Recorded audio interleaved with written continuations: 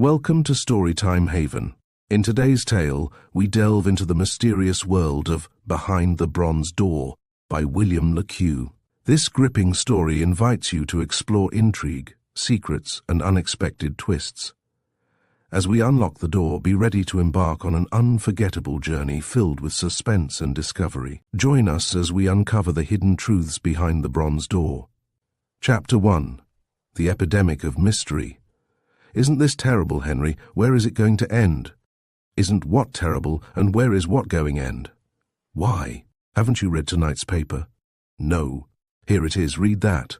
And handing her husband the Evening Herald, Mrs. Hartsilver indicated with her finger a paragraph in the stoppress headed, "Another Society Tragedy," and stated that a well-known baronet had been found shot in his bedroom in circumstances of great mystery. Certainly the series of tragedies which had taken place during the past 8 months in what is called society had been most puzzling. First, Lord Hope Cooper, the fifth peer, held in high esteem by all his friends and acquaintances, owner of Cowrie Park in Perthshire, Leverden Hall in Warwickshire, and one of the finest houses in Grosvenor Square, had drowned himself in the beautiful lake at Cowrie, apparently for no reason, and without leaving even a note of farewell for Lady Hope Cooper, with whom he was known to be on the best of terms. They had been married 8 years. Then Viscount Molesey, a rich bachelor of 23, an owner of thoroughbreds and well known about town and in sporting circles, had been found shot in his bedroom one morning, an automatic pistol on the floor beside him, and in the grate the ashes of some burnt papers. Apparently he had shot himself after receiving his morning letters. Following close upon these tragedies had come the sudden death of the Honourable Vera Froissart, Lord Froissart's younger daughter, in mysterious circumstances. She had been found dead in the drawing-room in her father's house in Queen Anne's Gate, and at the inquest the jury had returned a verdict of death due apparently to shock. Then the death of a rather notorious ex-society woman, Madame Leonora Vandervelt, who had been divorced by 3 husbands. She had thrown herself out of a 4th-floor window at a fashionable West End hotel. Then the death by poisoning of an extremely prosperous stockbroker of middle age, owner of 2 financial journals. And after that 4 or 5 more tragedies of the same nature, the victim in nearly every case being a man or woman of high social standing and large income. Exactly the way Molesey made away with himself, Henry Hartsilver observed dryly, as he laid down the paper after reading the report of the discovery of Sir Stephen Lethbridge's body in his bedroom at Abbey Hall Inn, Cumberland. He shrugged his shoulders. "You may think me hard and unsympathetic, my dear," he went on, addressing his wife, "but these people who make away with themselves leave me cold. Such tragedies don't excite my pity, they arouse in me only a feeling of contempt." He paused, then continued, "Now, look at me. You know how I began life, though I sometimes try to forget it, as I hope others do. My parents were poor, and I received only a moderate education, but I had grit and determination, and I won through. And look at me today. All who know me look up to and respect me. I'm a self-made man, and not ashamed to own it, though I don't crow about it on the housetops as some of these plebeians do. Though I come of the people, I pride myself on being one of nature's gentlemen. And what can you want more than that, eh? We can't choose our parents, or I might have chosen parents like yours, my dear blue blood through and through, and that was one reason why I married you. I think I have told you this before. I made up my mind when I was still a lad that the woman I made my wife should be a lady in the true acceptation of that often misapplied word. And the first time I met you, you remember that day, eh, my dear? I recognized the type, and then and there I decided that you were the lady for me." He lay back in the big armchair, slipped his thumbs into the armholes of his waistcoat, and looked at his young wife with an expression of extreme self-satisfaction. "But Henry," she said, wincing, "what has all that to do with this calamity? You forget that I knew poor Stephen Lethbridge. Abbey Hall is close to my old home, and Stephen and I were children together. I can't help feeling upset. I understand that quite well. But the feeling is one you ought to fight against, my dear Cora. A man who deliberately commits suicide, no matter what his social status may be, and no matter what the reason or reasons may be which prompt him to commit the rash act, is guilty of a grave wrong, not to himself alone, but to the whole of the community. Heaven knows I have had difficulties, almost unsurmountable difficulties, to contend with in my time, yet the bare thought of self-destruction never entered my imagination. Henry Hartsilver had been married 3 years, a common self-centered person, endowed with exceptional shrewdness and with considerable commercial acumen. He had begun life as a jerry builder in a small country town. Then war with Germany had been declared, and realizing at once what so many failed to realize, namely that such a war must last for years at least, Hartsilver had seized the opportunity he saw spread out before him of amassing money quickly and in large lump sums by securing by divers means building contracts for our government. Thus, long before the war ended, he found himself a rich man. Then, anxious to gratify his second ambition, he set to work to look about for a woman of good social standing to become his wife. The thought that any woman to whom he might propose might decline the honor of marrying him did not occur to him. Consequently, he was not surprised, nor did he appreciate the honor conferred upon him, when the only surviving daughter of a well-connected country gentleman accepted his offer of marriage. True, the war had reduced her already impoverished father almost to penury, and in addition both her brothers had been killed in action early in the war, so that when she accepted him, she felt that she did not now much care what became of her. Her mother had been dead many years, and her father she literally worshipped. What she never admitted, even to herself, though in her heart she knew it to be the truth, was that by marrying Henry Hartsilver, she would be able to provide her father with a comfortable income in his declining years. And since his son's death, he had aged very rapidly. Hartsilver was now in his 46th year, his wife just 27. They had no children, but that did not prevent Hartsilver's everlasting complaint to his wife that he considered himself deeply aggrieved at the government's neglect in failing to confer a title upon him. "Just think, my dear," he had said to her more than once, "what you would feel like if I made you my lady. Shouldn't we be able to crow it over our friends, eh? And to think of the sums I gave to war charities. Well, we must live in hope." Fortunately, his wife's tact, possibly also the sense of humor which she possessed, prevented her from becoming annoyed with him when he spoke like that, and making the sarcastic rejoinder which she sometimes longed to utter. Though she could not accuse herself of having married him for his money, that being the last thing she cared about, she yet felt that she had in a way married him under false pretenses, for certainly she knew that. But for her anxiety to add to her father's happiness and comfort, this common, self-satisfied, and self-righteous person was one of the last men she would have linked herself to for life. Presently he spoke again. "You know, my dear Cora," he said, linking his fingers across his ample chest, "although of course it distresses me that you should grieve for this man Lethbridge, yet I don't quite appreciate your feeling what I can only suppose is a sort of affection for the fellow you, a married woman. Somehow it seems not quite the right thing. A woman, when she marries, should have no thought for other men, at least of all thoughts of a friendly nature. Now, consider for a moment, and tell me if your better nature does not tell you so itself." Cora Hartsilver winced, but her husband did not notice it. He did notice, however, when a moment later she smiled. "You seem amused, my dear," he said dryly. "May I ask what amuses you?" "Oh, nothing, Henry, nothing at all," she answered quickly, then bit her lip. "It was only something I happened to think of just then." "Ah, then it was something. Then why say it was nothing? You should always be truthful, Cora, always absolutely truthful in even the smallest matters. And what did you happen to think of just then?" "I can't remember now. It's gone." Anyway, it was nothing of consequence. "May I have that paper again, Henry?" "Certainly," he answered, shrugging his shoulders. Then, as he handed it to her, he said, "Tell me what you know about Sir Stephen Lethbridge. I know him only by name." "Well, I have not seen him for a year or two," she replied carelessly. "Indeed, I think not since our marriage. He came to the wedding, if you remember." "I don't remember, but go on." "He was in the gunners. He went out to France in 1914 and was home on sick leave when we were married. He used to be rather fond of me, I believe." Henry's mouth opened.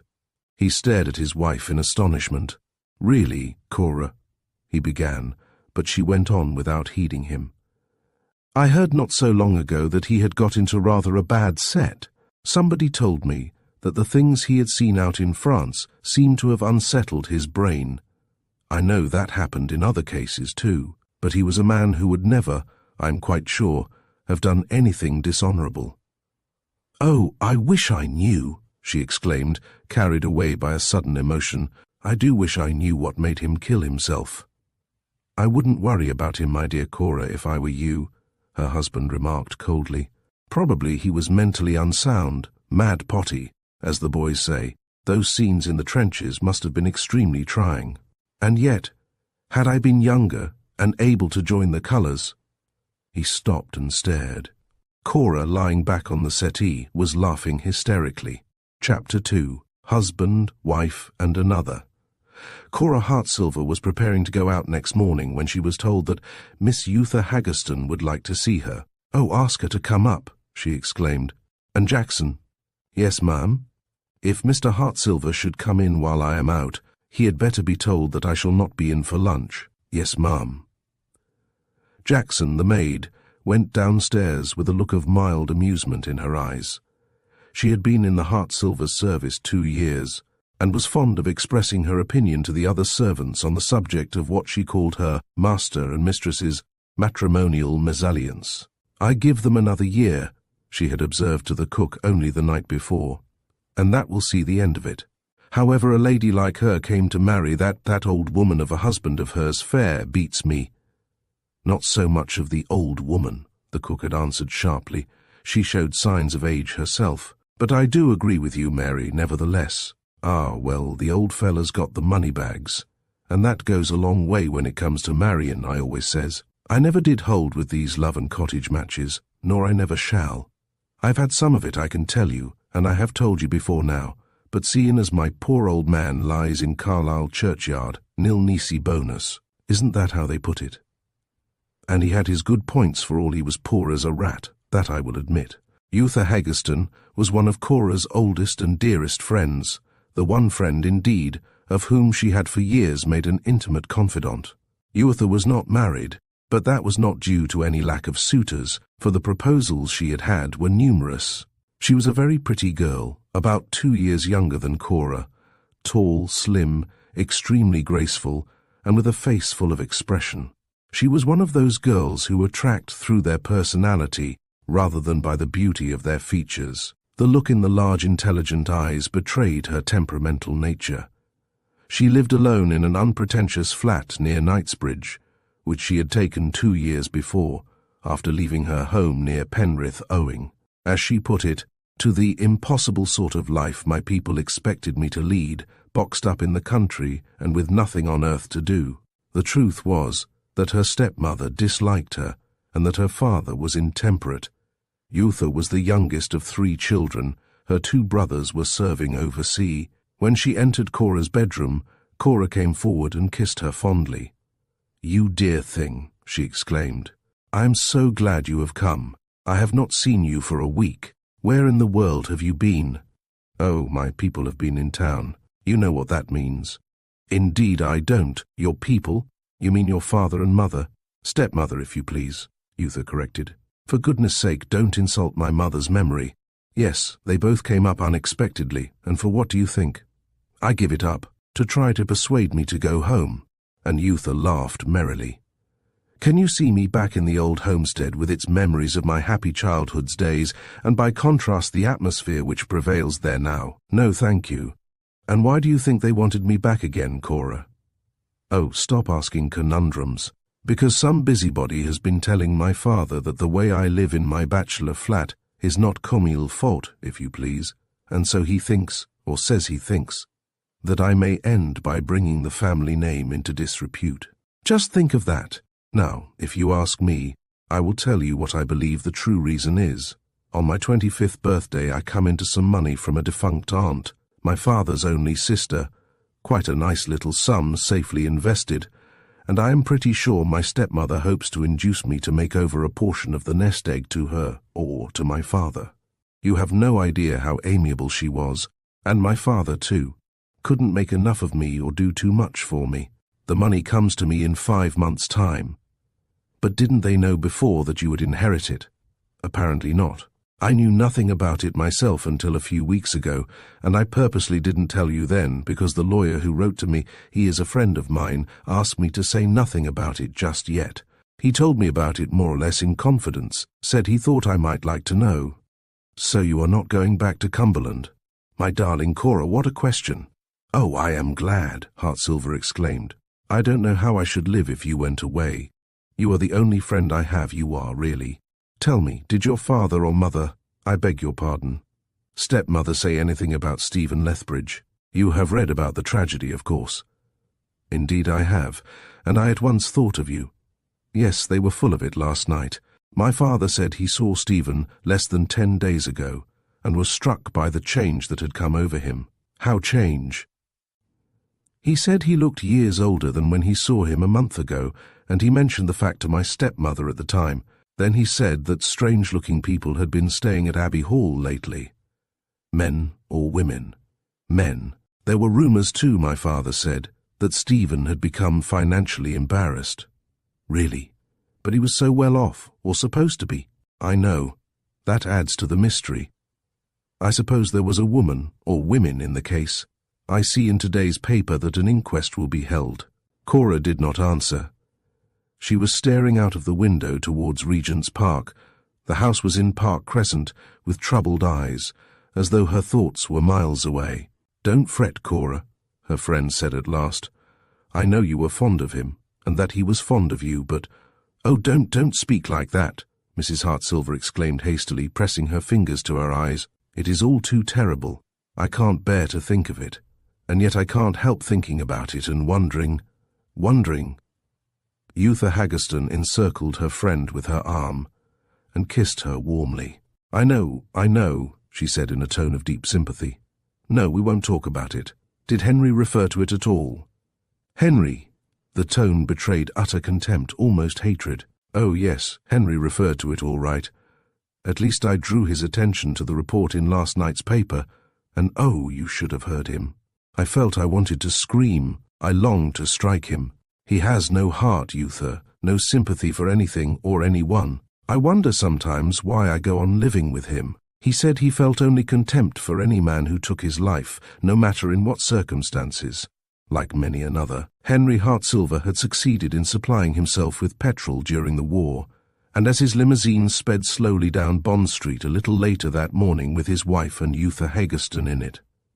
Officers home on leave who noticed it wondered if people at home actually realized what was happening on the Western Front. More profiteers' belongings. A captain in the Devons, limping painfully out of Clifford Street, observed grimly, I sometimes wish the Boches could land a few thousand troops here to give our folk a taste of the real thing. Who's that they are talking to? I seem to know his face. For the car, after slowing down, had stopped owing to the traffic congestion, and a tall, good-looking, well-groomed man who could not have been more than 27 had raised his hat to its occupants and now stood on the curb, talking to them. Know him? The officer's companion answered. He was a grey-haired man who looked as if he had been a sportsman. Probably you do know him. I wonder who doesn't. It's Archie LaPlante, one of the most popular men in town. Some say because he's so handsome, but I expect it's largely because he is such a good matrimonial catch. Why isn't he serving? Oh, ask me another, Charlie. Why are half the youths one meets not serving? They've managed to wangle it somehow. Haven't you ever met him? Not to the best of my recollection. You see, I've been in France 3 years, but I am sure I have seen him somewhere. Here he comes. I'll introduce you. He knows everybody worth knowing, and is quite an interesting lad. LaPlante was about to cross the street, when he caught sight of his friend on the pavement, hesitated an instant, then waited for his friend and the wounded officer to come up. Morning, Archie, the man exclaimed who had told Captain Preston who LaPlante was. Preston, let me introduce Mr. LaPlante. The two men bowed formally to each other. Archie, who are those two ladies to whom you were talking, if you don't mind my asking? His friend said a moment later. LaPlante told him. You must have heard of Henry Hartsilver, he added. You won't find a list of contributors to any public war charity in which his name doesn't appear, mind.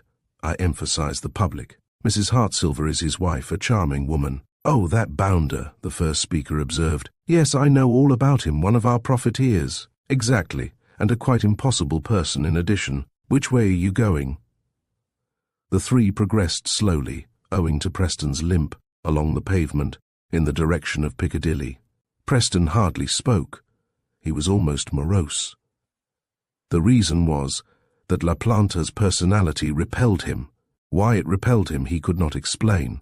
It was one of those natural repulsions which all of us have experienced regarding certain persons and that we are at a loss to account for. "Where are you both lunching?" La Planta asked as they approached Piccadilly. "Nowhere in particular," Preston's companion, whose name was Blenkiron, replied. "Well, why not lunch with me at the Ritz, and I'll introduce you to Mrs. Hartsilver and her friend. They have promised to meet me there at 1 o'clock. It is about the only place where one can get anything decent to eat. You will find both ladies charming." It was then noon, and La Planta, saying that he had an appointment at his club, left them after arranging that they should all meet at the Ritz at 1. "I am not attracted by the fellow," Captain Preston remarked some moments later. "I would sooner have lunched with you alone, George. Who and what is he?" Blenkiron shrugged his shoulders. "What he is, we know, a man of leisure and of fortune. Who he is, whence he comes." He made an expressive gesture. "And after all, what does it matter? Who knows who half the people are whom one meets everywhere today? They can afford to do you well. They do you well, and that is all that most people care about. Though La Planta is not precisely a British name, the man looks and evidently is an Englishman. He has a great friend, indeed, 2 great friends, who are almost always with him. Profane people have nicknamed the three the Trinity. One is a man called Aloysius Stapleton, the other is a young widow Mrs. Mervyn Robertson, a perfectly lovely creature. Heaven knows what her dressmaking bills must come to, or who pays them. Charlie, that is unkind of you, what the women call catty. Why should we conclude that she doesn't pay her own bills? And why should we conclude that she does? Well, I shall be interested to meet Mrs. Hartsilver at lunch presently. I don't think I have ever before met the wife of a profiteer. In spite of the food comptroller's regulations, the luncheon supplied at the Ritz lacked little. It was the second day of our great offensive, August 9th, 1918, but a stranger looking about him in the famous dining room, where everybody seemed to be in the best of spirits and spending money lavishly, might have found it difficult to believe that men were being shot down, mangled, tortured, and blown to pieces in their thousands less than 200 miles away. Captain Preston thought of it, and of the striking contrast, for that morning he had, while at the War Office, listened on the telephone to the great bombardment in progress. And that perhaps was the reason he looked glum, and why he was, as Mrs. Mervyn Robertson afterwards remarked to La Planta as they drove away together, a regular wet blanket right through the whole of lunch. Aloysius Stapleton, though not distinguished-looking, was one of those men who directly they begin to talk, rivet the attention of their hearers. 42 years of age, he did not look a day over 35, and in addition to being an excellent conversationalist, his knowledge of men and women was exceptional. He had travelled several times round the world, or rather, as he put it, zigzagged over it more than once.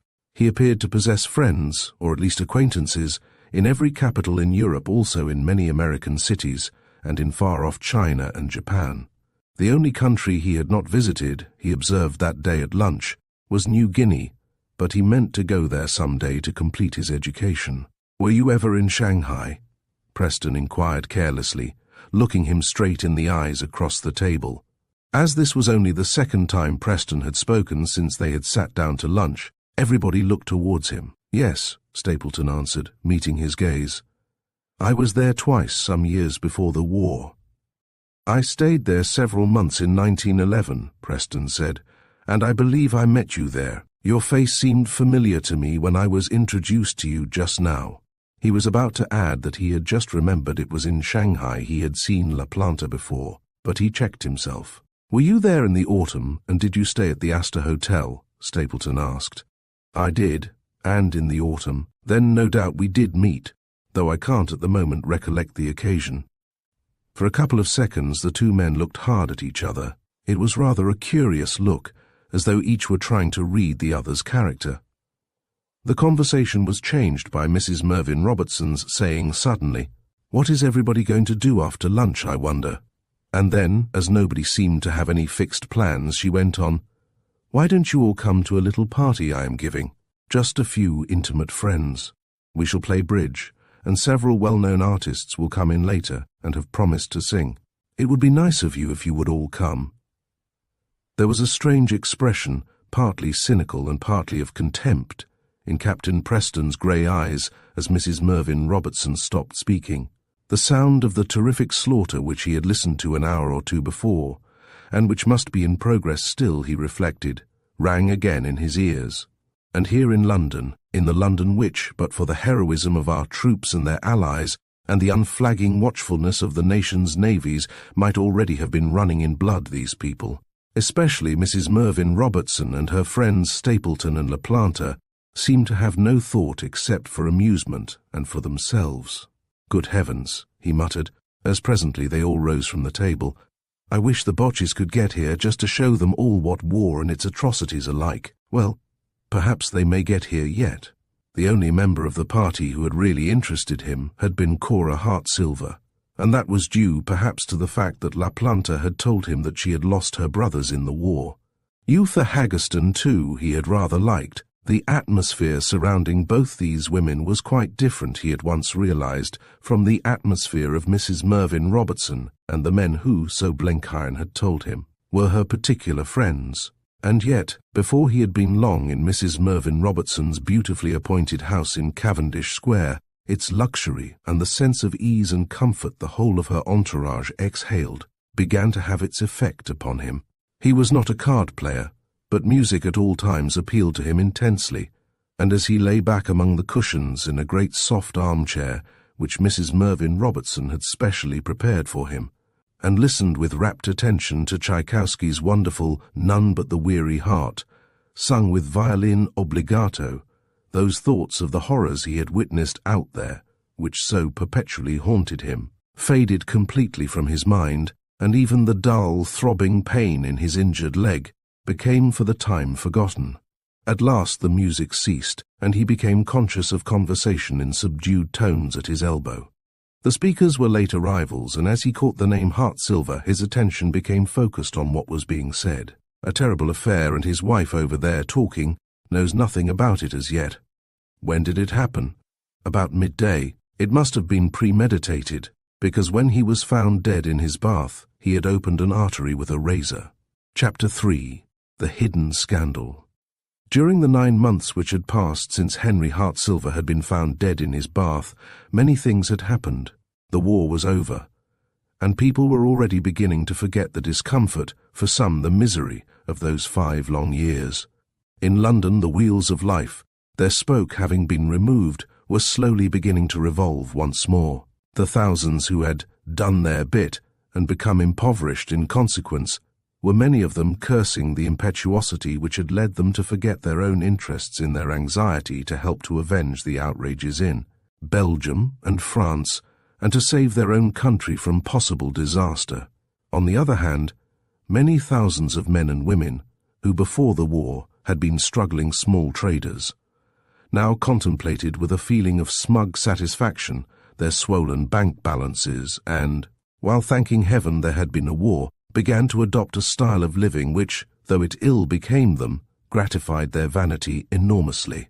"I haven't really decided if me boy shall go to Eton or to Arrow," was the observation Captain Preston had overheard while inspecting cars at the motor exhibition one afternoon in late April, and the remark had made him metaphorically grind his teeth, for he detested the war profiteers as a race almost as deeply as he hated conscientious objectors. Indeed, since the war had ended, he had regretted more than ever that the Huns had failed to land here. The London season was now beginning, and the traffic congestion in the streets was admitted by all to be greater than at any period before the war. Enormous cars blocked the main thoroughfares, sometimes for hours at a time, yet everywhere was talk of poverty among people of education and of culture, who a few years previously had been in good circumstances. And among the many rich people in the West End, Few now entertained more lavishly than Aloysius Stapleton, and the man who seemed to be his shadow young Archie LaPlanta. "Then you have decided that it shall be at the Albert Hall," Mrs. Mervyn Robertson said, as she thoughtfully blew a cloud of smoke towards the ceiling. "And you want me to act as hostess? Well, I won't." "You won't? But why not?" "It wouldn't do, Louis," she answered with decision, addressing Aloysius Stapleton, who, seated near her on a settee in the drawing-room in her house in Cavendish Square, had been discussing arrangements for a great bal masque. "I really can't see why, can you, Archie?" And he looked across at LaPlanta. "You wouldn't," Mrs. Mervyn Robertson said dryly, before LaPlanta could reply. "I think men are the dullest things, I do really. Though our many friends profess always to be so fond of us, and so pleased to see us, any number of the women hate me, if the truth were known. They are simply jealous. It's the same thing. I know the things they have said about me, and that they say still. Or if they don't say them, they imply them, which is worse. No, I refuse to be your hostess. Also, I consider you ought to get somebody of more importance.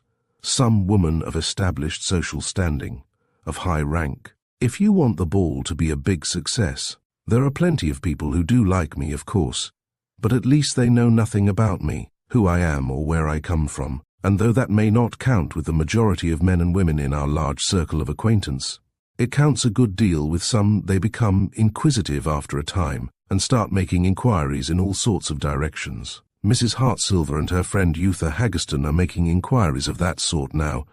Do you know that they have gone so far as to instruct a personal inquiry agency to find out all about me?" "I did hear something of the sort," Stapleton said. "But why worry? There is nothing it can say against you." "You mean the agency?" "Yes, but it can invent things, and readily will if it thinks it worthwhile. Lies can't be proved to be truth," LaPlanta said, who for some moments had not spoken. "Indeed!" Mrs. Mervyn Robertson exclaimed with a little laugh. "Perhaps when you grow older you will change your opinion," she added. "You are more ingenuous than I thought you were, Archie." There were several visitors present, and soon conversation drifted to other topics. After a little while, however, somebody inquired, turning to Mrs. Mervyn Robertson, "You were speaking some minutes ago of Mrs. Hartsilver. Was anything ever discovered about her husband? I mean, why he put an end to himself?" "I believe nothing. If anything had been discovered, I should probably have heard, as I know many people who were friends of his. A verdict of suicide while temporarily insane was returned at the inquest, if you remember." "Yes," the woman who had inquired said thoughtfully. "Yet he was one of the last men one would have looked upon as insane. I should have called him absolutely all there." "You never know," Mrs. Mervyn Robertson replied, pouring out a cup of tea. "People one considers sane seem nowadays to go mad in the most astonishing way. Look at the terrible list of suicides during the last year of the war, beginning with Lord Hope Cooper and Viscount Molesley. Of course, Madame Leonora Vandervelt's tragedy was not so surprising. She had had such a remarkable career, but poor Vera Froissart's suicide gave us all a terrible shock. You knew her intimately, didn't you?" "My dear, she was one of my closest friends, and the jury pretended that she had died of shock. Girls of that age don't die of shock. My belief is that she had some private love affair but there, I must not say more." "You don't mean that?" "Indeed I do, and my suspicion is not based on supposition only. Soon after her death I heard definite rumors, which emanated from trustworthy sources." "How dreadful! I hope they didn't reach her father." "I hope so too. He looked dreadfully altered when I met him the other day, but Vera's sad end no doubt accounts for that." A minute or two later, the visitor with whom Mrs. Mervyn Robertson had been conversing rose to go. Other visitors followed her example, among them LaPlanta. "I am dining tonight with Mrs. Hartsilver," he said carelessly as they shook hands. "Oh!" A look of sudden interest had come into Mrs. Mervyn Robertson's eyes. "You will tell me if she says anything about me?" she added hurriedly under her breath. "Of course I will. Shall I see you tomorrow?" "Do. I shall be shopping in Bond Street in the morning. Why not meet me at Asprey's at 12? "I will. By the way, Captain Preston inquired for you this morning, when I met him in Regent Street." "Captain Preston?" Mrs. Mervyn Robertson repeated with a puzzled look. "Who is he?" I seem to remember the name. Don't you recollect my introducing him to you about 9 months ago? We all had lunch together at the Ritz. Louis was there, and Mrs. Hartsilver and Yootha Haggerston, and afterwards we went on to your house to play bridge and listen to music and so on. Of course, now I remember perfectly. A deadly dull person, wasn't he? He had been badly wounded and was only just out of hospital. You will find him less dull now, I think. Possibly, but I am not very anxious to renew the acquaintanceship. He is one of the people one prefers to drop. He wouldn't like to hear that, La Planta answered with a laugh. It struck me he was greatly attracted by you that day, but tried not to show it. Then don't tell him, Mrs. Mervyn Robertson said lightly. Goodbye then, and 12 tomorrow at Asprey's. As Archie La Planta stepped into his car, strange thoughts came to him. They were thoughts which would have astonished most of his friends, though not Stapleton or the friend whose house he had just left. At his chambers in the Albany he rang for his servant. "James, bring me some telegram forms," he said as the man entered. "And where is my Who's Who?" For some minutes he studied a page in Who's Who carefully. Then, when James re-entered with the forms, he said, "And now I want Debrett. Why don't you leave my books of reference where I always put them?" he added sharply. "Mr. Stapleton looked in this morning, sir," the man answered, "and wanted your Who's Who and Debrett in a hurry to refer to. Said he hadn't time to go home, sir. So I let him have them, and he left them on the piano." For some moments La Planta sat at his escritoire, writing out 2 telegrams. "Send these off at once, James," he said to his servant, who stood waiting at his elbow. "Both are very important." Then, going over to the full-length mirror, he carefully lit a cigar in front of it, set it going, and stretched himself out in a long fauteuil with his back to the French window. He was soon deep in thought. Suddenly, his reverie was interrupted by the sound of the doorbell ringing. "Hullo, Preston," he exclaimed. As a moment later, the footman announced the captain, who came limping into the room. "This is a pleasant surprise. Come and sit over here." And he rolled an armchair towards him. "Thanks," his visitor answered. "I hope I am not intruding." He let himself slowly down into the big chair, then laid his stick beside it on the carpet. "I wanted to see you rather particularly, La Planta," he said, when they had exchanged 1 or 2 commonplace remarks. "So I looked up your address in the Red Book and came along. I tried to get you on the telephone, but the operator declared she could get no reply." "She always does," the young man answered dryly. "I have been seated beside the telephone at least half an hour, and the bell has not even tinkled. So much the better, perhaps, as I have found you in. Now, what I want to see you about is Mrs. Mervyn Robertson. Yes? I was at her house less than an hour ago.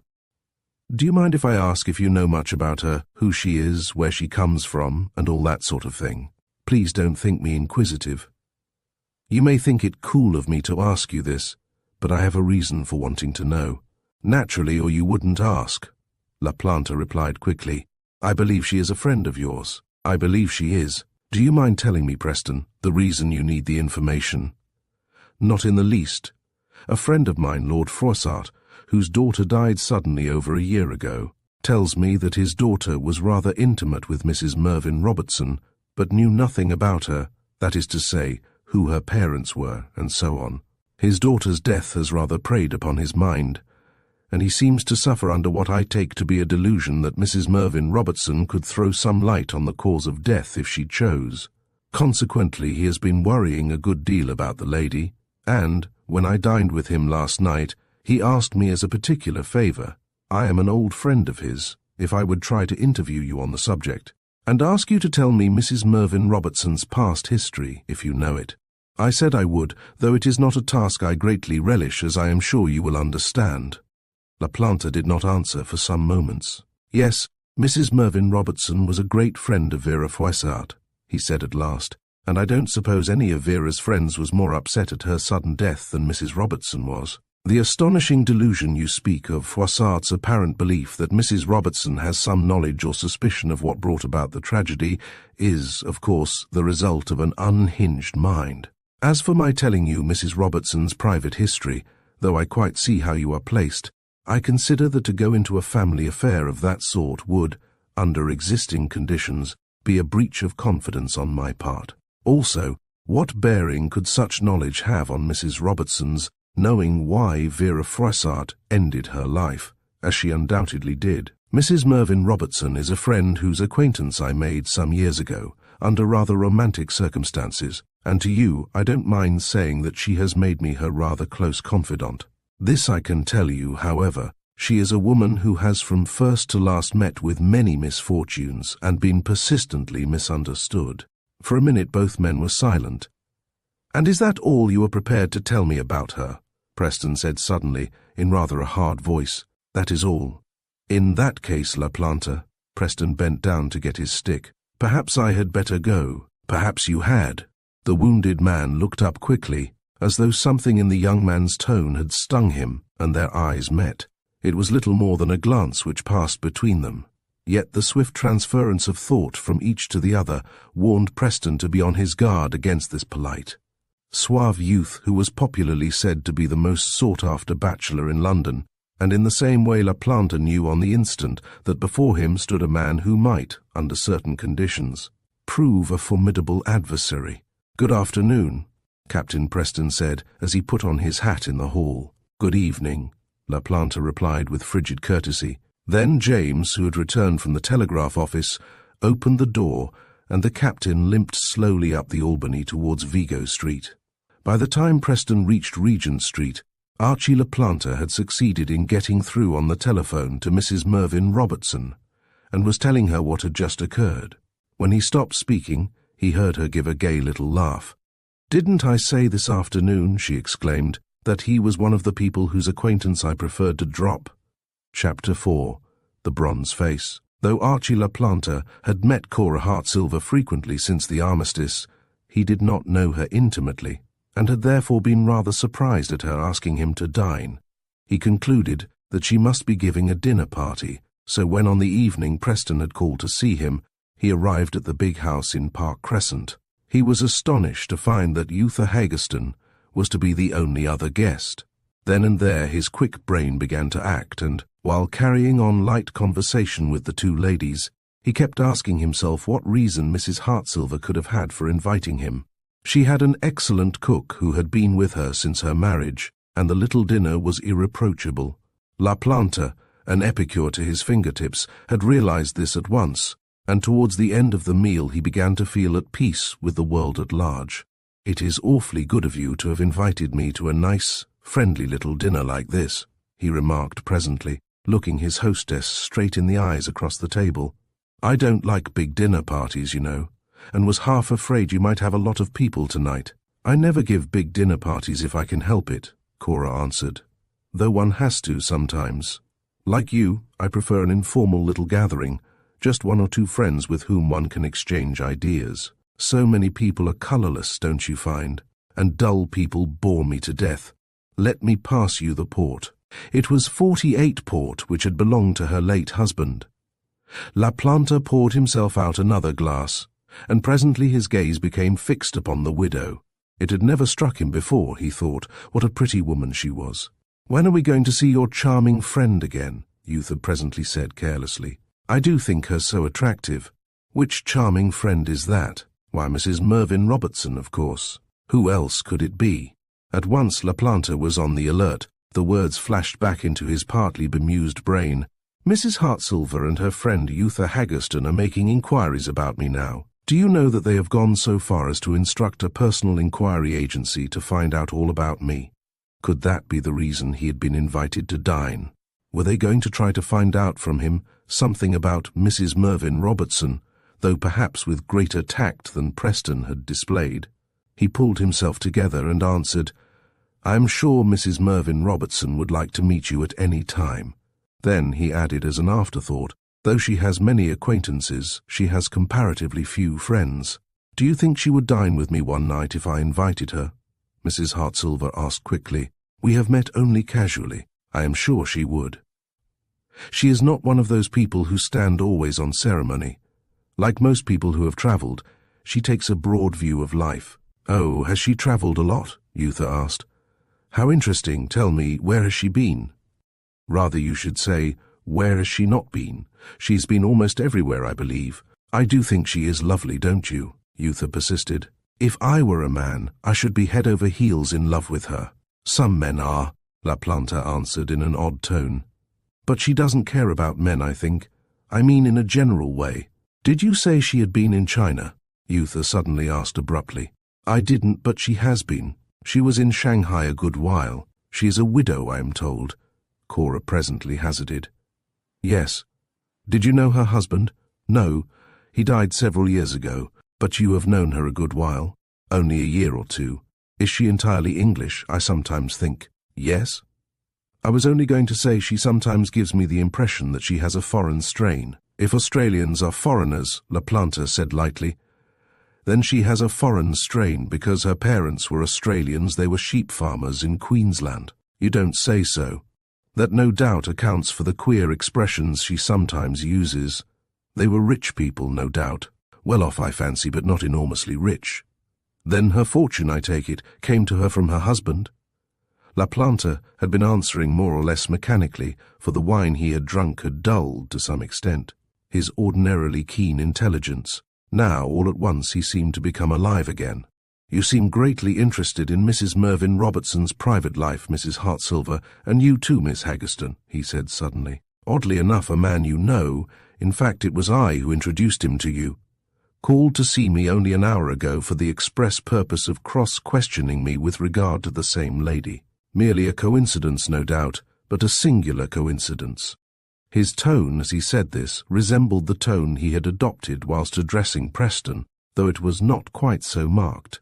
Mrs. Hartsilver and Yootha Haggerston winced nevertheless, and presently they changed the subject. He joined them in the drawing-room about 10 minutes later, and half an hour or so afterwards took his departure rather abruptly. Though he had drunk more than was good for him, he knew he had not said anything that he would wish to recall. He walked leisurely down Portland Place in search of a taxi, then decided to walk home. In Regent Street, as he passed into the halo of light shed down by a street lamp, he came face to face with Stapleton. "Why, Archie," the latter exclaimed, "I was just thinking of you. Aren't you dining with Mrs. Hartsilver?" "I was," La Planta answered, "but she and Yootha Haggerston rather bored me, so I came away early." "Wasn't it a dinner party?" "No, only those two." "Only the two? Then why were you invited?" "I don't know, but I think I can guess." "Come along home with me. There are one or two things I want to talk to you about." At first Stapleton hesitated, alleging that he had an appointment, but finally he decided to do as his friend suggested.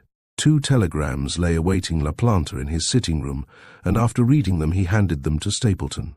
As Stapleton read the second, he raised his eyebrows. "Curious, isn't it?" he asked. "I think not. I expected as much. Won't it upset your calculations?" "Not necessarily." A Tantalus siphon stood on the table. Without saying more, Stapleton mixed himself a brandy and soda. Then he took a cigar from La Planta's box. "1 or 2 things have happened lately," he said at last, "which rather puzzle me, and the last is why those women should have asked you to dine alone with them." "No puzzle about that," Archie answered, then went on to explain how Mrs. Hartsilver and Yootha Haggerston had obviously tried to pick his brain regarding Mrs. Mervyn Robertson and her past life. "Strange," Stapleton said thoughtfully. "That fits in with something that was said to me within the last hour. You know that little Jew who lends money to his friends Levi Schomburg? By name. I know him only slightly, but we walked along Jermyn Street together just now. He was bound for the Turkish baths, and he warned me to be on my guard against Hartsilver's widow, said she was a designing woman, as I might presently find out, and added that she was trying, for a reason which he stated, to get a case up against. Well, you can guess whom. What sort of case? A scandalous case. So, putting 2 and 2 together, I can only suppose that Cora Hartsilver is either jealous of our friend, or that for some reason she bears her a grudge. For a little while they continued talking, and, while they talked, interesting events were in progress not far away. The house with the bronze face, as it was called by people living in the neighbourhood, was situated in a quiet street just off Russell Square. It had acquired that curious appellation owing to its front door being made conspicuous by a huge old Florentine bronze knocker representing a woman's laughing face. The face was really that of a bacchante, and a very wicked-looking bacchante at that, and many were the stories told about the house in consequence. Some said the woman's face possessed a lurid significance, and that within those portals. Another rumor often credited was that the face could cast a spell over those who sought to probe its history, and that on more than one occasion persons who had entered the house had never come out again. Those were, of course, foolish legends, yet the fact remained that an atmosphere of mystery surrounded the house with the bronze face. Obviously, at some period it had been a private residence. Now it was ostensibly the headquarters of a private inquiry agency which had sprung into existence shortly before the war, and was known to be patronized by many fashionable and rich people. It was nearly midnight, and in a comfortably furnished office in the middle of the building, so that no light showed in the street outside, a venerable-looking old gentleman and a handsome young woman. The latter, with a Semitic cast of countenance, sat side by side examining some documents. A shaded electric reading lamp on the table gave the only light in the room, and the documents lay in the ray which it shed immediately in front of them. Neither spoke. Both were working rapidly. First the old man would take a document off the pile, read through it carefully, then pass it to his companion, who, after quickly scanning its contents, would make a marginal note or two, and then docket it. Thus they continued in silence for over half an hour, when the pile of papers came to an end. The man leant back in his chair, stretched himself, and yawned. "We have had about enough of this, eh, Camille?" he said, turning with a curious expression to his companion. "Not half," she answered with a foreign accent, which made the slang sound quaint. "Après minuit," she added, glancing at her wristwatch. "I call it cruel." "Never mind, it can't last," he said, "or at least it won't if I have much to do with it. Give me one of your Chypre cigarettes." She took a cigarette herself and lit it, then handed him her case. The room in some respects resembled a boudoir rather than an office, but hung on its walls were charts marked with coloured chalks. In all there were 8 of these charts, and below each was a row of numerals. At one end of the room the framed portrait of a dark man with curly hair and a waxed moustache, a man obviously a foreigner, stood on the overmantel. In a corner nearby were stacked 20 or more Japan tin boxes, which might have been deed boxes, though none bore any name, while at the opposite end, close to the window, were several luxurious fauteuils, a comfortable settee, some occasional tables and Chippendale chairs. No sound of any sort found its way into the room. The man rose in silence and began slowly to pace the floor. Suddenly he stopped. "This case interests me a good deal, Camille," he said at last. "I feel sure she must have married the man." The woman answered with a shrug. "And now she how you say, to be rid of him?" "Rid of him, not rids, but why?" "Ma foi, you ask me one more. He has much money. It would seem so, judging by the sums he spends." "Alors, naturellement, what else?" "But proofs of the marriage have to be obtained, or she doesn't get the money." "Oh, the proof can be obtained. I obtain him." "And what if—" He stopped abruptly. Both looked quickly towards the door. For some moments neither spoke. No sound broke the perfect stillness. "Qu'est-ce que ça?" the woman asked in a nervous undertone, putting her hand on his arm. Both were still staring at the closed door. "Wait, and I will see." He rose, but the woman clutched him. "No, no," she exclaimed hoarsely. "You must not go out there." "Indeed, I must, and I am going." He tried to shake her off, but she only tightened her hold. "If you must hear," and as she spoke, she produced from under her skirt a small automatic pistol, pressed forward the safety bolt, and slipped the weapon into his hand. Then she released him. Noiselessly he stepped across the room on the thick carpet, placed his hand carefully on the door handle, turned it very slowly, and gently drew open the door. As he did so, a streak of light, as if from an electric torch, shone into the room. The old man hurried out onto the landing with wonderful agility, but the light had vanished. He switched on the electric lamp at the head of the stairs. Nowhere was anybody visible. Glancing quickly in every direction, and with his finger on the trigger of the automatic, he crept cautiously down the stairs. Presently the woman, who had now ventured a little way down the stairs after him, heard him moving in the hall. Soon she heard the spring baize door, which opened onto a passage leading to the kitchen quarters, open with a squeak, then shut with a dull thud. For a minute she waited, hardly breathing. There could be no doubt that somebody besides themselves must be in the house. Yet how could anybody have entered, seeing that since early in the evening both front and back doors had been securely bolted and locked? She was trying to summon courage enough to follow her companion, when a sound just behind her made her turn with a cry of alarm. Chapter 5. Behind the door. A tall, slim man of aristocratic appearance, dressed in a tweed suit and with his hat on, stood at the head of the stairs. He had a walking stick in his right hand, in his left an extinct electric torch. "I think you will remember me, Madame Lenoir," he said quietly. The woman stared hard at him for a moment, then a look of recognition spread over her face. "Ha, Milord Froissart!" she exclaimed in a tone of relief. "Ha, but you frighten me, you frighten us both. But how did Milord come in? And what is it you want so late at night?" "I want to see your partner, Alex Stothert. Why has he gone downstairs?" "To see who might be there, Milord. We thought we heard somebody in the house, so you go down to search about, and it was only you. Then why did you not say?" "Because when he opened the door I saw a pistol in his hand, so I thought he might shoot before he recognized me. Listen, I hear him." The baize door in the hall had opened and shut again, and Stothert now stood at the foot of the stairs, looking up in amazement. "Lord Froissart!" he exclaimed. "Well, of all the wonders!" He came quickly up the stairs, and a minute later the two men and Camille Lenoir were together in the room from which Stothert and his companion had just emerged.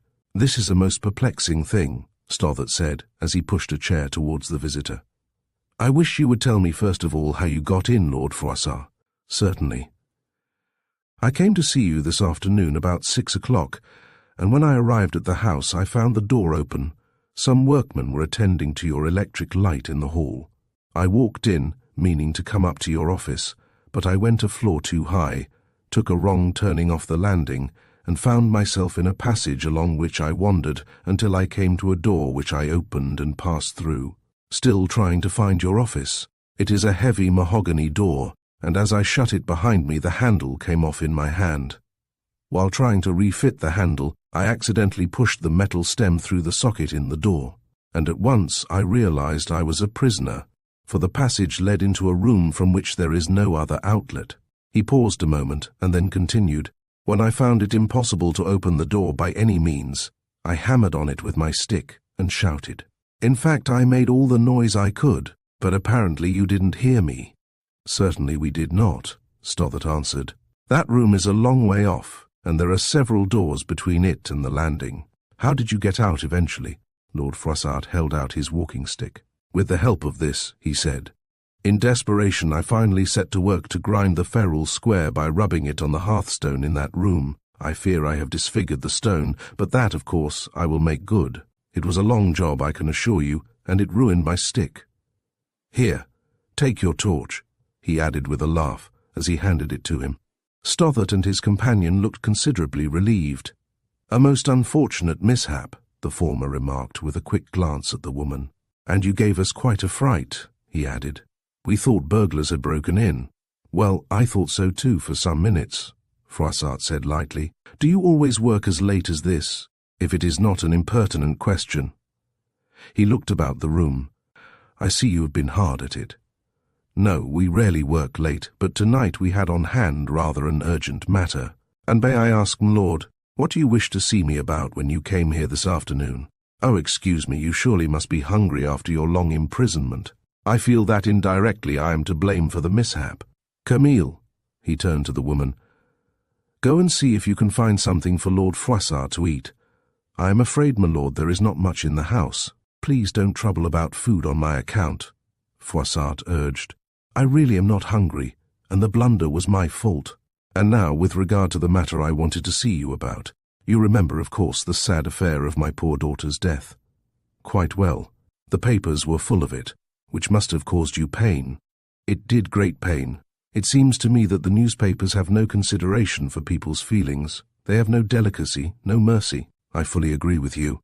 Well now, in spite of the jury's verdict that my daughter died of shock, it must have been patent to you, and I fear also to others that the poor child took her life. Why she should have done so has puzzled me ever since, for I can think no reason which might have prompted her to do it. She had, however, a friend, I may say a great friend, of whom it now appears that nobody knows anything, except that she is apparently a very well-to-do woman. Strange rumours concerning her have been repeated to me of late, and putting two and two together, it seems to me possible that this friend of hers might, if she wished to, be able to solve the mystery. Now why won't she? Can you tell me that? Who is the woman, my lord? Stothard asked. Anything you tell us will of course be considered private and confidential. Yes, please consider this private. The woman you will probably know. Her name is Mervyn Robertson. Stothard and his companion exchanged a meaning glance. Ah, I see you do know her, Lord Froissart said quickly. Indeed we do, my lord, that is to say by name. We know a lot about her. And is what you know favourable, or is it the other thing? Certainly the other thing. More than that we must not say. And so you wish us to find out who and what she is, where she comes from, and so forth? If you can. That will not be difficult. Already we can tell you that her birthplace was Australia, also that her parents were sheep farmers in Queensland. Oh, that sounds quite respectable. It sounds respectable, but... Yes? Things, you know, are not always what they sound. Are you likely, my lord, to attend the big ball to be given at the Albert Hall on the 29th of this month? I had not heard of it. Who is giving the ball? Mr. Stapleton and Mr. LaPlanta, though I believe they don't themselves know who will act as hostess. They are friends of Mrs. Mervyn Robertson, as you probably know. Yes, I have heard of them, though I don't know them personally. I recollect we happened to speak of them when I came here to consult you about my poor daughter's death. I hoped then that your wide knowledge of what is happening privately among well-known people soon might succeed in throwing light on the cause of that terrible tragedy, but unfortunately you were not able to do so. And now tell me, why do you wish to know if I am likely to attend this ball? Surely you must know that I never go out now. It might be to your advantage, my lord, to do so on this occasion, though why it might be, I must not tell you yet. More, my lord, I would, if I may, urge you to attend it. Of course, if you think it will serve some good purpose, Stothard. I don't merely think so, I am almost sure it would. I believe it might indirectly help us in our investigations concerning Miss Froissart's strange death. In that case, I certainly will go. And you will advise us in advance of the costume you will wear. Please don't fail to do that. A mask and fancy costume are to be obligatory, I hear. When Lord Froissart had gone, Stothard and his partner breathed more freely. It was true that their firm, calling itself the Metropolitan Secret Agency, had obtained a wonderful reputation for getting secret information about people's private lives. But rumours were rife regarding the methods it employed to achieve its aim. Women of high station, anxious to rid themselves of their husbands, husbands desiring to prove their wives' alleged infidelity, and many others, now almost invariably went straight to the Metropolitan Secret Agency, or the House with the Bronze Face as society people too had come to call it, and generally within a week the agency would put them in possession of enough indisputable evidence to damn the suspected party irrevocably and forever. Certainly the amount the agency knew about the private lives and affairs of more than half the peerage was astonishing. How they came by it all was a problem which rival agencies tried in vain to solve, and having failed to solve it, some would proceed to vent their spleen by spreading false stories concerning the house with the bronze knocker, its inmates, and the way the business carried on there was conducted. Not that either Stothard or his French partner cared in the least what was said about them. As the former was fond of remarking, they can say what they like about us, but they can't prove the truth of even a single statement. As Lord Froissart drove homeward in a taxi, his thoughts became centred on the house with the bronze face and its strange tenants. The Metropolitan Secret Agency had been in existence less than 3 years, yet already it was looked upon as the premier inquiry agency in London. Though it never advertised, everybody in society knew of its existence, and the rapidity with which it supplied information, which was invariably accurate, was common talk. Then, who was Stothard and his companion, Madame Camille Lenoir? He had been told that they had come to London together and started their strange business without friends or introductions. Had they other partners? And if so, who were they? Madame Leonora Vandervelt, the beautiful adventuress who had committed suicide by throwing herself out of an hotel window, had been convicted on each of the 3 occasions she had appeared in the divorce court on evidence supplied by the Metropolitan Secret Agency. Twice the well-known society woman, Mrs. Mervyn Robertson, had visited the house with the bronze face with reference to thefts of some of her valuable jewellery, and each time the thief had been caught within a fortnight. Then her friend Stapleton, when his Fiat car was stolen while he was choosing shirts at Wings in Piccadilly. This fact mentioned in court created some amusement. Had gone direct to Bloomsbury and interviewed Alex Stothert, with the result that both car and thief had been traced to Llandudno, and the thief arrested there while actually in the car. That, and a dozen similar examples of the Metropolitan Secret Agency's amazing efficiency occurred to him, and the more he thought about the agency, the more he marvelled. Another question he asked himself was why the agency should have rented that big house in Bloomsbury, seeing that their offices in it occupied apparently no more than 4 rooms, the rest of the house being in consequence empty and waste space. When he had lost himself in the house that afternoon, he must have wandered, he reflected, into a dozen rooms or more, not one of which was even furnished, though nearly all had carpets. On the previous occasion when he had visited the agency, he had seen 6 or 8 clerks apparently hard at work, but the only people in authority were Stothert and the rather common Frenchwoman.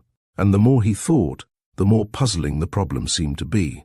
Not the least astonishing thing was that the partners should have found it necessary to continue working so late at night after probably working hard all day. He had, like most people, heard rumours about the house, including the story that people were seen to enter it who never came out again. But to such legends he paid no heed. He had just asked himself if it might not be advisable to deal carefully with this man and woman who treated him always with so much deference and outward courtesy, when the taxi drew up at his house in Queen Anne's Gate. Chapter 6. Cora Hartsilver's Confession. Though Yootha Haggerston had now inherited the little fortune left to her by her aunt, she had not thought it necessary to change her mode of living, or even to move from her flat near Knightsbridge into more expensive quarters, as 1 or 2 of her snobbish-minded acquaintances had told her they supposed she would do. Of late she had, however, changed in some ways, as many people had noticed. She seemed pensive, at times quite distrait, and this gave rise to various conjectures among her many casual acquaintances. By some it was hinted that there must be a man in the case, though none could think who the man could be, as Yootha was not by any means fond of men's society. On the contrary, she often freely admitted that the conversation of most young men, and even middle-aged men, bored her considerably. Yootha Haggerston will never marry, mark my words. A woman who had known her since she was so high observed sententiously one day. She lived in the neighbourhood of Yootha's home in Cumberland with a crushed creature she called a husband, and had always strongly disapproved of what she called the girl's abominable independence in deserting the stagnation of her native village to live her own life in London. What is more, the woman used sometimes to add, I should not be a bit surprised if one day we heard some deplorable story about her. It's just what the Bible says, bring up a child and away it do go, and the Bible speaks the truth every time, you know. It was this futile person who had first hinted to Yootha's parents that it was not comme il faut for a daughter of theirs to live a bachelor life in London, and it was on the strength of her having said so that Yootha's father had spoken as he had done on the occasion of his visit to London with his wife some months before, when they had tried to induce Yootha to go back with them to Cumberland. I wish you would tell me, Yootha darling, what is the matter with you these days? The speaker was her dear friend, Cora Hartsilver, and as she spoke she encircled the girl with her arm and pressed her cheek to hers. Don't you think you might tell just little me? She went on coaxingly, as Yootha tried feebly to disengage herself. Haven't we always exchanged secrets and confided in each other implicitly? Don't say there is nothing the matter, because I can see that you have something on your mind. I have noticed the change in you for weeks, and others have noticed it too. Who is it, my darling? Or perhaps you will let me give one little guess." "Cora, what nonsense you talk," the girl answered quickly. "I am perfectly well, I have never been better, and there is nothing at all on my mind." "On your word of honor?"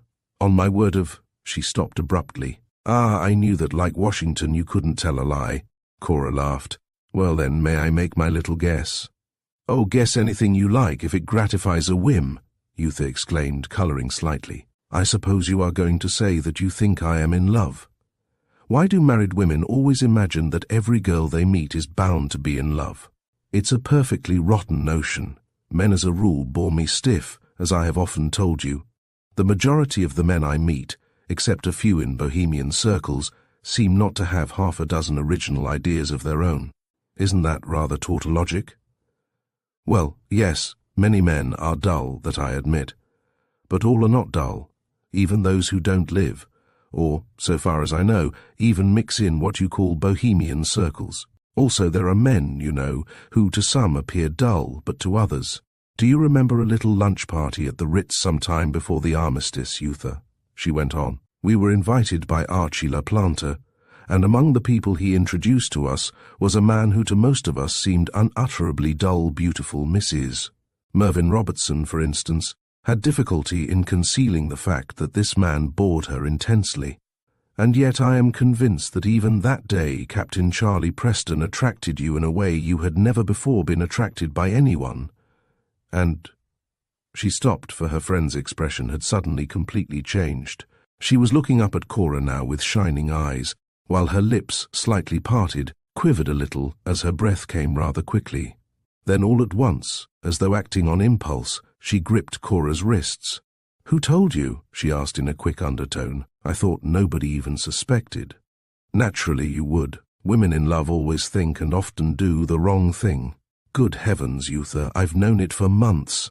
I suspected it the first time you and he met, that day at the Ritz. And the only thing I am surprised at is that you should have kept me in ignorance, or so you thought all this time. Has he said anything yet?" "Said anything? Of course not. What a question to ask." "Yes, I suppose it is silly to ask a girl if a man who is obviously in love with her has asked her to say that again," Yootha interrupted excitedly. "Do you really mean it? Do you really think that—" "Well, go on, think that he really loves you. I don't merely think it, I know it." "How? Has he told you?" "Oh, Yootha, we spoke a moment ago about people being dull. You, I think, are the most obtuse person I have ever met." Thus they continued to talk, and the girl, having at last fully admitted the truth, ended by baring her soul to the woman who had so long been her friend. Now, without fear or reticence, she told Cora Hartsilver that she had fallen madly in love that day at lunch at the Ritz with the wounded officer who had, during the whole meal, hardly spoken at all. But it was at Mrs. Mervyn Robertson's at home afterwards, she went on to explain, when they had sat together listening to Tchaikovsky's None But the Weary Heart, that the full flood of her affection had poured forth. It had poured forth in silence, for naturally she had not dared on such short acquaintanceship to allow her feelings to betray themselves. And ever since that afternoon the pain of her love for the wounded man, whom she had pitied perhaps almost as much as she loved him, had continued to increase. While conversing, the two women who were such friends had been together on a settee. Now, all at once, Cora Hartsilver became strangely silent. Yootha looked at her in surprise for some moments. "Why, Cora, what has come over you?" she said suddenly, moving closer to her. "You are not put out at what I have told you, are you?" "Put out? Indeed, no." And as she spoke, she unconsciously laid her hand upon the girl's and held it rather tightly. "No, I was only thinking, it was only something that—" She caught her breath, and Yootha heard her sob. "Cora, Cora!" she exclaimed. "Oh, do tell me what is the matter. What is it you are thinking of?" Their arms were about each other now, their faces pressed together. Then, suddenly, Cora Hartsilver broke down and began to cry piteously. "It is something I meant never to tell anybody," she said when at last Yootha had succeeded in comforting her to some extent. "But what you have told me about your love for Captain Preston has brought it all back afresh. If I tell you, will you promise on your word never to tell a living soul?" "Of course I will. I promise now, and on my word." "What is it, Cora? I have confided in you completely, so surely you can confide in me?" You know I can keep a secret, don't you, dear? Now tell me all about it." For some moments Cora remained silent, at intervals mopping her eyes with her pocket handkerchief. Then at last she said, speaking in a low tone, "You remember Sir Stephen Lethbridge?" "Remember him? Why, of course. Yootha, I was dreadfully in love with him. I was in love with him when I married, and after my marriage my love for him increased so that I hardly knew what to do." "But why have you never told me this before, dear? I had not the slightest suspicion. Did Henry suspect anything?" "No. But then Henry was extraordinarily obtuse. When I read in the newspaper the account of the tragedy, he was in the room, but I managed to conceal my feelings and to speak and act as though nothing unusual had occurred. How I did it I don't know. And next day, when we all lunched at the Ritz, the day Captain Preston was introduced to you, I showed nothing, did I? Yet my heart was almost breaking." She paused a moment and then continued, "And that day Henry died. Oh, if only he had died a little sooner, before poor Stephen had made away with himself. Just think, Yootha, I might have saved Stephen. He might be alive today." And she broke down suddenly and began to sob again piteously. Minutes passed before her friend succeeded in calming her once more. "But how could you have saved his life even if Henry had died sooner?" Yootha said presently in a puzzled tone. "Why, a week before, Stephen had written begging me to come to him. He was in great trouble, he declared, something he could not explain in a letter, or, as he put it, dared not explain. We had been friends from childhood, as you know, and he had, when a boy, told me many of his secrets. But of course I couldn't go. What excuse could I have made to Henry? You know the sort of man Henry was, and how he thought it a wife's duty to have no secrets from her husband. Somehow, when I got that letter from Stephen, the tone in which he wrote frightened me. The thought actually flashed through my mind that he might be contemplating something dreadful, though I did not suspect that. Did he know you were in love with him? Yes, he had known it a long time. Also, he looked on me as his best friend. What has worried me so since his death is the thought of what can have made him shoot himself. I had heard rumors of his mixing with undesirable people, spending more money than he ought. Those rumors may not have been true. Even if they were, that could not be a reason for him to take his life. I feel convinced that what made him do it was something he was going to tell me. Your saying that, Cora, reminds me of Lord Froissart. I hear that he is moving heaven and earth to find out why Vera ended her life. Everybody knows that she did end it. I hear he thinks there was some mystery. Also, I am told, though this may not be true, that he fancies Mrs. Mervyn Robertson knows the reason. She and Vera were very intimate. "Oh, Yootha!" Mrs. Hartsilver exclaimed, now fast recovering from her outburst of grief.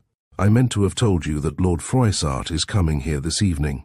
I kept it secret at first, because he is bringing, at my request, Captain Preston with him. I meant to spring Captain Preston upon you as a surprise, because, as I have told you, I knew all along you were in love with him." Yootha could hardly contain herself.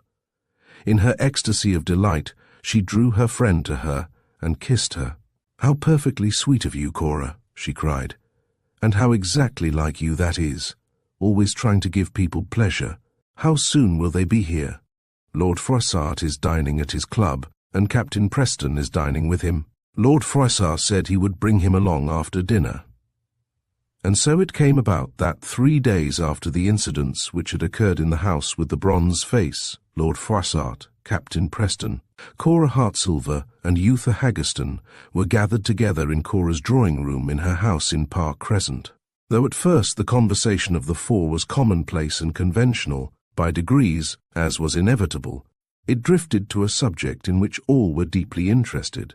Lord Froissart had been relating as much as he deemed it advisable to tell them about his unpleasant experience in the house with the bronze face, when Cora suddenly asked, might not the Metropolitan Secret Agency be able to discover some clue which would lead to the mysteries being cleared up which surround the many strange deaths that have occurred within the past year or so? You and I both have cause, Lord Froissart, to wish that something could be done in that respect. For a moment, nobody spoke. Mrs. Hartsilver and Lord Froissart had known each other some years, and once before, about a month previously, they had spoken about this. "Well, as you have broached the subject," he said at last, "I don't mind telling you now that my visit to the house in question was made for the purpose of consulting Stothard on that very point. The series of tragedies that has occurred is so remarkable that one cannot help thinking there must have been some reason for it. And if I may say so, Mrs. Hartsilver, your husband's death was, in my opinion, the most astonishing of all. I can say with truth that if anybody had asked me to pick out from among my many acquaintances the man I considered the least likely to make an attempt on his life, I should unhesitatingly have named poor Hartsilver. Self-destruction was a thing we once spoke about, and he appeared to have a horror of the bare thought of it. I wonder, Mrs. Hartsilver, Captain Preston said slowly, and as he spoke he fixed his great grey eyes upon her, if you can tell me anything about this woman whose name seems to be on everybody's lips, and whose portrait we see in all the picture papers, this Mrs. Mervyn Robertson." A tense silence followed. "I am afraid I cannot," Cora said after a pause. "People say she is of Australian extraction and that her father was a sheep farmer." "I have heard that too," Lord Froissart said quickly. "Therefore 3 of us have heard it, and presumably from different sources. Yet this afternoon a friend of mine, George Blenkiron, who has lived 20 years in Australia and knows the up-country and down, assured me that there is no sheep farmer of the name of either Robertson or Mervyn Robertson out there, nor ever has been within his recollection. But Mervyn Robertson is surely her husband's name," Yootha said. "Quite right. Oddly enough, however, her maiden name was Robertson. Blenkiron knew that much, though he doesn't live in London or mix much in London society. He found it out quite by accident, and in rather a curious way." Chapter 7 concerns Dear Jessica, Jessica Mervyn Robertson was a remarkable woman. Tall, with a wonderful figure, she looked even taller than she actually was owing to her splendid bearing. Graceful in her every movement, wherever she went, she focused attention. Her hair was of that peculiar shade of auburn blending into copper, which seems, when the sun or the rays of artificial light strike it, to be shot with golden red. Her pale complexion contrasted oddly with the natural crimson of her lips, and when she looked at you, there was an expression in her deep-set, almost green eyes which few men could resist. And yet perhaps what people noticed most about her was the curious intonation of her voice, a voice never forgotten by any man or woman who had once heard it. Had she been a singer, she would have been a rich contralto.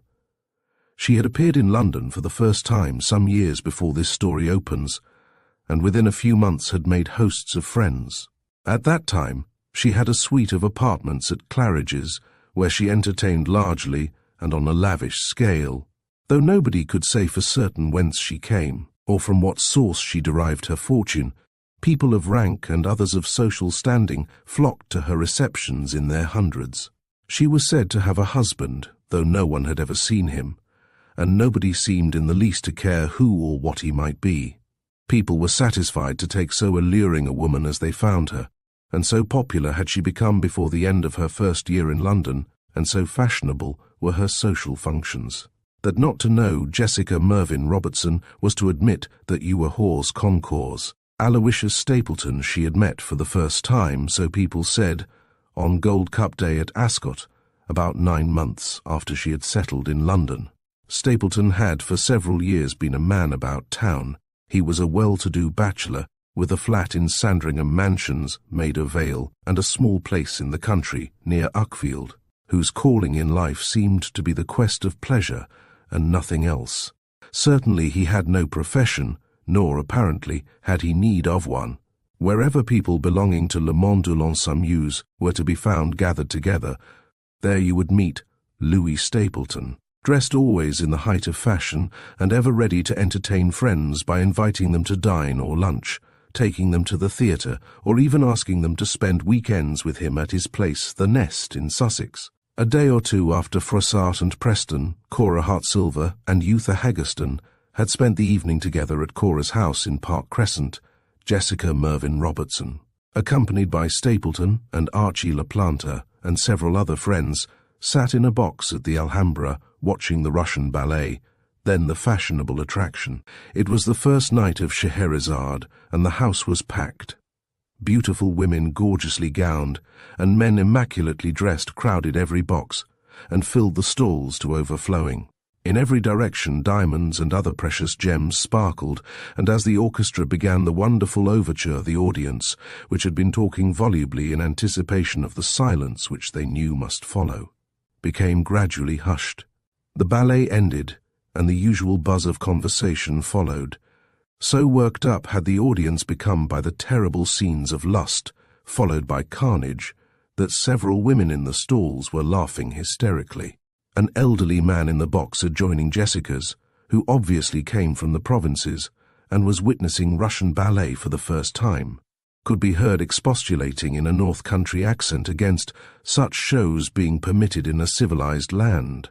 "And look at the clothes they wear, or rather don't wear," he went on, warming to his subject. "I maintain such shows should be put down by law. If I had known it would be like this, I should not have brought you, my dear." This to a faded woman, obviously his wife. What has become of the censor that a ballet like this is allowed? People in the theatre exclaimed, "Hush!" while in the boxes adjacent there was much tittering. In spite of his protests, however, he remained, and the next ballet apparently met with his approval. Somebody knocked at the door of the box occupied by Mrs. Mervyn Robertson and her party, and La Planta got up to see who it was. After an exchange of whispers with the attendant, he went out and shut the door. When the second ballet ended and he had not returned, Jessica showed signs of uneasiness. "What can have become of Archie?" she said to Stapleton, who sat beside her. "Do you know who wanted him?" "No. I am going out for a minute, so I will ask the attendant." But when he succeeded in finding the attendant, she told him that the inquiry had been for Mrs. Mervyn Robertson. The gentleman to whom she had given the message had said he would attend to it, and had gone into the foyer. "Did he take his hat?" Stapleton asked. "No, he came out just as he was." "Then he cannot have left the theatre. If you should see him, will you tell him, please, that I have gone down to the foyer to find him?" But La Planta was not in the foyer, nor, apparently, was he anywhere else in the theatre. Asked if a gentleman without a hat had gone out of the theatre within the last half-hour, the commissionaire replied that he had been absent a little while, so would not like to say. La Planta had not returned to the box when Stapleton got back there, nor did he return at all.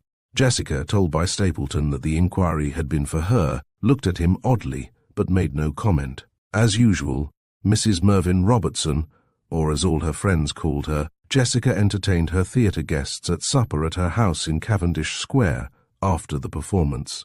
Both she and Stapleton expected that La Planta would put in an appearance there, but he did not.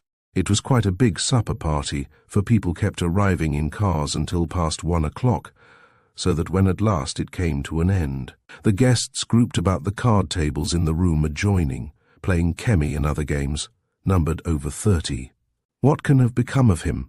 Jessica said to Stapleton in an undertone as she drew him aside. "And without his hat, too. I can't imagine where he can have gone, or who it can have been who inquired for me. Archie ought to have told me. I have telephoned twice to the Albany, but can get no reply. You wouldn't at this time of the night." "Why not? He has an extension to his man's bedroom." "Then do ring again, Louis. I am anxious about him." This time Stapleton was more successful, for after 2 futile attempts the operator got through, and a sleepy, rather irritated voice asked huskily, "Hello?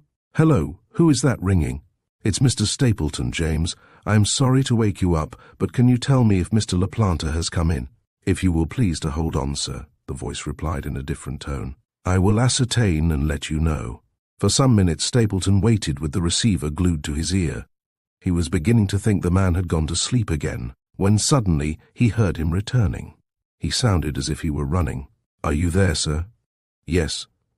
"Mr. La Planta is lying on his sofa, sir, fast asleep. I've called him and shaken him, but he won't wake up. The light in his room was full on. He must have been drugged or something. He's breathing very heavy indeed, sir. I'm going to ring up the doctor." "No, don't do that. I'll come round at once and see him. The doctor may not be wanted. Be ready to let me in as soon as I arrive." The card players still grouped about the little tables were busy with their games. In a small room beyond the drawing-room could be heard the rattle of the little marble as it spun merrily round in the well of the roulette, and a voice murmuring at intervals, "Fate Vauchou" and "Rien va plus." Jessica came forward as she saw him approaching. "Come into the hall," he said in a low tone, "and I will tell you." In a few words he explained to her what had happened. "Don't be alarmed," he ended. "I will go there now and will ring you up and report progress." Taxis were waiting in Cavendish Square, and within 5 minutes he alighted at the Albany. La Planta's face was very pale. He lay with lips slightly parted, breathing heavily. His eyelids were but half closed, and though Stapleton drew one of them up, the sleeper did not awake. "Obviously doped," he said to James, who stood by with a frightened look. He bent over his friend until their faces were very close. "And I think I know with what," he added, thinking aloud. "You have no idea, James, how long he had been in." "None at all, sir. I didn't know he was in until you rang me up." "There is no need to send for a doctor," Stapleton said, as he straightened himself. "It is nothing dangerous. His pulse is strong, and he will sleep off the effects of the drug. By the way, did anybody call to see him or ring him up while he was out this evening?" "Nobody called, sir, but a lady rang him up." "A lady? At about what time?" The man thought for a moment. "As near as may be, I should say it was 9 o'clock, sir." "Anybody you know?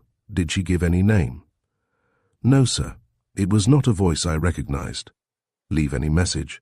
"No, sir. Just asked where Mr. La Planta was, and I told her at the Alhambra. Then she asked who was with him, and I said you and Mrs. Mervyn Robertson I knew for certain, and I said I fancied there were others. Then she said, 'Thank you,' and rang off, sir." Suddenly a thought struck Stapleton, and he slipped his hand into his friend's pockets. But apparently nothing was missing. From the breast pocket he withdrew a wallet containing notes, and from the trousers pocket a handful of silver. Then he went to the telephone and rang up Jessica, but the voice which answered was not hers. "Ask Mrs. Mervyn Robertson to come to the telephone, please," he said. "Is that Mr. Stapleton?" "Yes." "John speaking, sir, the footman. I am afraid she can't, sir. She has been taken suddenly ill." "Ill? How? In what way?" "She fainted dead off, sir, not 5 minutes after you had gone." Stapleton paused for an instant. All at once an idea flashed in upon him. "John." "Sir? Is anybody near the telephone? Can anybody hear you speaking?" "One moment, sir." Stapleton heard a door being quietly closed. "Nobody can hear me now, sir." "Then tell me, don't speak loud, did Mrs. Robertson take anything, I mean drink or eat anything, after I'd gone out just now?" There was a brief pause, then, "Yes, sir, she drank a glass of champagne at the sideboard. Was anybody with her, or near her? Did anybody ask her if she would have a glass of wine?" "Well, yes, sir. A gentleman asked her. I happened to be near, and I did notice that a lady was by when she drank it. They each had a glass of wine." "Do you know the lady and gentleman?" "I know them well by sight, sir, but not their names. They have been to supper before, once or twice, I think, but they don't often come." "Do they come together?" "I think so, sir. And you could describe their appearance to me?" "Certainly, sir." "Thank you, John. Of course you will say nothing of all this to anybody. You won't forget that. You can rely upon my absolute discretion, sir." "Good. I shall be back at Cavendish Square within an hour, and I will see you then." Chapter 8, in which a DI discovery is made. It was past 4 in the morning when Aloysius Stapleton got back to his flat in Sandringham Mansions, Maida Vale. After remaining with La Planta nearly an hour, he had gone back to Cavendish Square, where he found Jessica still unconscious, her symptoms being somewhat similar to Archie's, though her brain, while she slept, seemed to be active. Several times she had, he was told, murmured incoherently, and twice she had spoken several words. Even when he arrived there, her lips kept quivering at intervals, as if she were dreaming. "How long ago did the guests leave?" he inquired of her maid. "The last few of them have not been long gone," she answered. "Not above 20 minutes. Do you know which were the last to go?" "I don't, sir. I only heard them leaving." "Ought she not to be put to bed now, as you don't wish the doctor to be sent for?" "Yes, take her upstairs. She will be all right in the morning." "I sincerely hope so. She is never taken this way. Never." The maid spoke almost reproachfully, as though Stapleton were in some way responsible for her mistress having fainted. "Send John to me," he said to her sharply. When Mrs. Mervyn Robertson had been carried up to her bedroom, Stapleton took the footman into the dining room and shut the door.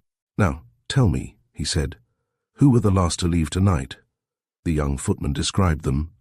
Yes, he admitted that among them were the two guests, the man and the woman, who had been with Jessica while she drank champagne at the sideboard, but he did not know their names. Stapleton's brain worked rapidly while he mechanically undressed in his flat in Sandringham Mansions. There could be no doubt in his opinion that the hand that had drugged La Planta had also drugged Jessica. In addition, he felt convinced that whoever had done it had been among the guests at Cavendish Square that evening. But who could it have been, and with what object had he or she committed the despicable act? After ascertaining by telephone next morning that both Archie and Jessica had recovered and were once more in their right senses, he drove in his car first to the Albany. Archie, wrapped in an elaborate dressing gown of Japanese corded silk, was having breakfast in his bedroom. He looked unusually pale, Stapleton thought directly he entered, and there were dark marks under his eyes. "I wish you would tell me, Louis," Archie said, "what happened to me last night, and how I managed to come away from the Alhambra without my hat. I might have imagined I had drunk too much, had there been anything to drink." "I can tell you nothing because I know nothing," Stapleton answered, and went on to explain how they had suddenly missed him from the box, and what had happened afterwards. Who was it brought the message for Jessica, and why did you leave the box without delivering it to her? He ended. His friend drew his hand across his forehead, then pressed his fingers on his eyes, as though trying to remember. "I am sorry, Louis," he said at last, "but I have not the faintest recollection of receiving any message or of leaving the box. I can remember the ballet, or rather the first part of it. After that, my mind is a blank. The next thing I remember is waking up this morning and feeling very rotten. I feel at 6s and 7s still." Not until lunchtime was Stapleton able to see Jessica, and then she complained of a headache and of feeling utterly limp. When he questioned her, she replied that she had no recollection of drinking champagne at the sideboard, or even of talking to him after supper. She remembered her anxiety about Archie, she said, and coming home in the car, and Stapleton sitting beside her at supper, and chemin de fer, and roulette being played. But there her memory stopped. "That is as I expected," Stapleton said when she had ceased speaking. "Your symptoms are similar to Archie's. I should say, therefore, that you were both doped with the same drug, one effect of which apparently is to deaden memory, not from the time it is taken, but from a little while before it is taken. I think it is clear that the individual who came to the Alhambra with a message for you intended, by some means, to give you the drug then, but Archie took the message, went out, and presumably met the person who brought it. Then, having failed to see you, this person succeeded in drugging Archie, came on here, he, or it may have been a woman, was evidently among your guests, and actually drugged you in your own house. Now the question is, why was it done? And by whom? I can't imagine. Have you missed anything? Is your jewelry intact, and are your other valuables safe? I hope so. I haven't looked. Then you had better look at once.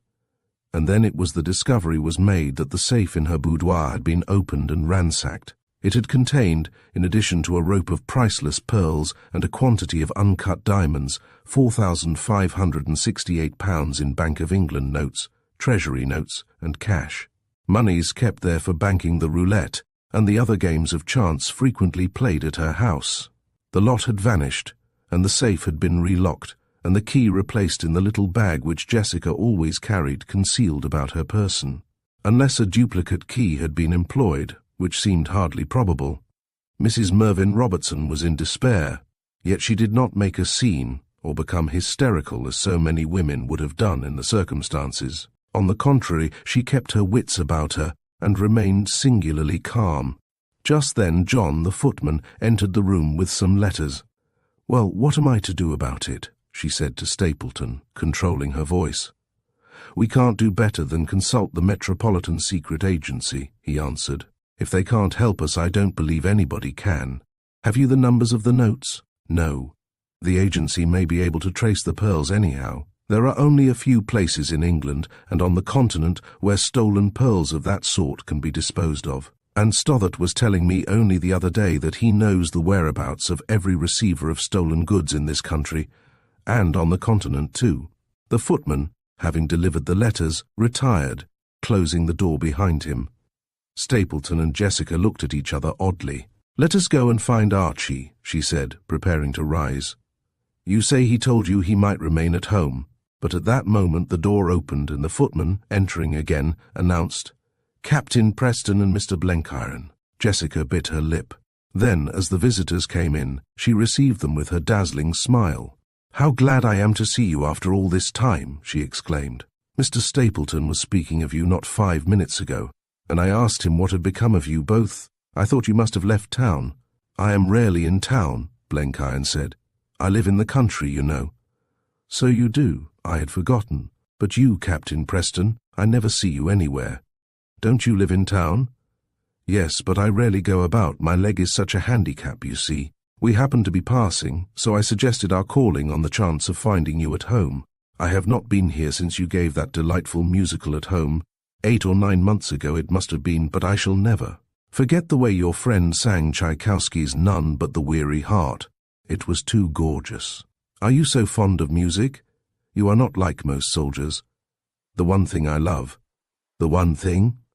She laughed mischievously. "That I can hardly believe." For an instant their eyes met. Hers were laughing, mischievous still. His had grown suddenly hard. "Someone told me the other day," Blenkiron happened to remark, "that you lived at one time in Queensland, Mrs. Mervyn Robertson. I have been a great deal in Australia. Was it long ago?" "Longer than I like to think about," she answered. "I was a girl when my parents sent me home." "You mean to England?" "Yes. What town were you in, or near, when you lived in Queensland?" "Monkara, if one can call it a town," she answered. "Indeed, I know Monkara. I have been there several times. I wonder I never met you or your people. Australia is a big place, Mr. Blenkiron, but its population is small, and Monkara, as you say, is only a hamlet. Someone told me your father's name was Robertson. People seem to have been talking a lot to you about me," she said quickly. "And can you be surprised?" The words conveyed 2 meanings, and Jessica turned the conversation. "As you are fond of music," she said to Preston, "you must honor me again with your company the next time I have any. Men, for the most part, are such Philistines. The only music they seem to care for is comic opera and ragtime." She talked more or less mechanically, for all the while her thoughts were running on the loss she had just sustained. One by one her guests of the previous night passed in review through her mind. Each was in turn carefully considered, then dismissed as being above suspicion in connection with the theft. Then suddenly, for no apparent reason, she thought of Cora Hartsilver and of her husband who had killed himself. Quickly, Yootha Haggerston followed. She rose into the vision of her imagination with extraordinary distinctness. Both women she disliked, she reflected, and she was sure that they disliked her. And now she remembered being told, yes, Archie LaPlanta had told her, that Captain Preston admired the girl. Archie had said that Preston admired her extremely, and that girl, and Preston himself, also Cora Hartsilver, had been trying, this Archie had also told her, to extract information from him concerning herself and her past. Could it be mere coincidence that Preston and his friend Blenkiron had called unexpectedly like this, the first time they had ever called, and that Blenkiron should have asked her questions about Australia? Who could have told him, she wondered, that her father's name was Robertson? "Talking of Australia," Blenkiron's voice held her. "Your father has been dead a good many years, I suppose? 10 years?" she heard herself saying, and unconsciously she wondered why she said it. "And your mother?" "I was quite a child when she died." "And they lived at Monkara?" "My father did. My mother died in Charleville." "Strange," Blenkiron was speaking to himself. "I should not have met your father or your mother during the years I was in Queensland. But why should you have met them? What were you doing in Australia?" "I did all sorts of things there. I prospected for gold for some years, and for years I was working on a railway engineering work, you understand. And then for a time I was sheep farming out there." It is, in my opinion, the one country on earth. And yet you have settled in England, because my interests are all in England now. The war made such a change. Suddenly Preston rose. "I must be going, Mrs. Mervyn Robertson," he said. "I hope you will invite me the next time you have music." "Indeed, I shall not forget, that is, if I have your address. Shall I write it down?" She went over to the escritoire, and he followed her. 33Q Fig Tree Court, Temple, he said, and she made a note of it. He limped slowly down the stairs, supporting himself on his stick, and Blenkiron followed. As they made their way into Oxford Street, Blenkiron spoke. "A clever woman, a damned clever woman," he said. "And what a presence, what a personality. Did you notice that to every question I put to her she had an answer pat? Yet I don't believe a word she said, or that she or her parents were ever in Australia. There is some mystery about that woman, and about that fellow Stapleton who is always in her pocket." They had turned into Oxford Street, when Blenkiron suddenly caught his companion by the sleeve.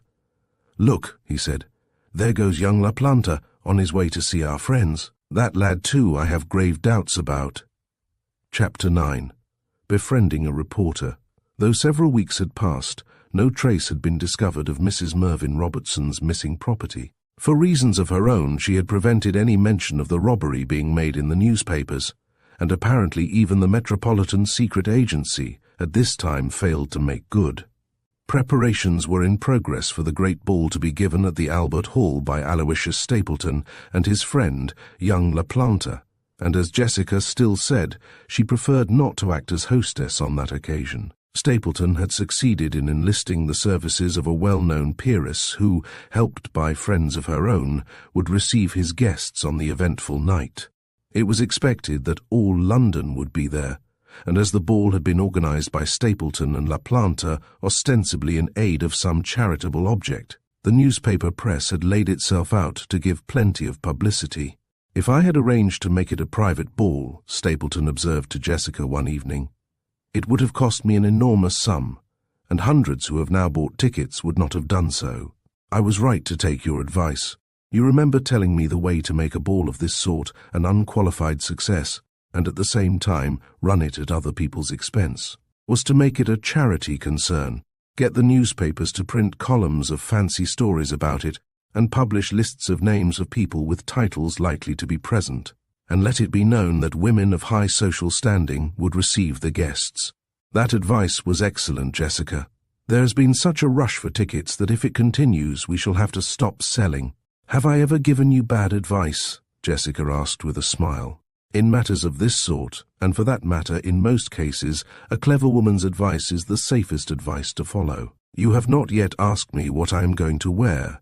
It is too late now to tell you. But this I can say, my dress will surprise you. I don't want to be surprised. Naturally, nobody does. But I have a reason for wanting to surprise you at your own charity ball." And she laughed. "You will find out why later. Have you any idea what Cora Hartsilver and her precious friend, Yootha Haggerston, intend to wear?" "Not the slightest. How should I? And why should their dresses interest you?" "They do interest me, and that is sufficient. If you have not enough acumen to guess the reason, I don't think much of your intellectual foresight." And she laughed again in her deep contralto voice. Meanwhile, Jessica Mervyn Robertson and Cora Hartsilver met often at receptions, dances, and other social functions, and, though outwardly friendly, each knew the other secretly hated her. At a lunch party in Mayfair during the first days of June, there had been talk about Ascot, and Jessica had mentioned casually that on Gold Cup Day fortune invariably favoured her. Twice, she said, she had found herself at the end of the day much richer than in the morning. "And in other ways," she added, "Gold Cup Day has helped me towards happiness. Would it be too much to inquire what the other ways were?" Cora, who sat near her at the angle of the table, said lightly, "I can't see how good fortune could come to anybody on a race day except through the actual racing unless—" "Unless what?" Jessica asked quickly, with an odd look as Cora checked herself. "Well, one might happen to meet somebody whom afterwards one might come to like very much," Cora replied with a faraway look. "One or two people. happening to remember they had heard somewhere that Jessica had first become acquainted with Aloysius Stapleton at an Ascot meeting, smiled. "I agree," Jessica said with exaggerated indifference. "But the same thing might happen to anybody anywhere, say at lunch at the Ritz, or at one of my own musical at homes, or at—" She was interrupted by one of the men at the end of the table who, not seeing she was engaged in conversation, inquired if she would make one of the party he meant to drive down to Ascot on his coach. "It is rather short notice, Mrs. Robertson," he added, "but until this morning I had not actually decided to go down. Do say yes if you have not made other arrangements." "I shall be delighted to come," she answered after a moment's hesitation. "I suppose you mean Gold Cup Day?" "Yes, Gold Cup Day. That is good of you. Then it is settled?" "Lucky again," Cora Hartsilver said with a curious laugh. "I shall end by becoming superstitious myself. Will you give me all the winners on Gold Cup Day, Jessica?" "Oh, then you will be there." "If I am lucky too, and I suppose Yootha with you." "Oh, but I needn't ask," she ended with a malicious little laugh. The luncheon came to an end just then, which was as well, for the two women were each awaiting an opportunity to deal the other, metaphorically, a blow between the eyes. For weeks past their hatred had been smouldering. Today it had come near to bursting into flame. When Cora met Yootha that afternoon, she at once told her of her passage of arms at lunch with Jessica Robertson, and of Jessica's hardly veiled sneer at their friendship.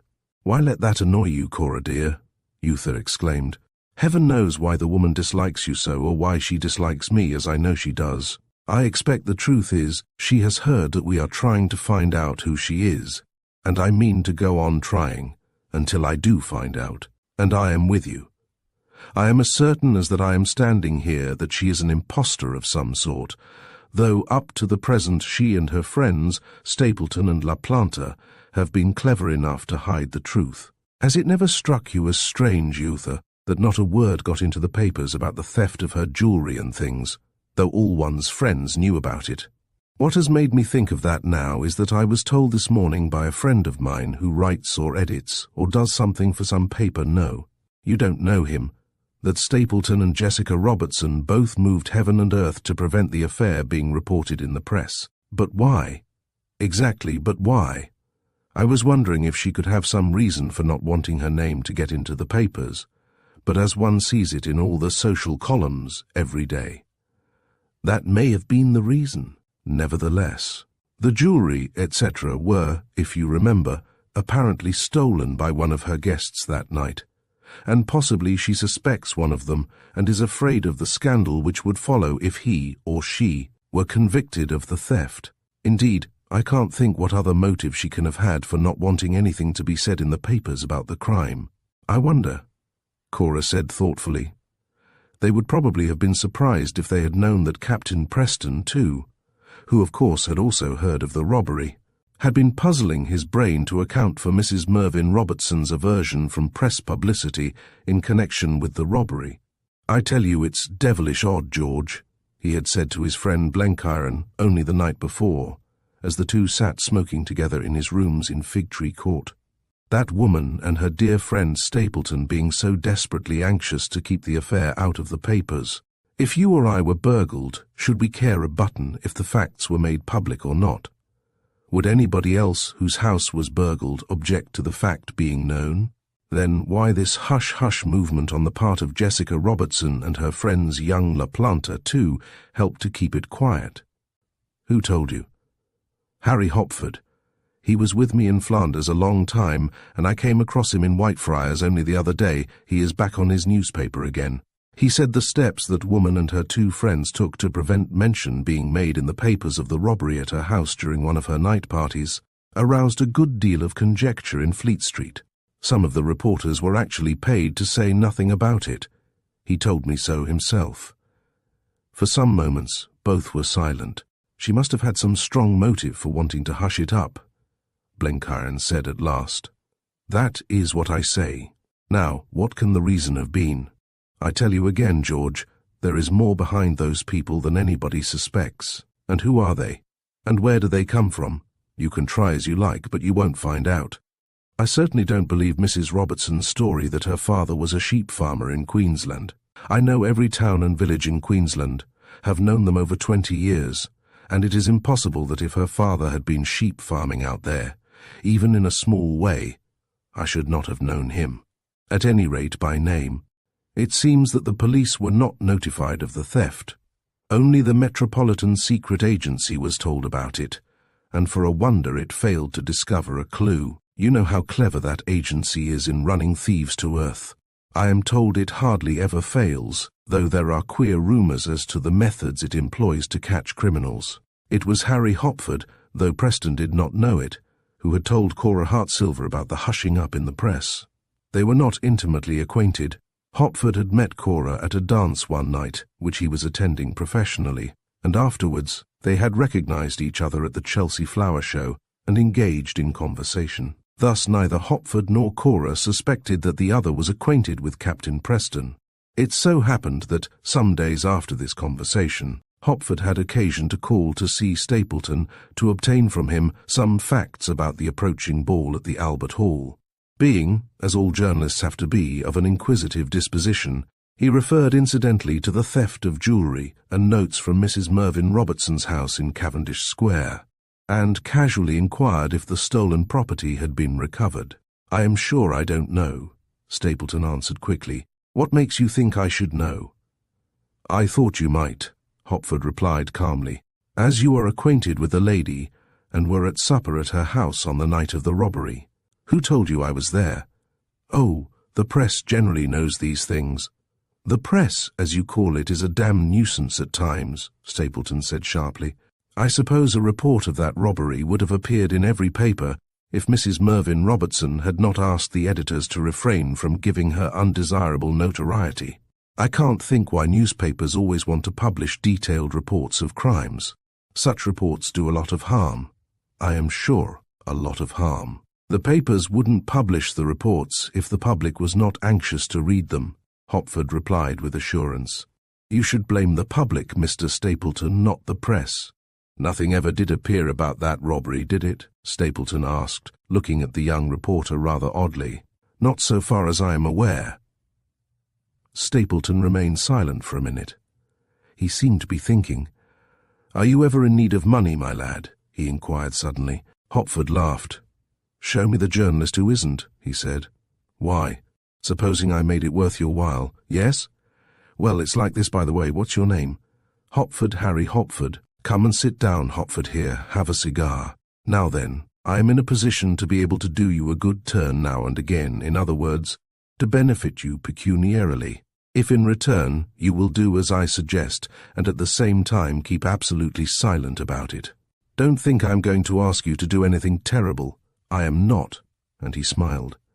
"I dare say it could be managed," Hopford answered dreamily as he began to enjoy the cigar. "Hadn't you better tell me exactly what it is you want me to do? Then I shall be able to give you a straightforward answer at once. Anything you may tell me I shall, of course, consider confidential." "That's the spirit. That's the way I like to hear a young fellow talk. Well now, listen." Stapleton glanced towards the door to see that it was shut, then continued, "There are several things you may be able to do for me from time to time, and the first is this. I am practically certain I know who took the diamonds and the notes, and the rest of the stuff stolen that night, and though naturally I don't intend to mention the lady's name, I can hint at it. I believe the thief, yes, thief, to be a young widow whose husband died in tragic circumstances 9 or 10 months ago. He was found dead in his bath one morning. Possibly you recollect the affair. I ought to, seeing that I was sent to the house the same day to obtain particulars of the tragedy. The house is not far from Portland Place, am I right? Quite. So the widow was among Mrs. Mervyn Robertson's guests at supper that night? She was not. She was not even invited. Yet I have a good reason for supposing she was admitted, though the hostess never saw her. Would that have been possible? Certainly. There was a great crush. At one time during the night one could hardly force one's way through it, and it was then the widow was admitted, the footman believing her to be an invited guest.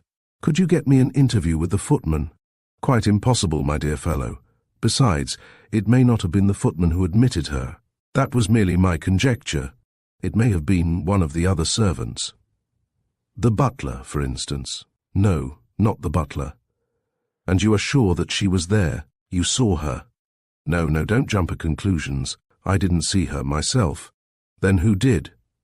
That I must not tell you. It would be unwise. I have promised to respect your confidence. Quite so, or I should not have told you what I have. But names, you know, are sacred things. If I mentioned names, it would be impossible for me afterwards to swear I had not done so, should an occasion for taking the oath, by some unforeseen chance, arise. I see your point. Well, can you, without committing yourself, hint to me the reason you believe the lady, whose identity you have practically revealed to me, ransacked Mrs. Mervyn Robertson's safe? Was it, should you say, for the intrinsic value of the things stolen, or was there some deeper reason? Such as documents, compromising letters, anything of that sort? I am afraid I must not answer that either. You see, one has to be so careful. My idea in telling you as much as I have is that you should, without, of course, making any definite statement, hint in your paper that the crime was committed by a young widow well known in society. You might go so far as to say the widow lost her husband in tragic circumstances comparatively recently, and you might also work in some fancy padding of your own. You could add that you had obtained your information from a trustworthy source, meaning you. Of course. Who else? And what terms do you propose? That I must leave to you to suggest. I would sooner the offer came from you, Mr. Stapleton. Stapleton hesitated a moment, then. Would a £10 note about meet the case? You see, you score by getting what I believe you call a scoop for your paper, and run the risk of being fired if the lady hinted at should think fit to bring an action against my paper.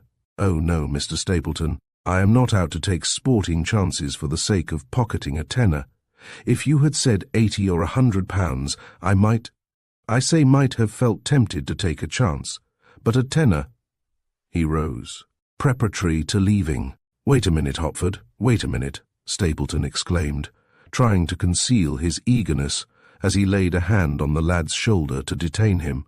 I asked you to name a sum, remember. I have no idea what terms are usual in such cases.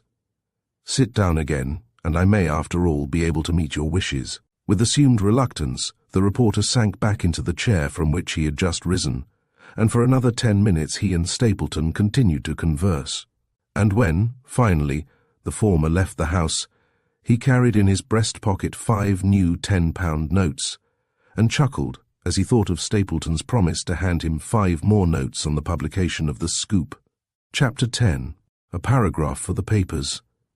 £50 easily earned, Hopford murmured as he strolled along Maida Vale, looking about him for a taxi. I thought all along that fellow was hot stuff in spite of the way the papers cocker him up. And so he wants people to think Mrs. Hartsilver committed, or at any rate had a hand in, that theft. What a blackguard. Now I wonder why he owes her a grudge. Yes, he must owe her a grudge, and a pretty bad one, or he would never go so far as that. Quickly his train of thought ran on. There was not an empty taxi in sight, so he decided to walk part of the way. One thought led to another. Solutions to the problem which puzzled him suggested themselves, only to be dismissed one after another as improbable. Then suddenly an idea occurred to him. Could there be another woman in the case? Some woman who was jealous of Mrs. Hartsilver? Instantly the name Jessica Robertson rose to his lips. Why, of course, that must be it. At a loss to suspect any of her guests of having robbed her safe, she would take the opportunity, if opportunity occurred, of casting suspicion on the widow who lived in Park Crescent and whose beauty and personality rivaled her own. Stapleton's partiality for Mrs. Mervyn Robertson was common talk. She, no doubt, had hinted her desire to him, and he had happened to remember it while being interviewed on the subject of the approaching ball. So far, so good. A mystery to a newspaper reporter is like red meat to a tiger. Hopford felt that he had struck a mystery now, which might develop later into a scandal. Then he remembered that at the Chelsea Flower Show he had met Mrs. Hartsilver. He must become friendly with her, and then he would play his cards.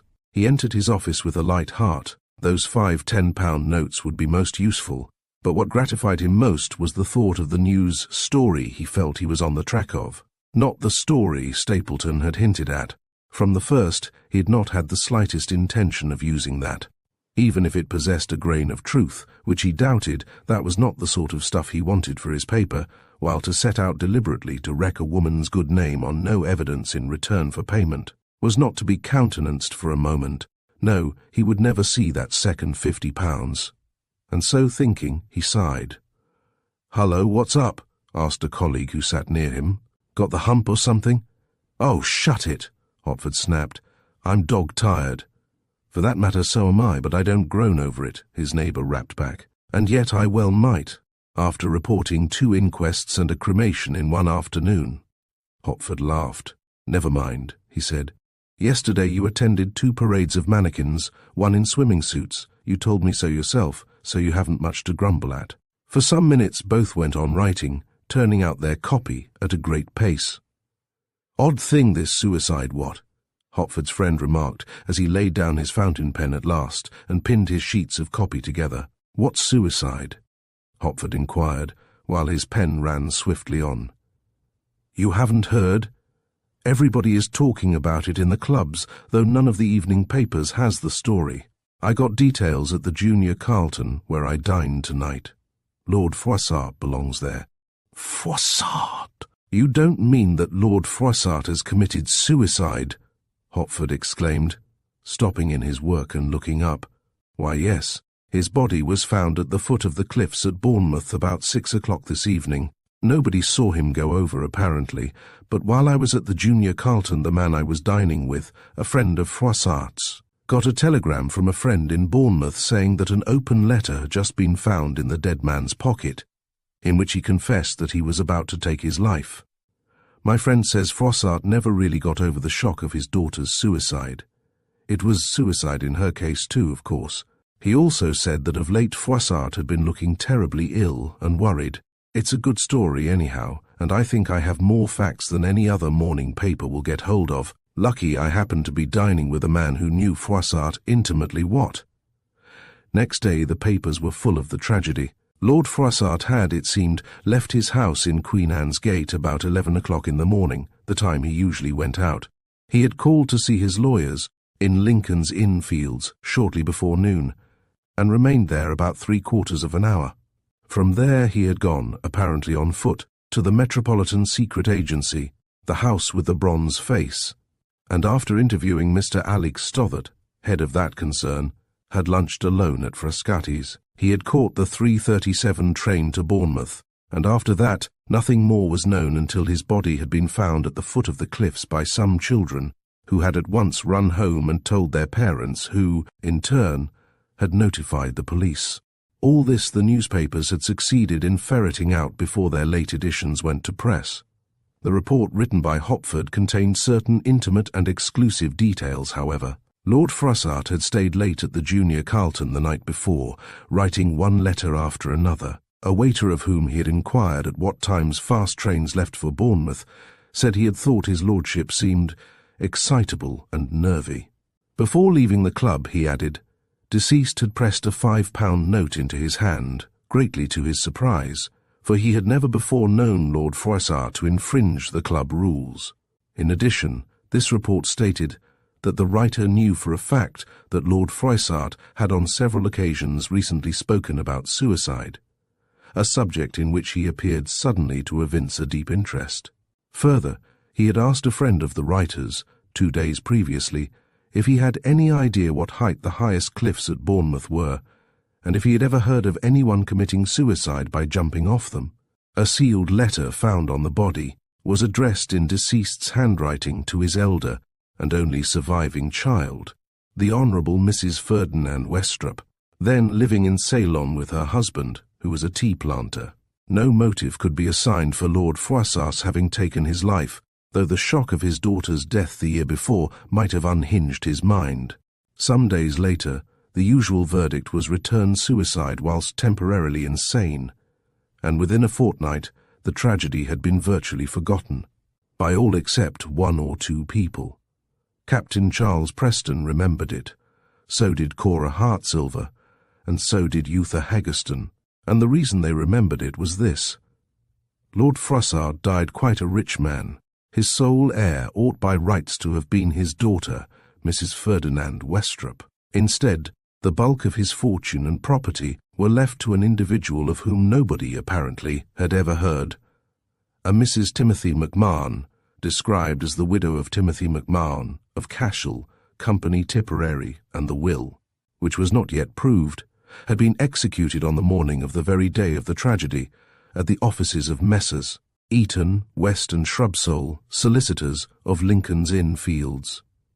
Now those solicitors, as Preston happened to have heard from his servant, whose brother was a clerk in Eaton, West and Shrubsole's office, were solicitors also to Jessica Mervyn Robertson.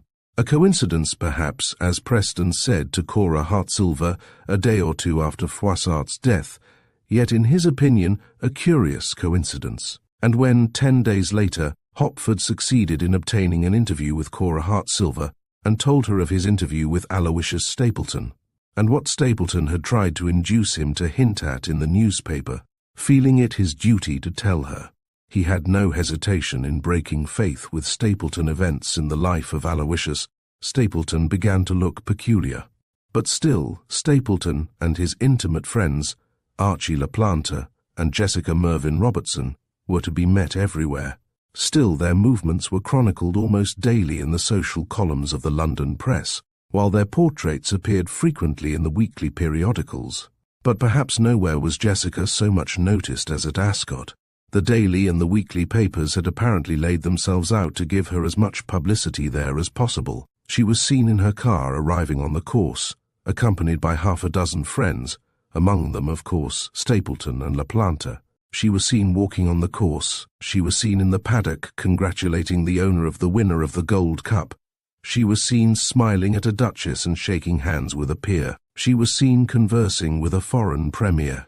Then the fashion papers featured her costumes, the gown she wore on the first day of the meeting, on the second day, and so on, the gowns she wore on different nights at the opera, the gowns she wore at Hurlingham, at Ranelagh, at the military tournament at Olympia, at the Richmond show, on her houseboat above Henley, until at last even her friends began seriously to ask one another who this woman was who, coming from nowhere and unknown, had thus conquered London society by her charm, her personality, and her beauty, but most of all, perhaps, by her lavish display and her extravagance. And naturally people who were not her friends, women more especially, whispered. Others, when her name was mentioned, would smile significantly, smiles which did more harm than the whispers, for though nothing could be openly said against her, yet her would-be detractors were glad to insinuate evil. That friend of hers, for instance, Aloysius Stapleton, why was he always at her heels? There might, of course, be no harm in the relationship. But on the other hand, there might be harm, and as there might be, there probably was. That was the attitude many adopted towards her, who nevertheless accepted her hospitality and were glad to be invited to her receptions, which certainly were the talk of all the town. Yet, curiously enough, she had refused to act as hostess at the great ball to take place at the Albert Hall. More, she had declined to be included among the society hostesses who would receive the 3,000 or more guests that night. Why was that? It was Hopford who asked the question, and he put it to Captain Preston. In short, while the social world of London, for the most part, worshipped at the shrine of the mysterious Jessica Mervyn Robertson, Captain Preston, Hopford, Cora Hartsilver, Yootha Haggerston, and George Blenkiron were banding themselves together, a little group of skeptics determined to find out who Jessica actually was, and who her friends were. Perhaps had they known the sensation the approaching great ball at the Albert Hall held in store for them, they would have hesitated before meddling with the affairs of Jessica Mervyn Robertson, the idol of London society. Chapter 11. Hush Money. You would think, judging by the newspapers, that the great balls which take place periodically in London at the Albert Hall and elsewhere presented scenes of wild delight approaching revelry. Many, in reality, are deadly dull affairs, and respectable beyond words, while others are so crowded that dancing becomes an impossibility. Of course, there are always people who like to be seen everywhere in order to give their friends the impression that they are in the swim of London life, fashionable and otherwise. Such folk you will usually find to be posers of a peculiarly unintelligent type, the sort of men and women who are never natural, never themselves as it is called, and who act and talk always to impress those who may see or hear them. Among the 3,000 or more men and women who had bought tickets for the great ball, organised, and ostensibly to be given by Aloysius Stapleton and young Archie LaPlanta, were hundreds of people of that type. The class of individual who, before the war, loved to squander money, and still more to let folks see how recklessly they squandered it. Stapleton, who knew his world, had purposely advertised his ball with a view to what he called roping in these people, by making a great to-do regarding the many well-known social representatives who would be present, in addition to theatrical stars and other more or less bohemian folk. What he went nap on, however, were the social representatives. Like most people who move about, he had noticed that since the war, the glamour which in pre-war days enveloped well-advertised stage folk had faded considerably, and that, owing possibly to the sudden rise to affluence of profiteers and their wives and other beings of common origin and snobbishly inclined, men and women of birth and breeding and real distinction now held the limelight almost entirely. I think I can say without conceit that it will be the most talked-of event of its sort, not only of the present season, but of any season for years past, he observed complacently to Jessica, some days before the great night. And I will admit that for that I am largely indebted to you, Jessica. By the way, I wish you would tell me what your dress is to be. Why waste time trying to make me tell you what I have already told you I am not going to tell you? Jessica asked, as she lay back in a great soft fauteuil and blew a cloud of smoke into the middle of the room. You will see enough of it on the night, I can assure you. Our supper party ought to be a great success, she added, changing the subject. The telephone on the escritoire rang, and she went over to answer it. It is the Metropolitan Secret Agency, she said a moment later. They want to speak to you. Stapleton picked up the receiver, and as he did so, the door opened, and a middle-aged little man with a Semitic cast of countenance was shown in. It was the Hebrew, Levi Schomburg, who, Stapleton had told LaPlanta some weeks before, lent money to his friends. He had told him at the same time that Schomburg had warned him against Hartsilver's widow on the ground that she was a designing woman. Stapleton had difficulty in concealing his annoyance at Levi's arrival, just as he was on the point of conversing with the house with the bronze face. And after replying to one or two questions which the agency put to him, he hung up the receiver and went across to Schomburg, with whom he shook hands. I need an extension to this house badly, he said pointedly to Jessica. You might remind me tomorrow to see about it. But Levi did not, or pretended that he did not note the point of that observation. And to what do I owe the honour of this visit?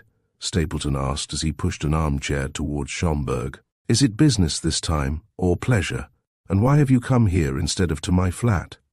Some of each and a little of both, the little man answered with a grin. You guess what I come about, no doubt. Not being mentally incapacitated as yet, I do, Stapleton answered, biting his lip. I think you might have waited until after the ball on Thursday night, he added in a tone of annoyance. Several thought that when I approached them today, the Jew said slyly. But, as I asked them, why after the ball instead of now? What is the matter with now? Isn't now good enough? Well, out with it. How much do you want this time? 8,000. Only 8,000 this time. Stapleton glared at him, and had anybody caught sight of Jessica at that moment, he would have had difficulty in believing her to be the same woman, so distorted with fury had her face become. 8,000! Stapleton exclaimed. It's preposterous, I haven't the money. Levi Schomburg made a little click with his tongue which might have meant anything. I'm sorry to hear that, Louis, he said carelessly. Is it not strange that though you appear always to have unlimited cash to fling about, yet whenever I call to see you the cupboard is bare? Still, I need that sum, and you know that what I need I always end by getting, even if in order to get it I am forced to tighten the screw. Come now, when can you hand it to me? Shall we say tomorrow at 12, at the same place as before? Stapleton had begun to pace the floor. Jessica, her fingers twitching nervously, watched him with an evil expression. It was easy to see that for some reason the man and the woman, usually so self-possessed, were in their visitor's power. Thus a minute or two passed. Then, all at once, Stapleton came to a halt and, turning sharply, faced Levi Schomburg. "If I give you that sum, say on Friday, today is Tuesday, will you undertake in writing to stop this persecution?" "In writing? Oh no. Besides, I could not, in any case, promise to stop what you are pleased to call this persecution, for where else should I go for the money? My demands are not exorbitant, Louis, judged by the length of your purse. Were you less rich, my requests would be moderated in proportion to your income. That, as I think you know, is my invariable rule. I find out exactly what my client's income is from all sources, and I regulate my tariff accordingly. That is only fair and just. May I take it then that on Friday—" "Get out of my sight." "No, don't say that, don't employ that tone," the little Jew went on, in no way disconcerted. "I have news to give you. Good news, Louis, think of that." He crossed his legs and lay back in his chair. Then, thrusting his hands deep into his trousers pockets, he said, "Louis and Jessica," glancing at each in turn, "you will be happy to hear that those secret inquiries are being made about you on all sides. Nothing, as the newspapers say, has as yet transpired." "Who has been making inquiries?" Jessica asked quickly. "Why, who but the lady to whom you are so devoted, Cora Hartsilver, also her shadow, Yootha Haggerston, also a Captain Preston, also a young journalist named Hopford, and lastly a friend of the lot, whose name is Blenkiron. Those 5 have set themselves the task of discovering all about both of you, and about Archie, and I should not be surprised if presently they hit upon the right trail. If they don't hit it, they won't fail for want of trying, and if by some mishap the douceur I have mentioned should go astray on Friday— Good heavens, Levi, you wouldn't do that. You couldn't." Jessica had sprung to her feet and, abandoning her habitual calm, seemed beside herself. "Naturally I wouldn't do it, though I disagree with you that I couldn't, Jessica," the little man said in his even tones, partly closing his eyelids as though to get her profile in better perspective. Jessica looked relieved. "Always supposing," he went on, "you keep your part of the bargain." "Bargain!" Stapleton exclaimed. "I never made a bargain. You wanted me to, but I refused. We both refused. You can't have forgotten that." "I forget everything I don't wish to remember," Levi replied, his eyes now only slits. "Jessica, you look very beautiful today, more beautiful than you have ever looked, or than I have ever seen you look. I am not surprised that London raves about you." He rose before she could reply, and extended his hand, which she took reluctantly. He held it a moment longer than the occasion seemed to warrant, then dropped it. "On Friday, then," he said, addressing Stapleton. "On Thursday night we may not meet. You will both be so very busy, or should I say so much in demand, unless of course you invite me to join your party. So goodbye for the moment." Stapleton did not go down to see him out, nor did he ring for the servant. Instead, he shut the door directly the little man had left the room. The front door slammed, and still the two sat in silence. At last Jessica said in a metallic voice, "What are we to do, Aloysius?"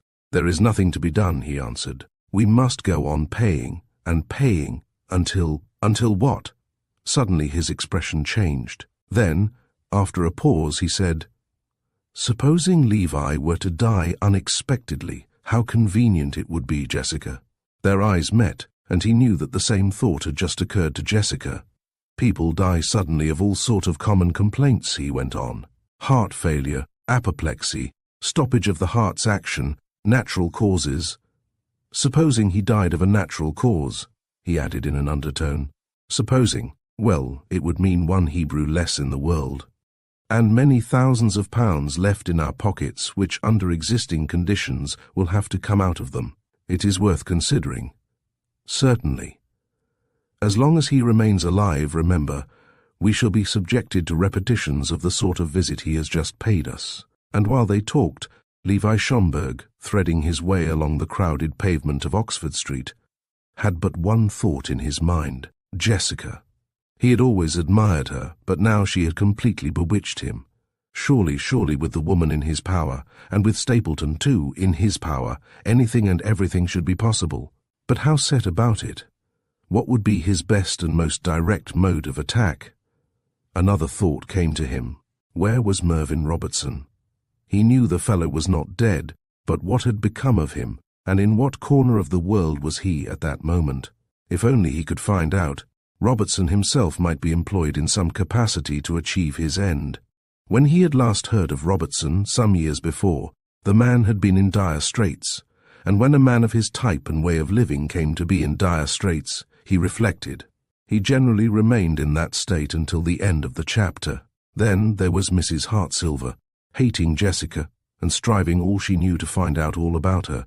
She might serve sooner or later as a useful lever. When two women, both beautiful and both moving in the same social circle, come to entertain a bitter enmity for each other, anything may happen or be made to happen, he reflected. And Jessica had other enemies as well among the people who count, he remembered. Yes, with the aid of a little tact, a little ingenuity, people passing glanced at him in astonishment, wondering why he smiled. He wandered into the park at Marble Arch, for it was a beautiful afternoon, and the sight of the trees in full foliage always appealed to his artistic eye. Scores of cars containing people obviously of leisure kept rolling past, and as he watched them, his imagination wove romances round some of the occupants of the cars. Among the faces many were familiar to him. He recognized two of his clients. A self-satisfied smile parted his lips. "Who would think, to look at them," he said aloud, "they would not have a shilling in the world if I chose to foreclose. Yet there are folk who no doubt envy them, and tradesmen who would not hesitate to give them credit, big credit, unlimited credit. Fools, oh, what fools there are! Was it not Thackeray who wrote that long customs, a manly appearance, faultless boots and clothes, and a happy fierceness of manner would often help a man as much as a great balance at his banker's? How true, he went on murmuring to himself. Here in London, a man or a woman need only dress in the height of fashion, in clothes they never pay for, and hire a big car and pretend they own it, and be seen in good society, and the world bows down before them and craves to do them homage. Look at Stapleton and that young ass Archie LaPlanta, and a dozen others, to say nothing of Jessica. Ah, Jessica! Chapter 12. Yootha's Presentiment. Meanwhile, Yootha Haggerston was secretly becoming more and more enamoured of Captain Preston. It was the first time in her life she had ever really cared for any man. Until now she had followed the fashion prevalent among many women of pretending to consider love and deep affection all nonsense and the hallmark of a weak intelligence. She had come to know his movements and had discovered some of his haunts, with the result that she rarely missed an opportunity of meeting him by chance. And, though he would not have admitted it, even to himself, Preston had for some weeks past been singularly attracted by Yootha. He had liked her that day he had met her for the first time, at lunch at the Ritz and afterwards at Jessica's musical at home, though the woman who had most interested him then had been Yootha's friend, Cora Hartsilver. But now it was different. There was something about the girl, apart from her looks, which appealed to him. What it was he could not have explained. It might have been her sympathetic nature, or her personality, or her temperament. In any case, he felt strangely drawn towards her every time they met. On the lovely July afternoon, Levi Schomburg had called to see Jessica and Stapleton, and had afterwards wandered into the park. Yootha was on the river with Preston. A friend of his whose home was at Pangbourne had, he had told her, on being suddenly ordered abroad, told him he could, during his absence, make use of his punt if ever he felt inclined to, though Preston had himself just rented a houseboat which was moored close to Maidenhead. Until now he had not felt inclined. Punting alone is a dull form of amusement, and Preston had comparatively few friends in London. Then one day, while thinking of Yootha, the idea had occurred to him that she might like a river picnic from time to time, and he had hinted as much to her. Pangbourne was more solitary than Maidenhead, he reflected. They were in a narrow estuary. It was not a backwater, with the punt moored to a tree, and for some moments neither had spoken. No sound, save of birds singing in the woods around, broke the almost perfect stillness. The air was sultry, as though thunder were in the air. How fortunate I should have accepted La Planta's invitation to lunch at the Ritz that day last August, Preston said suddenly. I did not want to lunch with him, I remember, but now I'm glad I did. Why are you glad? She asked, looking across at him. She was lying in the stern, propped up with cushions, and made a pretty picture in her big hat and the becoming boating frock which revealed her figure.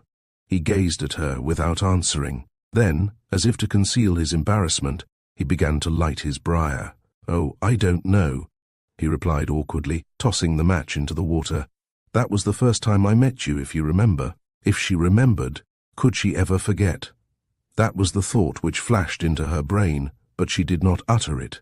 Instead, she said carelessly, "So it was. And the first time you met Jessica too, wasn't it?" He made an impatient movement. "Please don't remind me of that. Every time I think of that woman, I feel positively vicious." "I thought that day," Yootha continued after a pause, "that you had eyes for nobody but Cora. You do like Cora, don't you?" "Of course I like her, though not perhaps as much as you like her.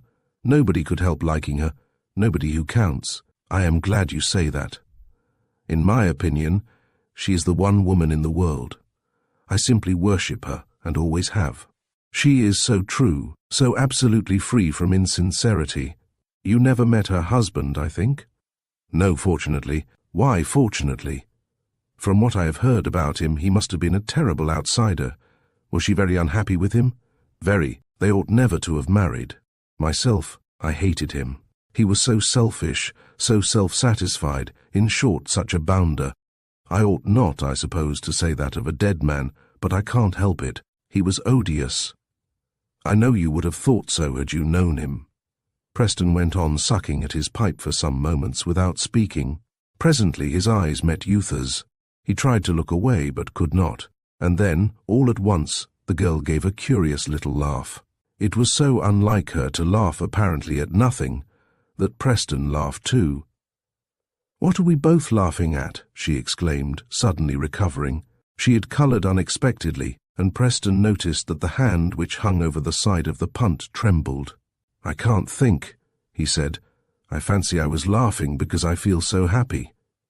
"Do you really?" she asked, and he saw that her chest rose and fell beneath the flimsy material she wore. "I wonder why." "Your cigarette had gone out," he remarked inconsequently. "Try one of mine. I think you will like them."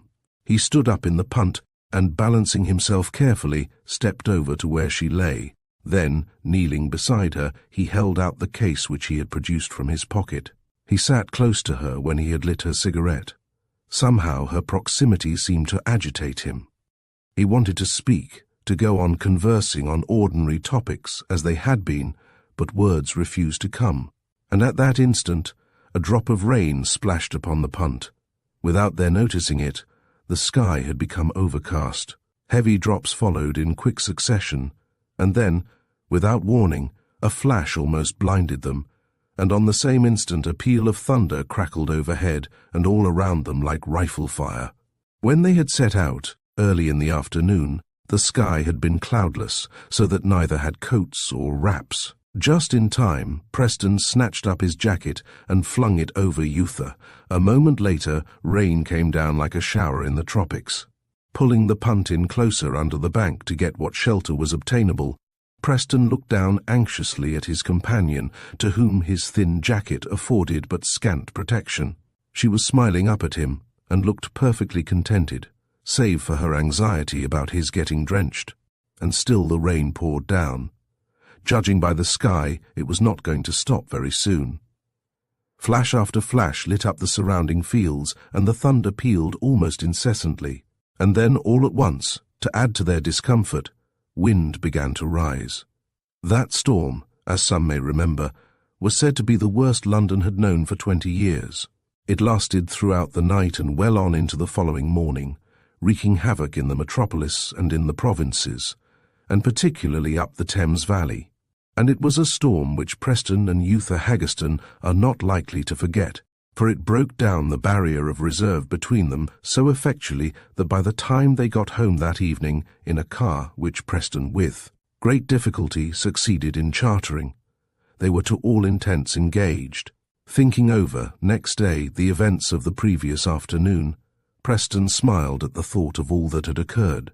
Had anybody told him in the morning that within 24 hours he would be engaged to be married, he could have laughed the speaker to scorn. Yet, as so often happens, the seemingly impossible had come about, and he began seriously to review the situation. Yes, he was happy.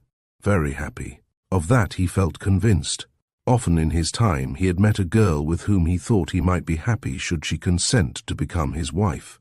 But he had never felt sufficiently sure of himself to propose. And now he thanked heaven for that diffidence, for he knew the only woman in the world he had ever really wanted as a wife was Yootha Haggerston. They did not meet again until the following afternoon. He had telephoned about noon to ask if she would have tea with him at his rooms in Fig Tree Court, and her reply was what might have been expected. "My darling," he exclaimed, folding her in his arms and pressing her lips to his as they met in the little passage which his servant called the hall. "If you knew how happy you have made me, how I now realize that for weeks past I have wanted you to become mine forever—" He stopped, for she was sobbing, clinging to him as though she could never let him go. "What is it? What is the matter?" he exclaimed in alarm, raising her face from his shoulder and trying to look into her eyes. "Why are you crying, Yootha?"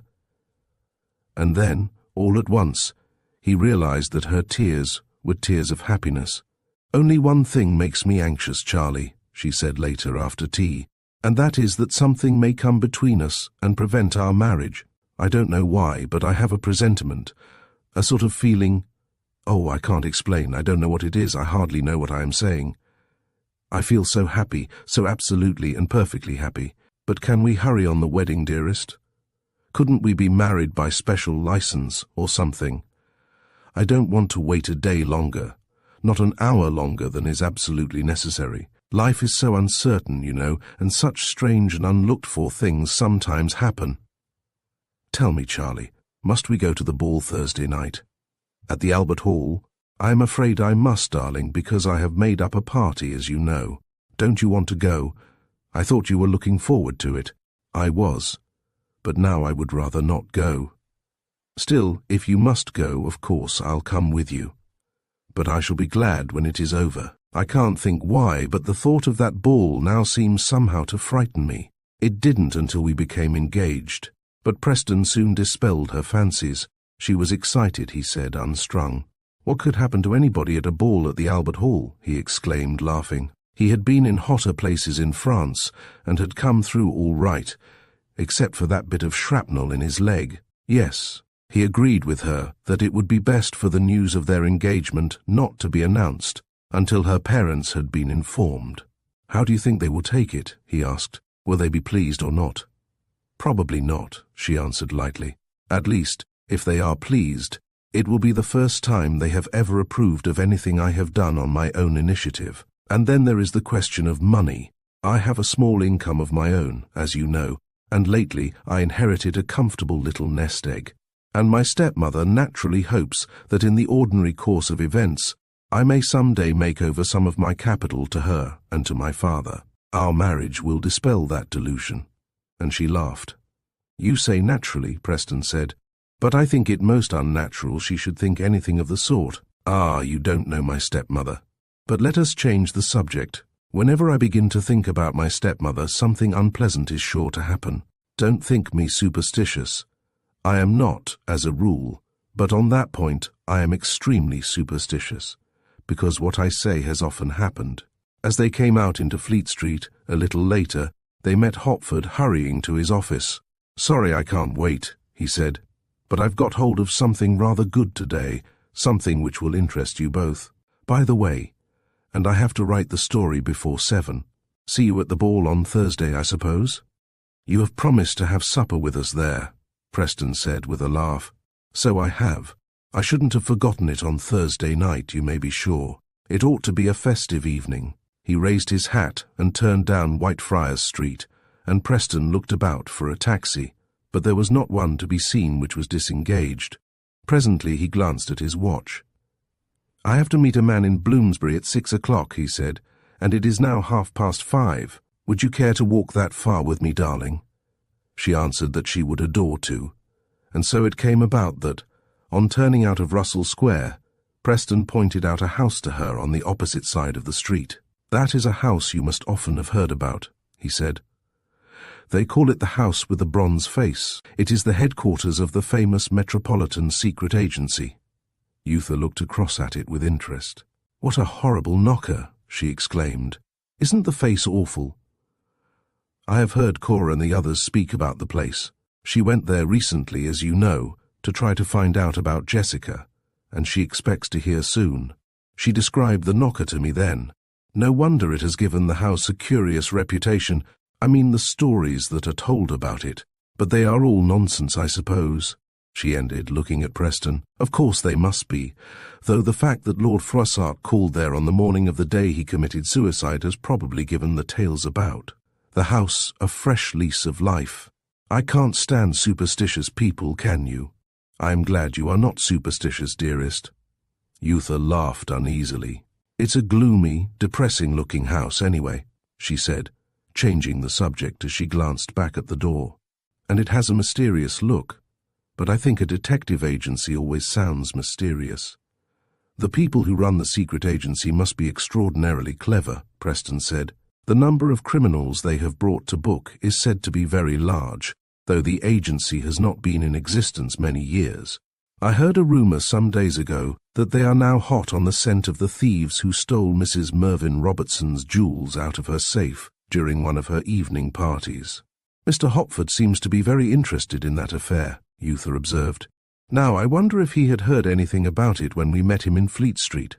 He said what he was going to write would be of interest to us both." They had now arrived at the house where Preston had an appointment. An empty taxi was passing and he hailed it.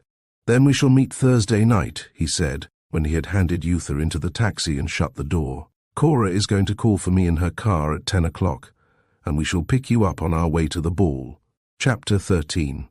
Box number 13. Of all the balls that have been given at Albert Hall within the past 10 or 12 years, none has approached in its splendor or in the luxury of its appointment and setting the pageant worthy of ancient Rome, as some of the newspapers termed it, which took place in July 1919. The whole of the interior of the vast building had been painted and decorated in an amazingly artistic manner, and utterly regardless of expense. All the seasons were presented in turn in a gigantic panorama, which depicted also the most daring love scenes described in the well-known classics.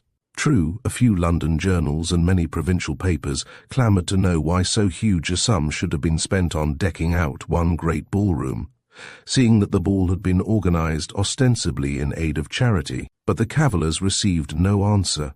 Heckled on the point by a parliamentary representative of advanced socialistic views, Stapleton calmly replied that, "If you set out to make money, you must spend money to make it," an argument which proved its soundness when the accounts came to be totalled up and an enormous sum was handed to charity. Long before the night every ticket had been sold, nor could another be obtained for love or money.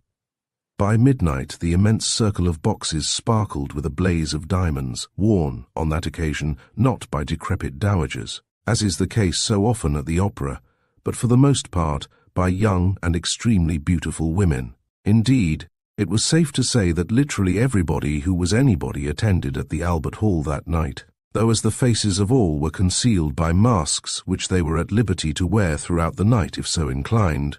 Even detectives would have been unable to say who was present and who absent had they been ordered to make a report. Preston's party, which included Cora Hartsilver and Yootha Haggerston, Harry Hopford, George Blenkiron, and about a dozen more, occupied a box only 6 boxes away from Jessica Mervyn Robertson's. Her party, too, numbered about a dozen, and her first appearance in the hall created a sensation which few present that night are likely to forget. Her dress. In the first place, of what did it consist? Certainly of very little, but that little. A great mottled snake with enormous eyes which, as the rays of the electroliers caught them, assumed chameleon tints, becoming now a jet black, now a sea green blending into different shades, now golden copper, now blood red. That was the impression which first struck the beholder as Jessica came towards him. In reality, the gown was a mottled skin which fitted like a glove, and from a distance conveyed the impression that it was covered with real scales. But a closer inspection showed that the skin ended halfway up the chest and back, the scales design being continued on the bare flesh and painted thereon so marvellously that where skin ended and flesh began could be discerned only with difficulty. The great chameleon eyes which at first riveted the attention of all beholders were on the mask itself, which hid her face entirely and exactly resembled the head of a giant puff-adder. Indeed, Jessica's costume, if costume it could be called, was by far the most bizarre in the whole of that vast assemblage, where weird and decadent gowns were plentiful enough. "Who can the woman with that horrible snake costume and the extraordinary eyes be?" Yootha said, as she leaned forward in Preston's box and scanned the astonishing vision through her opera glasses. "Have you ever seen anything more abominable, Charlie?" "A good many of the dresses here are abominable, in my opinion," Preston answered, "and plenty of the men's costumes might with advantage have been scrapped. Look at that creature over there with nothing on apparently but a woman's silk swimming suit. I wonder what he did during the war, or if he did anything." "You do harp on that, Charlie," Yootha said almost impatiently. "After all, the war is over, so what does it matter what people wear at a costume ball, so long as their costumes are not obviously indecent or decadent, like that woman's snake skin? Look, she is coming towards us." Escorted by male companions, the mottled snake approached. They were close to Preston's box now, and as they passed, they walked more slowly and stared up through their masks apparently straight at his party. A little shudder ran through Yootha. Why, she did not know, and as it did so the horrible chameleon eyes turned from copper to deep crimson. "I must at any cost find out who that is," Hopford murmured. "I already have my suspicion. The attitude the tall man with her is standing in now is quite familiar." "Oh, do find out," Yootha exclaimed. "I am dying to know. Why, they have that box close to ours," she added, as Jessica and her companions joined the remainder of their party. "The box attendant will surely be able to tell you, Mr. Hopford." "The little man at the back is unmistakable anyhow," Hopford said, as he kept his eyes riveted on the party. 20 masks couldn't disguise him. "It's Levi Schomburg, the Jew moneylender, who is said to lend thousands to all the best people in society, cabinet ministers not excepted. There shouldn't be much difficulty in finding out now." And rising, he excused himself and left the box. He soon found the attendant of the box occupied by Jessica and her party, and having slipped some money into the man's hand, he asked him if he would tell Mr. Levi Schomburg that he was wanted. "And who shall I say, sir?" the attendant inquired, looking into the eyes which fixed him through the mask. "Say a gentleman, and that it is important." In a minute the attendant returned, accompanied by the little Jew, who, dressed as a troubadour, presented a far more grotesque figure than he supposed. "Yes?" he said as he came up. "You wish to speak to me? Who are you?" He had not removed his mask, and the little black eyes seemed to burn with curiosity behind it. "I am sorry to disturb you," Hopford said, "but the Evening Herald wants to know if it would be possible to obtain a flashlight photograph of Mrs. Mervyn Robertson in the striking gown she is wearing tonight." Schomburg snorted. "I am certain," he answered, "that Mrs. Robertson would not consent to be photographed by the Evening Herald or any other paper, so it would be useless for me to ask her." He was about to turn away when he checked himself. "Why did you ask for me instead of for Mrs. Robertson?" he asked sharply. Hopford laughed. "I leave that conundrum to you to answer," he said. "Good night, Mr. Schomburg." And he went off elated at his success, while the Jew stood looking after him with a scowl which his mask concealed. Hopford had suspected from the first the identity of the snake woman, as people now called her. The dress was being greatly talked about. Now he would be able to enlighten Yootha Haggerston. Also in his paper next day he would, he told himself, boldly name the wearer of the very daring costume. As the night wore on, the noise and merriment increased. Certainly no Albert Hall ball had ever been less decorous. The most modern and the most peculiar dances followed one another in quick succession. Yet though the floor looked packed, it was not unduly crowded. Blenkiron stood apart with his friend, Captain Preston, whose wounded leg precluded his dancing. "I should like to possess a sum equivalent to a year's interest on the value of all the diamonds and other jewellery here tonight," he said lightly. "It would set some of us up for life." And the war was supposed to have impoverished the nation, Preston observed dryly. This sort of show isn't much in my line, George. Or in mine. But Cora's enjoying it, and Yootha too. Smart of Hopford to have discovered the identity of the woman in the snake costume, eh? I bet she'll be annoyed when she sees her name in his paper tomorrow. You think so? Why? My dear fellow, would any woman with the least self-respect not be ashamed to let it be known she wore a dress like that in public? A woman with the least self-respect, yes, but has Jessica the least self-respect? Well, we know nothing against her, do we? We only think we have reason to suspect she may not be well, or she poses to be. Queer her entertaining that Jew moneylender, don't you think? She may have a reason. A woman with her income. How do we know what her income is? Plenty of people with no money at all spend recklessly. She may be up to her ears in debt, and her friend Stapleton too. The slim man talking to Stapleton is, I suppose, La Planta. They looked in the direction where two men, masked like the rest, were engaged in earnest conversation. I have not yet overcome my aversion from that young man, Preston said as he watched them. Every time I speak to him I feel he rings untrue. Ah, here come Yootha and Harry. Yootha, flushed with the night's excitement, had probably never looked better. Her eyes shone with pleasure, for Hopford was an excellent dancer. It was nearly 2 in the morning now, and the revels were at their height. Presently the band struck up the newest jazz, a wild combination of almost every sound capable of being produced by musical and unmusical instruments. A sort of savage discord in many keys which clashed and blared to the accompaniment of human cries and trombone laughter. Carried away by what passed for music, the dancers who now thronged the floor performed the strangest evolutions. Some, locked in a close embrace, seemed oblivious of all but their own emotions as they gyrated in never-ending circles. Others, barely touching, went through contortions which in any other place and under any other circumstances would have shocked some beholders, filled some with disgust, and convulsed the remainder with amusement. It was in the middle of this performance that a strange thing occurred. Happening to look in the direction of Jessica's box, now temporarily deserted, Preston noticed 2 men in it. One he quickly recognized by his costume to be Levi Schomburg. The other, George, he said, turning to Blenkiron. That thin man bending over Levi Schomburg. The fellow dressed as a troubadour we decided must be Schomburg, didn't we? Is that La Planta, do you think? Blenkiron looked in the direction indicated. Hopford declared him to be La Planta, he said.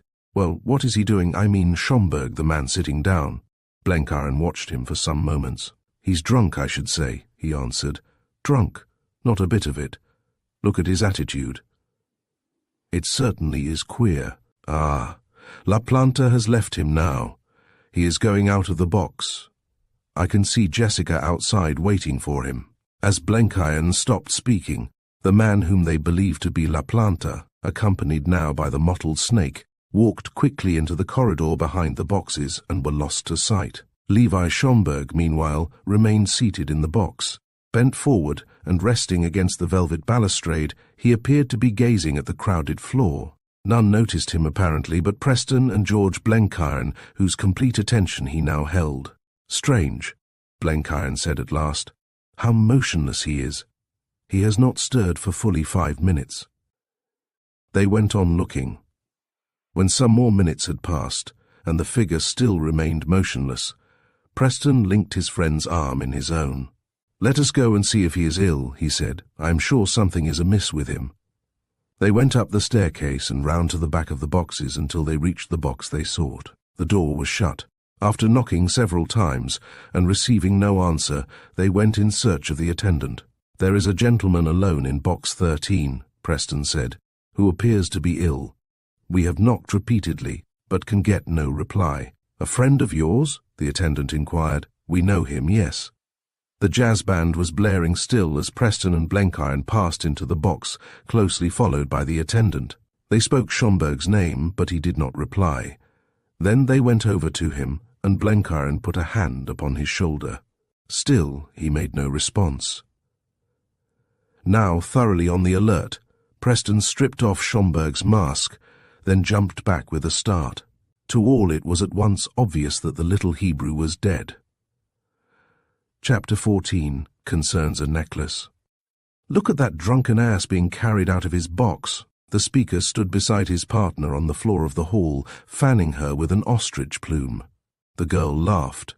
"Why can't you men keep sober?" she said, only partly in jest. They remained watching Levi and those assisting him until the group passed out of the box and was lost to sight. Others had watched him too, and because the conclusion they had all jumped at was that the fellow, whoever he might be, had drunk too much, the incident of his sudden death caused no commotion, and the ball went on as gaily as though nothing untoward had occurred. Stretched on a sofa in the secretary's office, Schomburg lay strangely stiff, seeing that he could not have been dead over half an hour. A doctor had been discovered among the dancers, and, dressed to resemble a well-known comedian, he presented a ludicrous figure as he bent over the dead man, listening through his stethoscope. Presently he straightened himself and shook his head. "Quite dead," he said. "Who is he? Does anybody know anything about him?" He looked about at the various people standing by. "It's Levi Schomburg," Preston said. "He was one of Mrs. Mervyn Robertson's guests. It was her box we found him in." "Mervyn Robertson? You mean the woman they call Jessica?" the doctor asked with a curious look. "Yes. May I ask if she is a friend of yours?" "I know her to speak to," Preston answered. "So does my friend here, but I can't say she is a friend of ours." "To what do you attribute death, Doctor?" "I can't say it offhand. Heart, most likely. The heat and general excitement may have induced the final attack. We must communicate with his friends. Are they here?" "I believe so. I don't know Schomburg myself. I thought the attendant said you were both friends of his." "We told the attendant we knew him to get into the box. We could see from the hall that something was amiss with him." "How could you? Hadn't he a mask on?" "Yes, but we had discovered his identity early in the evening." "Indeed? You will forgive my asking, but what made you take so much interest in this man whom you say you knew only by sight?" Preston hesitated. Then he said awkwardly, "Nothing in particular." "Oh, come," the doctor exclaimed. "You must have had a reason. Nobody tries to discover who disguised people are for no reason. You had better tell me." "Why do you want to know?" "Well, as you put it that way, I had better tell you there are one or two curious features surrounding this man's death. On the face of it, he would appear to have died of natural causes, but certain points tend to dispel that theory. For instance, rigor mortis would not have set in so quickly had death been due to natural causes, such as stoppage of the heart's action. There will have to be an inquest." The authorities having been notified of the occurrence, about half an hour later, Preston and Blenkiron, accompanied by the doctor, whose name was Johnson, returned to the hall. None of the revellers had as yet left apparently, for the floor was as thronged with dancers as when they had been there last. "Point me out the box where he was found, will you?" Johnson said presently. "That is the one," Blenkiron replied, indicating it, "next to the box with the woman with scarlet plumes. There are people in it now," Johnson observed. "Do you know who they are?" "Why, one of them is that snake woman everybody has been talking about." "We are under the impression, though we don't know for certain," Preston replied guardedly, "that the snake woman is Mrs. Mervyn Robertson herself, and that the man talking to her is called Stapleton." "Do you mean Aloysius Stapleton, the organizer of this ball?" "Yes." "Well, if Schomburg was one of their party, they apparently have not heard what has happened, and somebody ought to tell them. Hadn't you better tell them, Dr. Johnson?" "I suppose I must.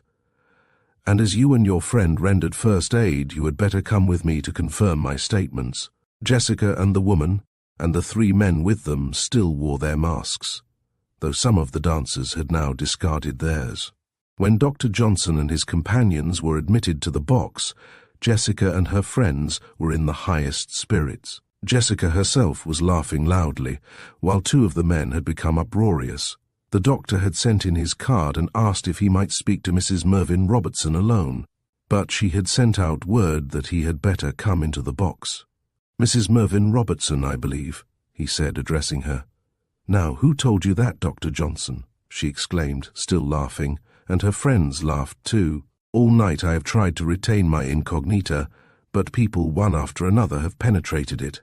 Sit down and have some champagne, won't you?" And she pushed a chair towards him. He saw at once that she herself had drunk as much champagne as was good for her, "Thank you very much," he said, "but I won't, if you will excuse me. I would sooner have said in private, Mrs. Robertson, what I have to tell you, but as you have insisted on my coming in, I must tell it to you here. One of your guests tonight was, I believe, a Mr. Schomburg." "Yes," she answered. "Why, what has become of him?" she added, looking round. "We have not seen him for quite a long time." "Mr. Johnson, you might introduce your friends," as Preston and Blenkiron still stood in the background. "I will in a moment. But first I have some rather dreadful news to break to you, Mrs. Robertson. You must brace yourself for a shock. Mr. Schomburg has died suddenly. He died here in this box less than an hour ago." At once everybody grew solemn. The party became hushed. Levi dead Jessica gasped after a pause. "It is impossible. He was here only just now and quite well." "An hour ago," Johnson corrected.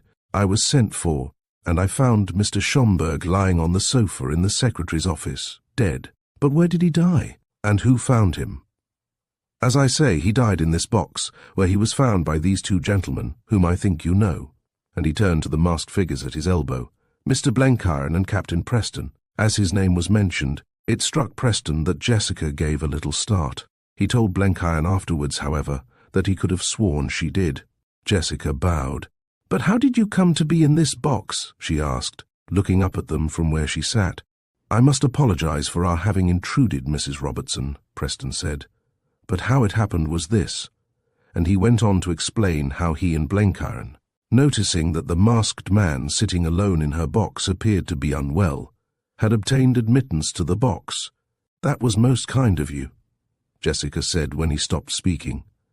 "But really this news is too terrible. I can't realize it. Poor Levi.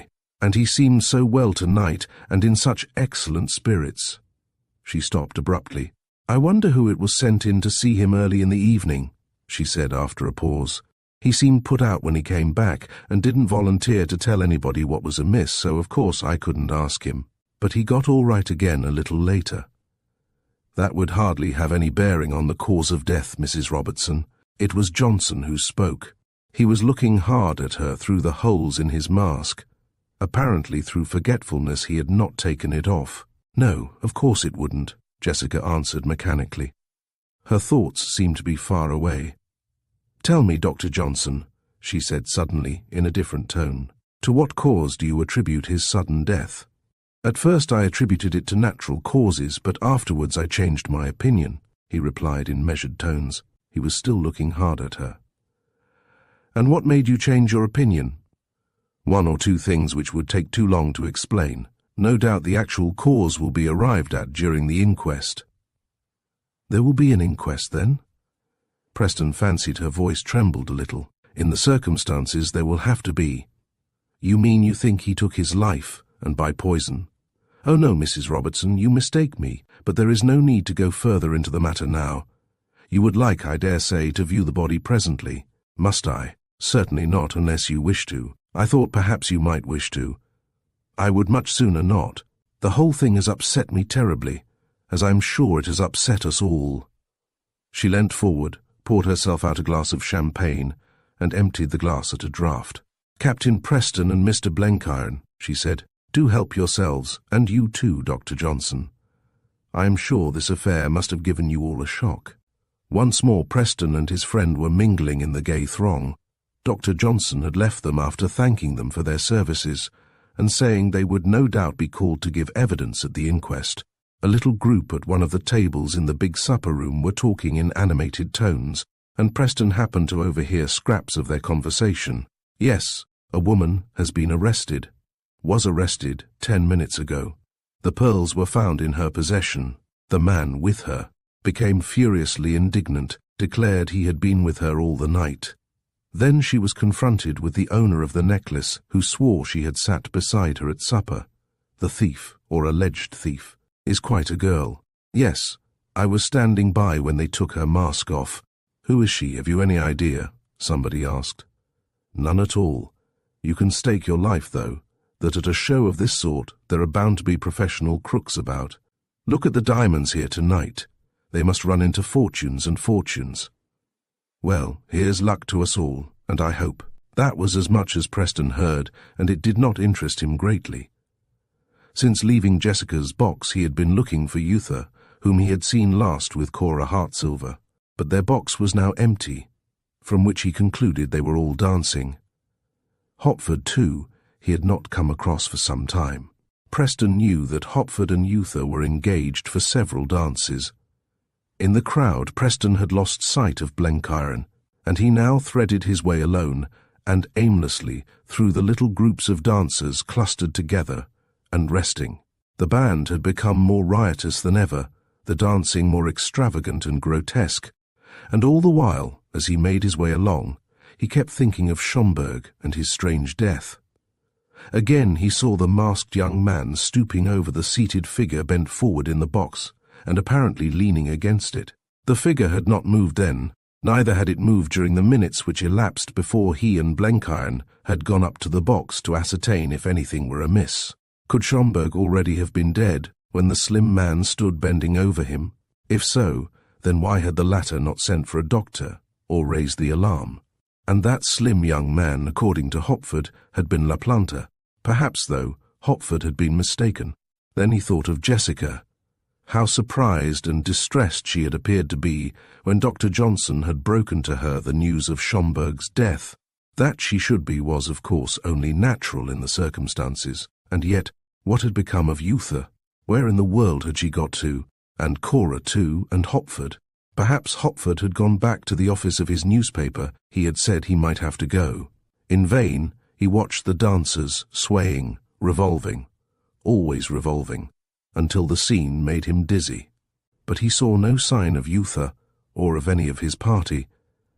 At intervals he glanced at the box they had occupied, but it remained empty. He was getting sick of the whole thing, and longed to get back home. But he could not go home without first seeing Yootha. He felt he had seen less of her that evening than he had hoped to do, but then she loved dancing, and he would, he told himself, have been a bear to prevent her dancing because himself unable, owing to his wounded leg, to dance at all. Suddenly his spirits rose. He had caught sight of Hopford. He was some way off.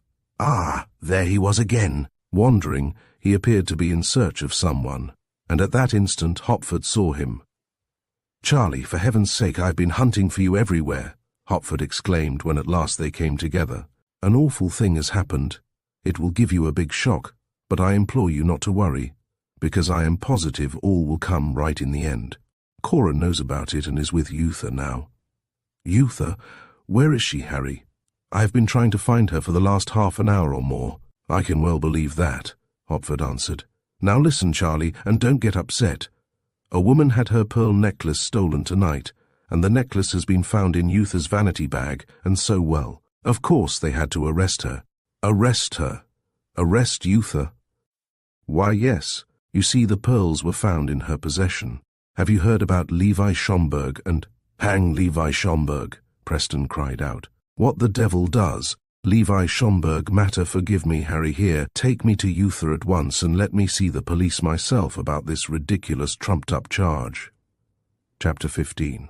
Some crooked questions.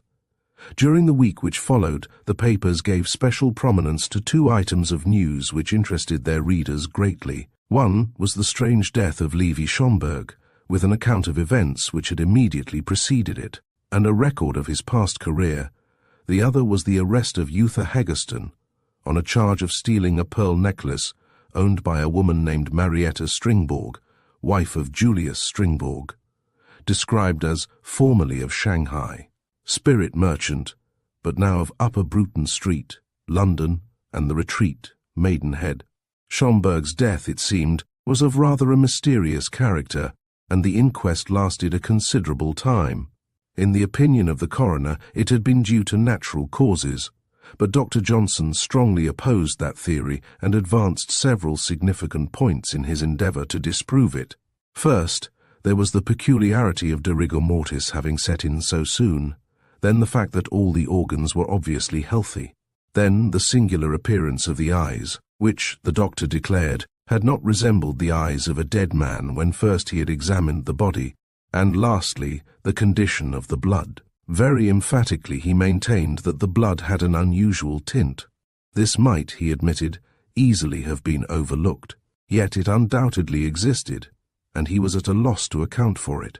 He admitted that the condition of the blood seemed healthy. The coroner was one of those rather pig-headed men who, having expressed an opinion, are loth in any circumstances to alter it. In any case, it was obvious to Preston and Blenkiron from the first that the coroner was not favourably disposed towards Dr. Johnson, and that every suggestion the latter made he endeavoured to controvert. "I confess," he observed pompously, when Johnson had pointed out very clearly why in his opinion death had not been due to natural causes, "that I completely fail to follow your line of argument. Furthermore, what possible reason could any person or persons have had for wishing to hasten the death of so respectable a citizen as deceased appears to have been, in spite of his unsavoury calling? In my opinion, the idea that death was due to other than natural causes is preposterous. Had the unfortunate man taken poison, or had poison been administered, traces of it must have been found. As it is, no trace of any sort of poison has been discovered, and therefore, if you will forgive my speaking bluntly, Dr. Johnson, I consider that your speculations are hypercritical, or let us say beside the mark." Johnson shrugged his shoulders. "In that case," he replied, "I have nothing further to say." "Quite so. I am glad to hear you say that." Johnson opened his mouth as if about to speak again, then changed his mind and remained silent. "What is the use," was his mental comment, "of arguing with such a person?"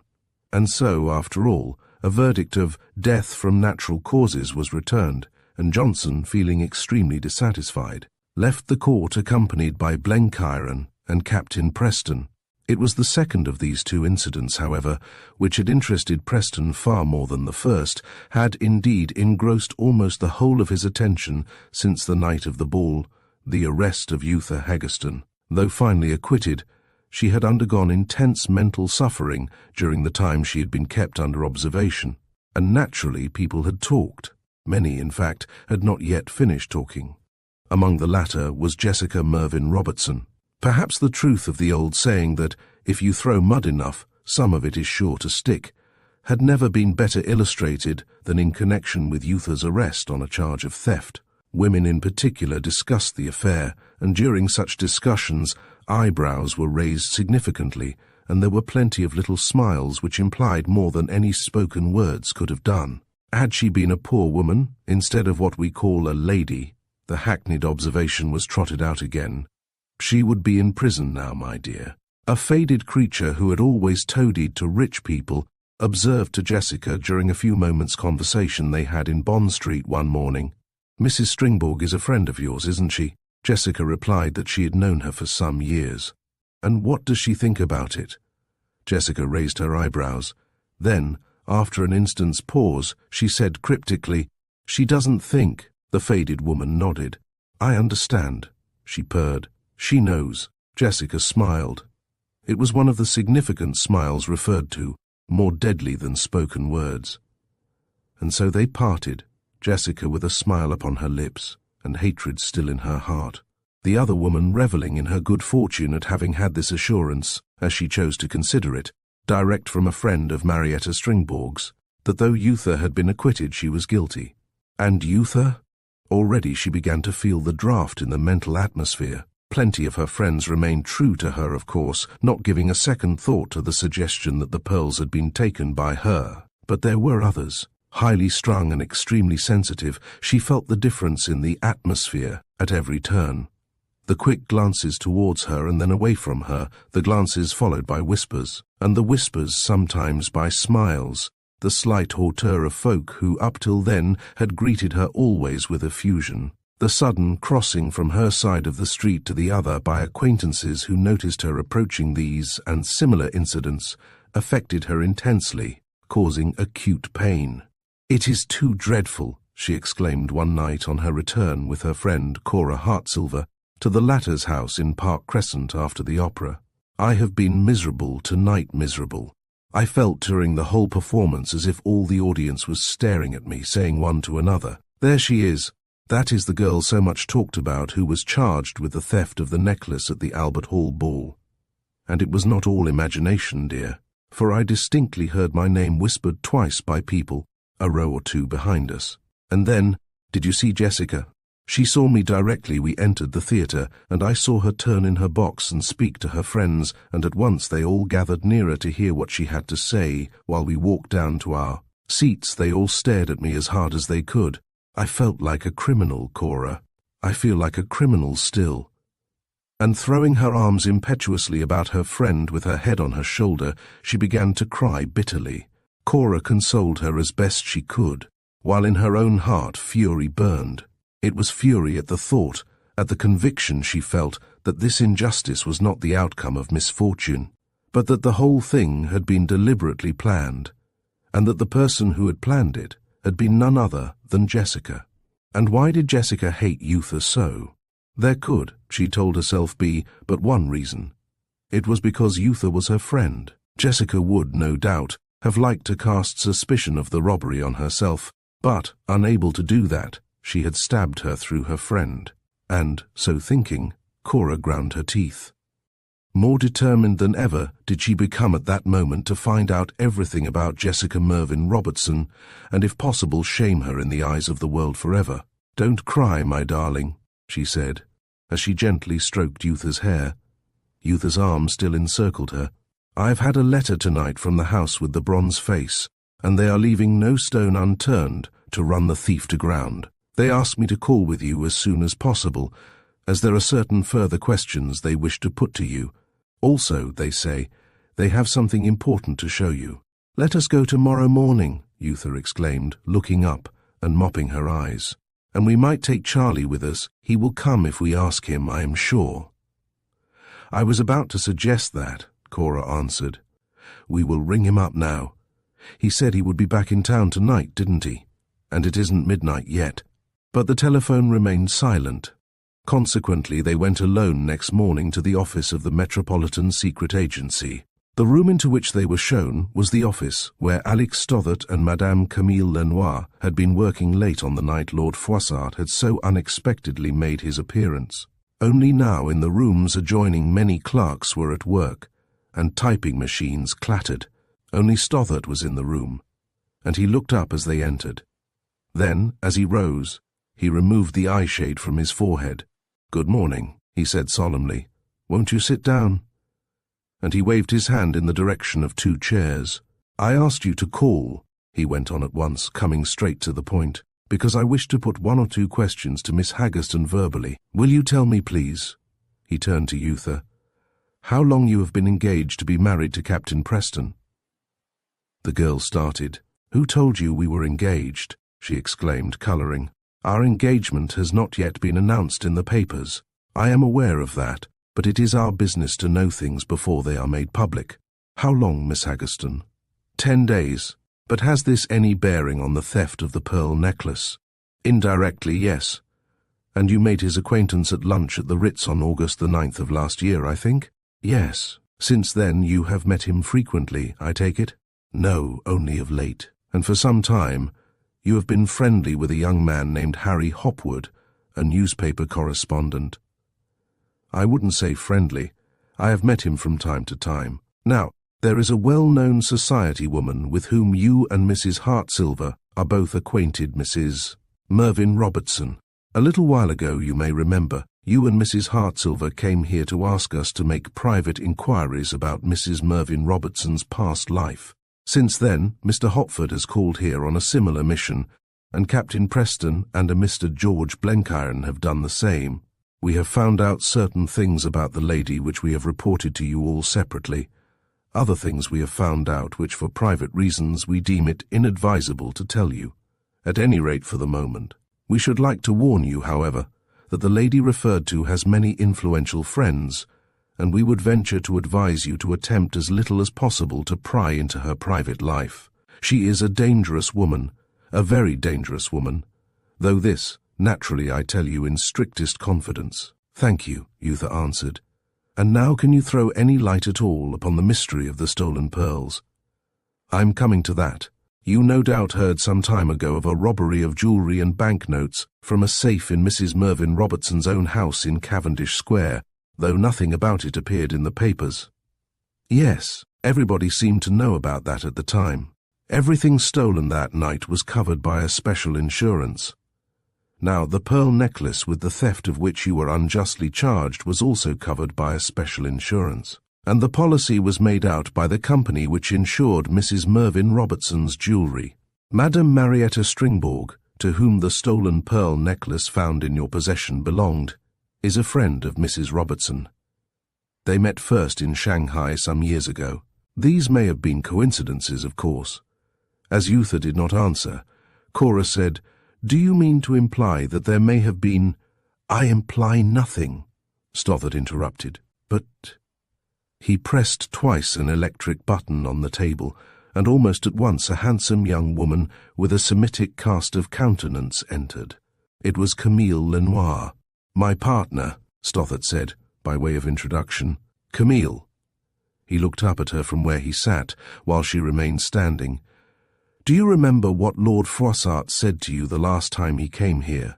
It was the morning of the day on which he took his life concerning recent heavy insurances effected in respect to diamonds with the insurance company of which he was a director."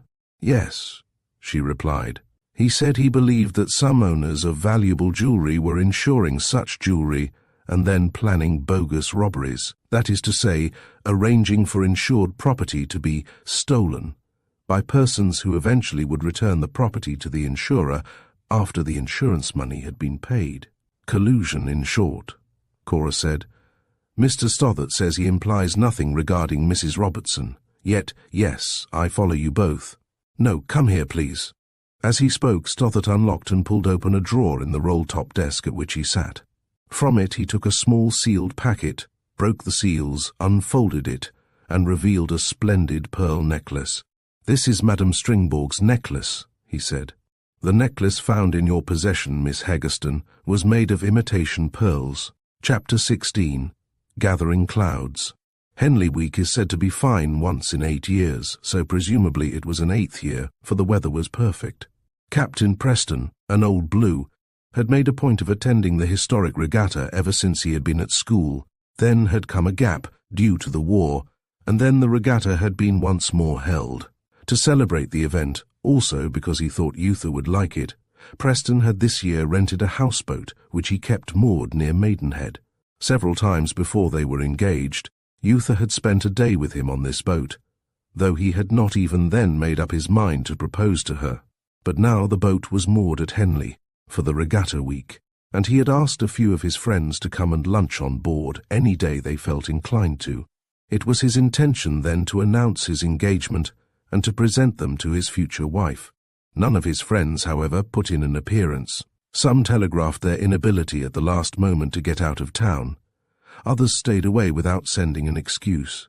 Preston was surprised. "Curious," he said thoughtfully, as he shook the ashes out of his pipe about lunchtime on the second day of the regatta. "I thought some of them would turn up today.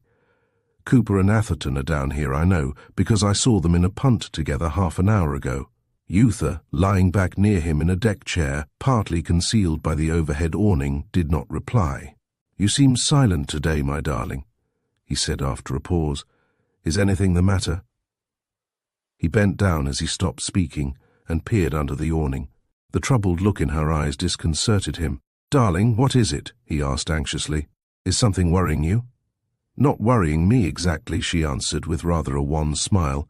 "Only—" "Yes? Only what?" "I think I can guess why your friends have stayed away. It isn't hard to guess, isn't it? Well, I wish I knew the reason." His expression had suddenly changed. "So now you know," she went on. "Personally, I am not surprised. You know how people have cold-shouldered me since that dreadful affair at the ball. Now it has become known we are engaged. People want less than ever to meet me. Had you been here alone, your friends would probably all have come to lunch." "Friends, you call them?" Preston exclaimed with a black look. "They are no longer friends of mine, I can assure you, if they are that sort." "Oh, I don't blame them," Yootha answered with a hard smile. "One has to pay the penalty of notoriety, even though the notoriety may have come unsought. I dare say I shall live it down." And she gave a little shrug. A tiny boat was sailing past, and the young man seated in the stern of it hailed Preston. "Can I come aboard a moment?" he called out. I want to speak to you." "Come along," Preston answered, though without enthusiasm, for the young man was Archie La Planta. Half a minute later, the little boat was alongside. "I hope I am not intruding," La Planta said, discovering suddenly, or pretending to discover, that nobody else besides Yootha was aboard. "I heard you had a luncheon party. By the way," he added, "have I to congratulate you? I heard the news only today." "Thanks," Preston said, concealing the annoyance the unlooked-for intrusion caused him. "Who told you we were engaged?" "Oh, 1 or 2 people. That last race was a fine finish, what?" "Very. Did you say there was something you wanted to ask me?" "1 or 2 things. The first is a message from Jessica. She wants to know if you and Miss Haggerston will come to tea on her houseboat. It's that big boat, the Apex, disguised to look like a warship, with guns and all complete. They've a jolly party aboard, and Jessica says she would love to see you both. I was instructed not on any account to let you say no," and he laughed. Preston did not answer for a moment. "What do you say, Yootha?" he said at last, with a significant look which she understood. "Shall we go, or shan't we?" "I should like to go," she replied, taking her cue from his expression. "Have you had lunch, Mr. La Planta?" "In point of fact, I have not," he said carelessly, and lit a cigarette.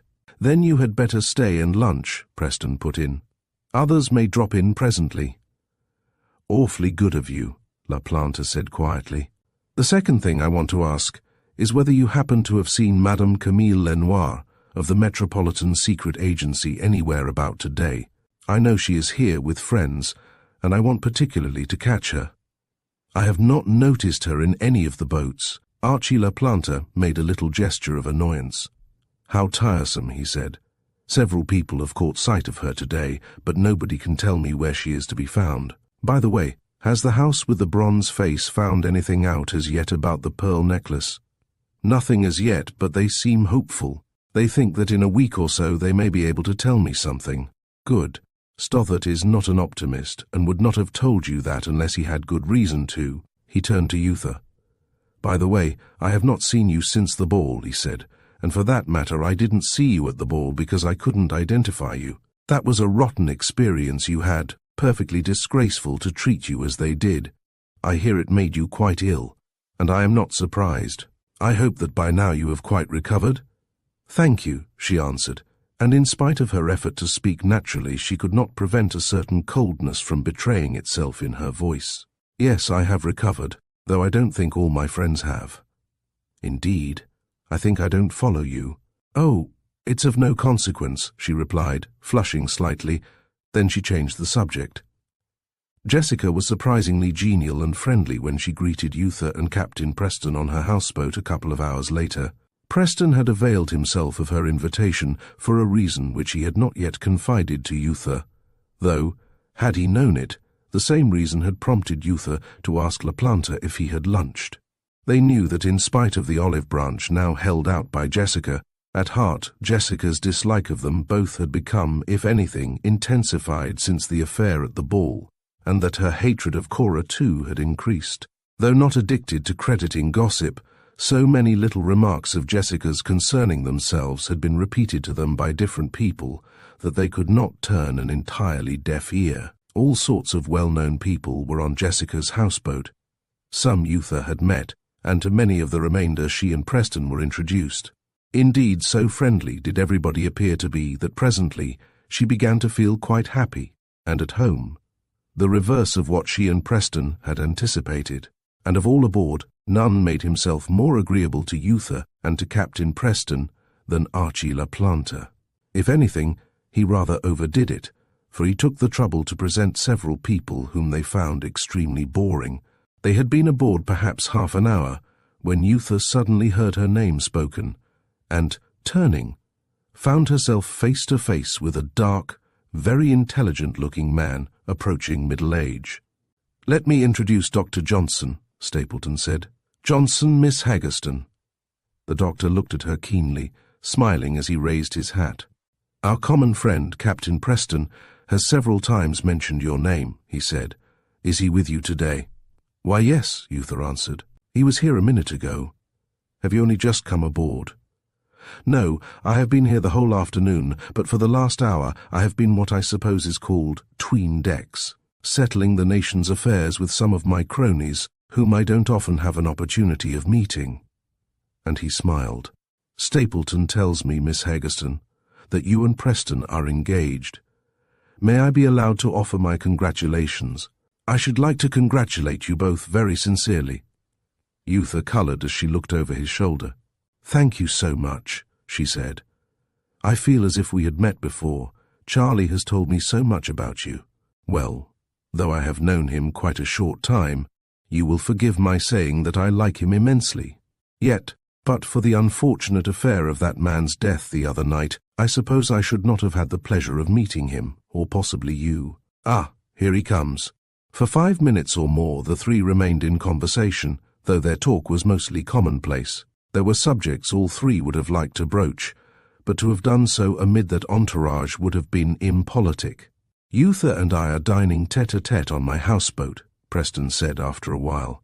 "If you are not engaged, couldn't you join us, if you will take potluck? Do say you will, Johnson." Johnson reflected for some moments. "I should like to very much," he said at last. "It is most kind of you." "Capital, then that is arranged." A diversion was created by the approach of a motor launch with a party of masked entertainers, while the string quartet in the bows played a popular air. As it came near, it slowed down, then stopped alongside. "Oh, those people are splendid," Jessica exclaimed. "They were here yesterday and played for us during lunch. Louis," she turned to Stapleton, "make them give us an entertainment now." The entertainment lasted a long time, so that Preston and Yootha were unable to leave the houseboat, as they had been about to do when the launch came in sight. When at last the entertainment ended, they sought out their hostess. "But surely you are not going," Jessica exclaimed, holding Yootha's hand. "We are only just beginning to enjoy ourselves. Can't you both stay to dinner? We want to drink your health, you know." And she laughed in her deep and musical voice. "So good of you," Yootha answered, though all the while her instinct told her that beneath this show of friendship and hospitality there lurked some sinister motive. "But we have a friend dining with us on our boat." "Ah, in that case I suppose there is nothing further to be said," Jessica replied. "But I am very disappointed. Come to lunch tomorrow, will you? And you too, Captain Preston, make her bring you with her." But Preston excused himself on the plea that he expected friends to lunch. "Sometimes, though, friends don't turn up," Jessica said inconsequently. "If they don't, mind you come, both of you." A few minutes after they had gone, a man rowed up rapidly in a dinghy. "Can I speak to Captain Preston, please?" he asked. "I am his servant. I have just come from his houseboat." He had addressed La Planta, who, leaning against the rail, had been watching him approach. "Is it anything important?" La Planta inquired, eyeing the man coldly. "It is." "Well, Captain Preston and Miss Haggerston have just left. You must have passed them. Have they gone back to the boat?" "I expect so. They went downstream. Borne along the water came the strains of a revue waltz played further down the river by the string quartet." Preston's servant pulled the dinghy round, then started to row back, and La Planta, blowing rings of cigarette smoke, watched him, with a look of amusement growing smaller and smaller in the distance. At last he straightened himself. Most of the guests had now left. Barely a dozen remained. Someone touched his elbow, and he turned. "Well?" Stapleton said. La Planta nodded. "Quite satisfactory," he answered. "And when will he receive it?" La Planta glanced down at his wristwatch. "He may have got it already. I am glad that fellow missed him, though I can't think how he managed to. What fools people like Preston and that girl of his and Cora Hartsilver and the rest of them are to pit their wits against ours." "Preston is no fool, Archie, nor for that matter is Cora." But La Planta made no reply. Instead he shrugged his shoulders, then tossed his cigarette into the water with a gesture of contempt. Chapter 17. Nobody must know. Preston's servant, an ex-soldier who had served under him in France, returned to the houseboat, but neither Preston nor Yootha had arrived. The man looked about him, puzzled. Then, concluding that his master must have been detained by friends on his way back, he began to attend to his work. But when an hour had passed, and still Preston did not return, He went outside and scanned the river with his master's field glasses. It was past 7, and he had dinner nearly ready. It would be annoying if his master stayed away for dinner without giving him warning. Presently a boat stopped alongside, and its sole occupant got out and came aboard. "Captain Preston about?" he inquired breezily. "I am dining with him." "Dining with him, sir?" "Yes. Hasn't he told you?" "He has not been here since 4 o'clock, sir. He and Miss Haggerston went out to tea and have not been back since. I have an important letter for him, and wish he would return." It was now Johnson's turn to look puzzled. "I met him and Miss Haggerston at tea," he said at last, "and they invited me to come and dine. I can't understand it. Anyhow, I had better wait. If you would, sir. As he has invited you to dine, he is bound to be back soon." Johnson looked again at the man. "Haven't I seen you somewhere before?" "Yes, sir, at Fig Tree Court." "Of course, I remember." He lay back in the deck chair which he had taken, lit a cigarette, and began carelessly to focus the boats on the river through Preston's binocular. At 8 o'clock, the man came back. "Hadn't I better serve your dinner, sir?" he inquired tentatively. "I am sure the captain would not like you to be kept waiting. Something important must have detained him, sir, for he is always punctual to the moment, and of course there being no telephone." "Thank you, but I will wait a little longer. If he is not back by 8:30, perhaps I will have something to eat, as I can't get anything anywhere else now." "Thank you, sir," and the man retired with noiseless tread. But at 8:30, neither Preston nor Yootha had returned, nor had they by 9:30. Johnson had waited until 9, then had eaten a light meal and gone away. The ex-soldier was becoming anxious.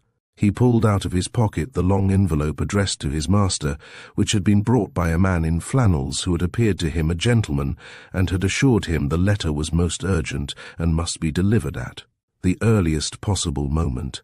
"I wonder if this would throw some light on it," he said aloud, as he eyed the envelope suspiciously. "So help me, I'd like to know." It was a gorgeous night, without a breath of air, and as warm as in the tropics. As the man stood on the deck of the houseboat smoking a cigar and with his hands in his pockets, his thoughts travelled back to the many hardships he and his master had endured together in France during the 3 years he had served under him, of the tight corners they had more than once found themselves in, and of his master's extraordinary coolness in moments of extreme crisis. "Ah, if they was all like him," he said reflectively, "we should have an army and no mistake."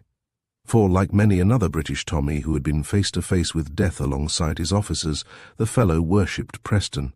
In such high esteem did he hold him, indeed, that sometimes his friends would grow weary of hearing Captain Preston's many virtues extolled by the faithful servant, and curtly bid him shut up. It was nearly 11 when the man, half dozing in a deck chair, heard his name called. Instantly he sprang up. "Yes, sir. That you, sir? Nothing the matter, I hope, sir." In the moonlight, Preston and Yootha Haggerston could be seen standing together on the bank. "Are you alone, Tom?" Preston asked. His voice had a curious timbre. "Yes, sir. Dr. Johnson came to dinner, sir, but as you had not returned by 9 o'clock, I gave him dinner alone, sir. You did quite right." After speaking a few words under his breath to Yootha, Preston came aboard alone, leaving her standing on the bank. "Tom," he said in a low tone, "Miss Haggerston is in rather an embarrassing position.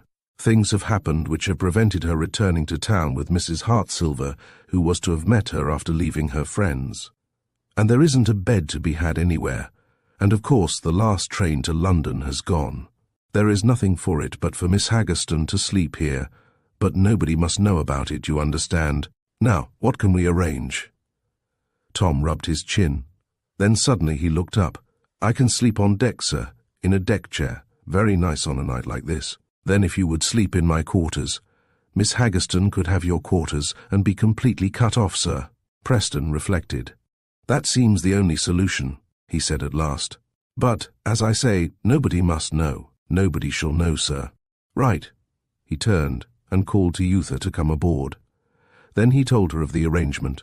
She was pale and looked greatly worried. There were dark marks under her eyes, and a casual acquaintance who had met her in the afternoon would hardly have believed her now to be the same woman. She was silent and distrait. "Tonight's adventure seems like a horrid nightmare," she exclaimed a little later, suddenly gripping Preston's arm. "What is it makes people so horrible, Charlie? All today we were so happy, and now—" She stopped abruptly, and a sob choked her. Preston put his arms about her, kissing her at first gently, then passionately on the lips. "My little girl mustn't fret," he murmured. "I know it is all dreadful, but it will pass. We think now there is no way of escape, because we can see none, but we shall find a way. My darling must leave everything to me and place implicit confidence in me." But though he spoke thus, his heart was heavy. And on the top of it all, here was Yootha alone with him in his houseboat for the night. True, nobody need know, but the risk of discovery existed, and so long as it existed there was danger, especially in view of his and Yootha's experience during the past few hours. Blackmailers he had for years looked upon with loathing, and always he had told himself that should he by any extraordinary mishap ever render himself open to blackmail, he would then and there face the music. Attack his attacker, thrash him if need be, do anything and everything sooner than accede to any scoundrel's proposals. And yet here he was, hemmed in with Yootha, and on the point of becoming an unwilling accessory to another's blackmail in order to shield, not himself only that, he told himself. He never would have done but the woman he loved to distraction, and to protect her honor. The prospect was too awful, and as he thought about it now, racking his brain to find a way out of the net which had been so cleverly drawn around them both, every way seemed blocked, and a cold perspiration broke out all over him. Silently he kissed Yootha once more as she bade him good night, and for several minutes they remained locked in each other's arms. When he was alone again, Tom came to him. In his hand was a large, rather bulky grey envelope. "This was brought for you, sir, about 6 o'clock. And as it is marked very urgent, I took the dinghy and rowed to the boat where you had gone to tea. But the gentleman told me you had just left." "What gentleman?" "I don't know his name, sir, but—" and he described his appearance. "La Planta," Preston said aloud with a frown. Then he took the letter and went below to read it by the light of the lamp, leaving Tom on deck. About 2 minutes later, the ex-soldier stopped abruptly in his work of folding up the deck chairs and listened. No sound was audible. "Strange," he murmured. "I could have sworn I heard a groan." Stepping very quietly, he crept down the few steps, then peered into his master's cabin, the door of which stood half open. Preston, seated with his elbows on the table, his head resting between his hands, was staring at some letters spread out in front of him. Thus he remained for several moments, motionless, though from where Tom stood his heavy breathing was audible. Tom gave a light knock on the door, then entered. Preston gave no sign. "Is there anything more I can do for you, sir, before I go to bed?" the man asked. Preston did not reply. He still made no sign, and seemed unconscious of the other's presence. Tom was about to repeat the inquiry, when all at once Preston collapsed in a heap, his head falling forward heavily onto the table. Instantly his servant sprang to his assistance. Thinking he must have fainted, though never before had he known him to faint, the man loosened his collar, then ran quickly away and returned with water, with which he began to bathe his master's temples and the back of his neck. Thus he continued for some minutes, at the end of which time Preston began slowly to recover consciousness. Soon he looked into Tom's face, then gripped his hand tightly. "Tom," he exclaimed in a hoarse whisper, "I have had bad news, very bad news. I may be in great difficulties soon, and you are about the only man who will then be able to help me. I can trust you implicitly, eh, Tom?" He gave the man a searching look, with an expression in his eyes which Tom had never seen there before. Though only his servant, Tom had come to be looked upon by Preston, who had so often faced death with him, as a personal friend. "I think so, sir," he answered grimly. "Do you feel a little better now, sir?" "Yes, I'm all right." "Tell me who handed you the letter you gave me just now." Tom described the appearance of the man in flannels. "Did he say anything?" "No, sir. Only asked me to be sure to give it to you the moment you returned, as it was very urgent. I was to give it to you myself, sir." He turned, opened a little cupboard in the corner, and took out a tantalus and a siphon. "You had better drink this, sir," and he handed his master a stiff brandy and soda. "Thank you, Tom." When he had emptied the tumbler, Preston looked better. "Miss Haggerston must know nothing about my being taken ill," he said. "She shall not, sir, or that I received a letter brought by hand. She shall not, sir. Tom, is my little automatic anywhere about?" The man glanced at him suspiciously. A thought had flashed into his mind, but the next moment he had dismissed it and replied, "Yes, sir, I have it. Keep it loaded, will you?" "Yes, sir. And now you can go to bed, Tom. I hope you will manage to sleep on that chair. We have both of us slept in worse places than that, sir," and he smiled grimly at the recollection. "Will you be all right now, sir?" "Quite all right. I think the heat upset me. Good night, Tom." "Good night, sir." "The heat," Tom murmured, as he rolled himself up in his blanket in the deck chair. I don't think, Chapter 18, what Dr. Johnson knew. There had been several rather startling suicides during the season which was now ending, of men and women of social standing, and in every case the usual verdict had been returned. The events had created a certain amount of interest. Theories to account for the tragedies had been advanced. Then the 9 days' wonder had subsided and London life had gone on again as usual. When, however, no less than 7 men and 5 women of high rank, and apparently without a care in the world, had ended their lives within the first 3 weeks of July. The newspapers had begun to agitate to know the reason of this epidemic of suicides which exceeded even the epidemic of 1918, when Lord Hope Cooper, Viscount Molesley, the Honourable Vera Froissart, Madame Leonora Vandervelt, Sir Stephen Lethbridge, Henry Hartsilver, and others, had died by their own hand. In society, too, everybody had begun to talk. The mystery of Lord Froissart's suicide comparatively recently, when his body had been found at the foot of the cliffs at Bournemouth, had never been solved. Now the hot weather was held by some to be responsible for the series of tragedies, but this theory was not general. Interviewed on the subject of the epidemic, several eminent psychologists and scientists expounded their views in more or less complex language, the meaning of which most people failed to grasp. Indeed, the majority of those interviewed endeavored to convince the public that the series of tragedies was due to whatever cause they themselves happened to be interested in. Thus the spiritualists had theories concerning souls and vampires and the vengeance of people long dead.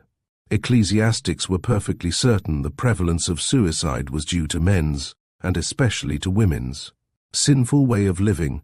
Followers of certain unconventional physicians' views on eugenics attributed the outbreak to the effects of unwholesome environment, though in what way the dead people's environment had been unwholesome they did not explain, while advocates of early Victorianism were ready to prove that the tragedies would have been unthinkable in their young days. All such speculation, of course, led nowhere, and served only to increase anxiety as well as alarm. The theory which enlisted most adherents was that folk lavishly endowed with this world's goods were in the habit of exercising so little self-control that eventually their minds became affected and finally unbalanced.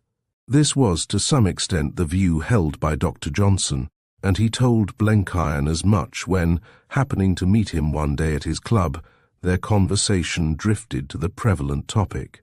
"I'm anxious about our common friend Charlie Preston," Blenkiron said presently. "Have you seen him lately?" "Not since Henley week," Johnson replied. "What is the matter with him?" "I am certain he has something on his mind. He appears to me to have changed enormously within the last week or so." "In what way?" "All the vim seems to have gone out of him. He seems to be always preoccupied, always thinking. Often when I speak to him he doesn't answer. In fact, I don't believe he hears. He used not to be like that. He is engaged to be married. I know, but I am positive that isn't the reason. If it is, heaven prevent my ever becoming engaged." And Blenkiron smiled rather grimly. "Then to what do you attribute it?" "I don't attribute it. There is nothing to which I can attribute it. But I tell you this in confidence, Johnson, if I heard that Charlie Preston had become another victim to the suicide epidemic, I should not be surprised." "You don't say so. He is one of the last men I should have thought capable of that. When could I see him, I wonder? I should like to have a talk with him after what you say. Why not ask him to lunch one day? Oddly enough, Johnson, Miss Haggerston, whom he is to marry, has greatly changed too. This is not imagination on my part, I can assure you." But before Johnson could invite Preston to lunch, something happened. This was a visit which Johnson received from Cora Hartsilver. She had become acquainted with him about the time when Yootha was in trouble regarding the pearl necklace. Cora had made an appointment by telephone, and during the afternoon she called. "I have come to see you," she said, "about my friend Miss Haggerston, who tells me she had the pleasure of meeting you at Henley." "Yes, and I had the pleasure of congratulating her upon her engagement. She is not indisposed, I hope." "Indeed she is seriously indisposed, though not in the way you mean. She is mentally indisposed, if I may put it so." "I am sorry to hear that. Can you give me a few particulars?" "Well, she is staying with me at present, and has been since Henley week. She asked me if she might come to stay with me, because she could no longer sleep at night in her flat. She got frightened and had terrible nightmares, she said. That she has something on her mind. I am absolutely convinced. Yet though we are such intimate friends, she positively refuses to tell me anything, though she as good as admits that she is worried. So I thought I would take the liberty of asking your advice without telling her. Hadn't I better see her?" "I think not, at least not yet. Your calling to see her would arouse her suspicion, because I have asked her once or twice to let me ask a doctor to call, and each time she has strongly opposed the suggestion. Is she unhappy at the thought of her approaching marriage?" "Indeed, no. She is terribly in love. In fact, I tremble to think what would happen to her if any mishap befell Captain Preston. So strongly do I feel on that point, that sometimes I wonder if she has some secret cause to believe that some mishap may befall him. He seems greatly worried too." "So I understand. Why, who told you?" "His great friend Blenkiron." "Well, Dr. Johnson, what do you suggest?" For a minute the doctor did not answer. "You say the change in Miss Haggerston dates from Henley Regatta," he said at last, "from the morning of the third day. She went to the regatta on the second day only. She went with Captain Preston. That was the day I met them both on Mrs. Mervyn Robertson's houseboat. They were then both in the best of spirits, apparently, and looked radiantly happy." Again he pondered, his brow slightly contracted. "Where did Miss Haggerston sleep that night?" he asked suddenly. This was a question Cora had not expected. She coloured violently. Then she said awkwardly, "Oh, at her flat in Knightsbridge, I suppose. You don't know for certain?" "No. How should I?" "You say that you and Miss Haggerston are great friends, Mrs. Hartsilver, so I thought that probably you would know. She did not, I suppose, spend the night on Preston's houseboat. How could she, Dr. Johnson, alone with him?" The doctor looked at her keenly, but she would not meet his gaze. "Why not be frank with me, Mrs. Hartsilver?" he said, lowering his voice. "She did spend the night on the boat with him, and you know it." Cora looked terribly alarmed. "Oh, for heaven's sake, doctor," she exclaimed, "don't let anybody know. Think what would be said, the inference that would be drawn, especially as they are engaged." "I will be frank with you, then. I was with friends at Henley, and Yootha was to have met me at 10 o'clock at night, and we were to have returned to town together.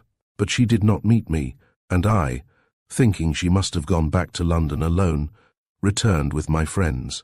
As soon as I got home, I rang up her flat, and her maid said she had not come in. The maid was sitting up, awaiting her. I was dreadfully upset, and blamed myself for having missed her. Next morning about noon she came to my house, looking very ill and worried. She said that she and Captain Preston had forgotten all about the time until it was too late to meet me. Also, by then the last train had gone.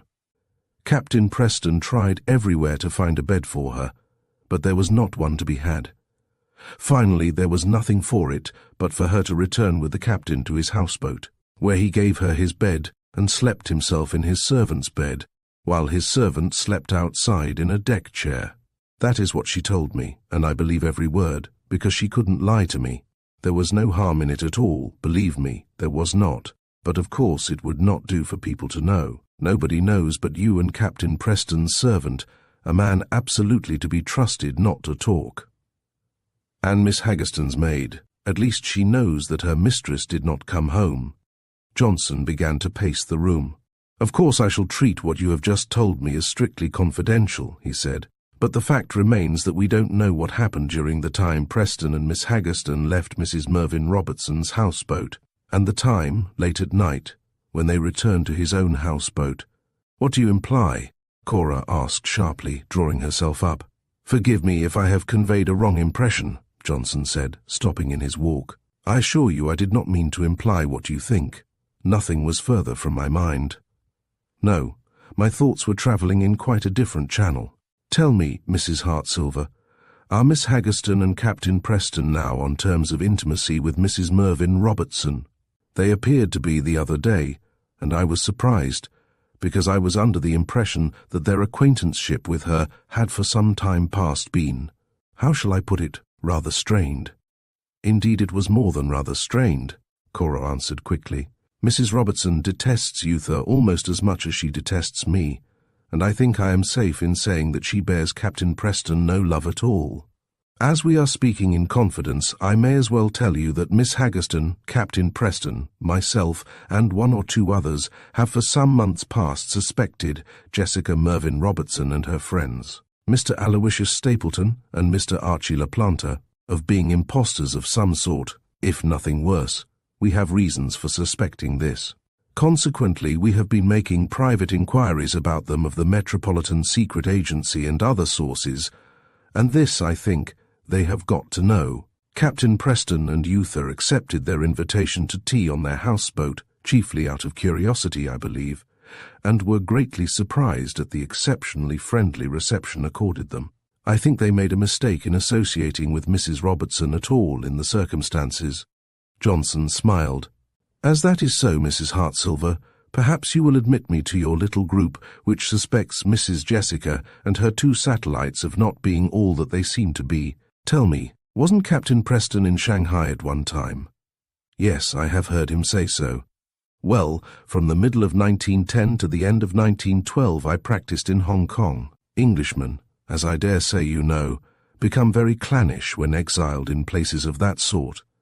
I used to visit Shanghai rather frequently, where I had a locum tenens, and if Mrs. Jessica and a notorious young woman named Angela Robertson are not the same-o, but they are the same. I am perfectly positive they are. Stapleton, too, lived in Shanghai for a while. That must have been in 1911. He made the Astor Hotel his home, remember, and though I only saw him once or twice and never met him to speak to, my locum tenens had all sorts of extraordinary stories about him. And my locum was not a man to heed idle gossip. Stapleton and Fobart Robertson, the adventurer whom Mrs. Jessica married, were hand in glove at that time. Then one day Fobart Robertson found Shanghai too hot to hold him, and if you had ever been in Shanghai, Mrs. Hartsilver, you would know how hot that must have been, and left hurriedly, whereupon Stapleton calmly stepped into his shoes and became to all intents Mr. Robertson. At the club they nicknamed him Fobart's understudy. It created something of a scandal amongst the British population, but in the East the morals of most Europeans are on a lower plane than over here, and after a while the liaison came to be winked at, so that Angela Robertson was once more received as she had been when living with her husband, and Stapleton, being well-to-do and extremely hospitable and consequently popular, was no longer cold-shouldered.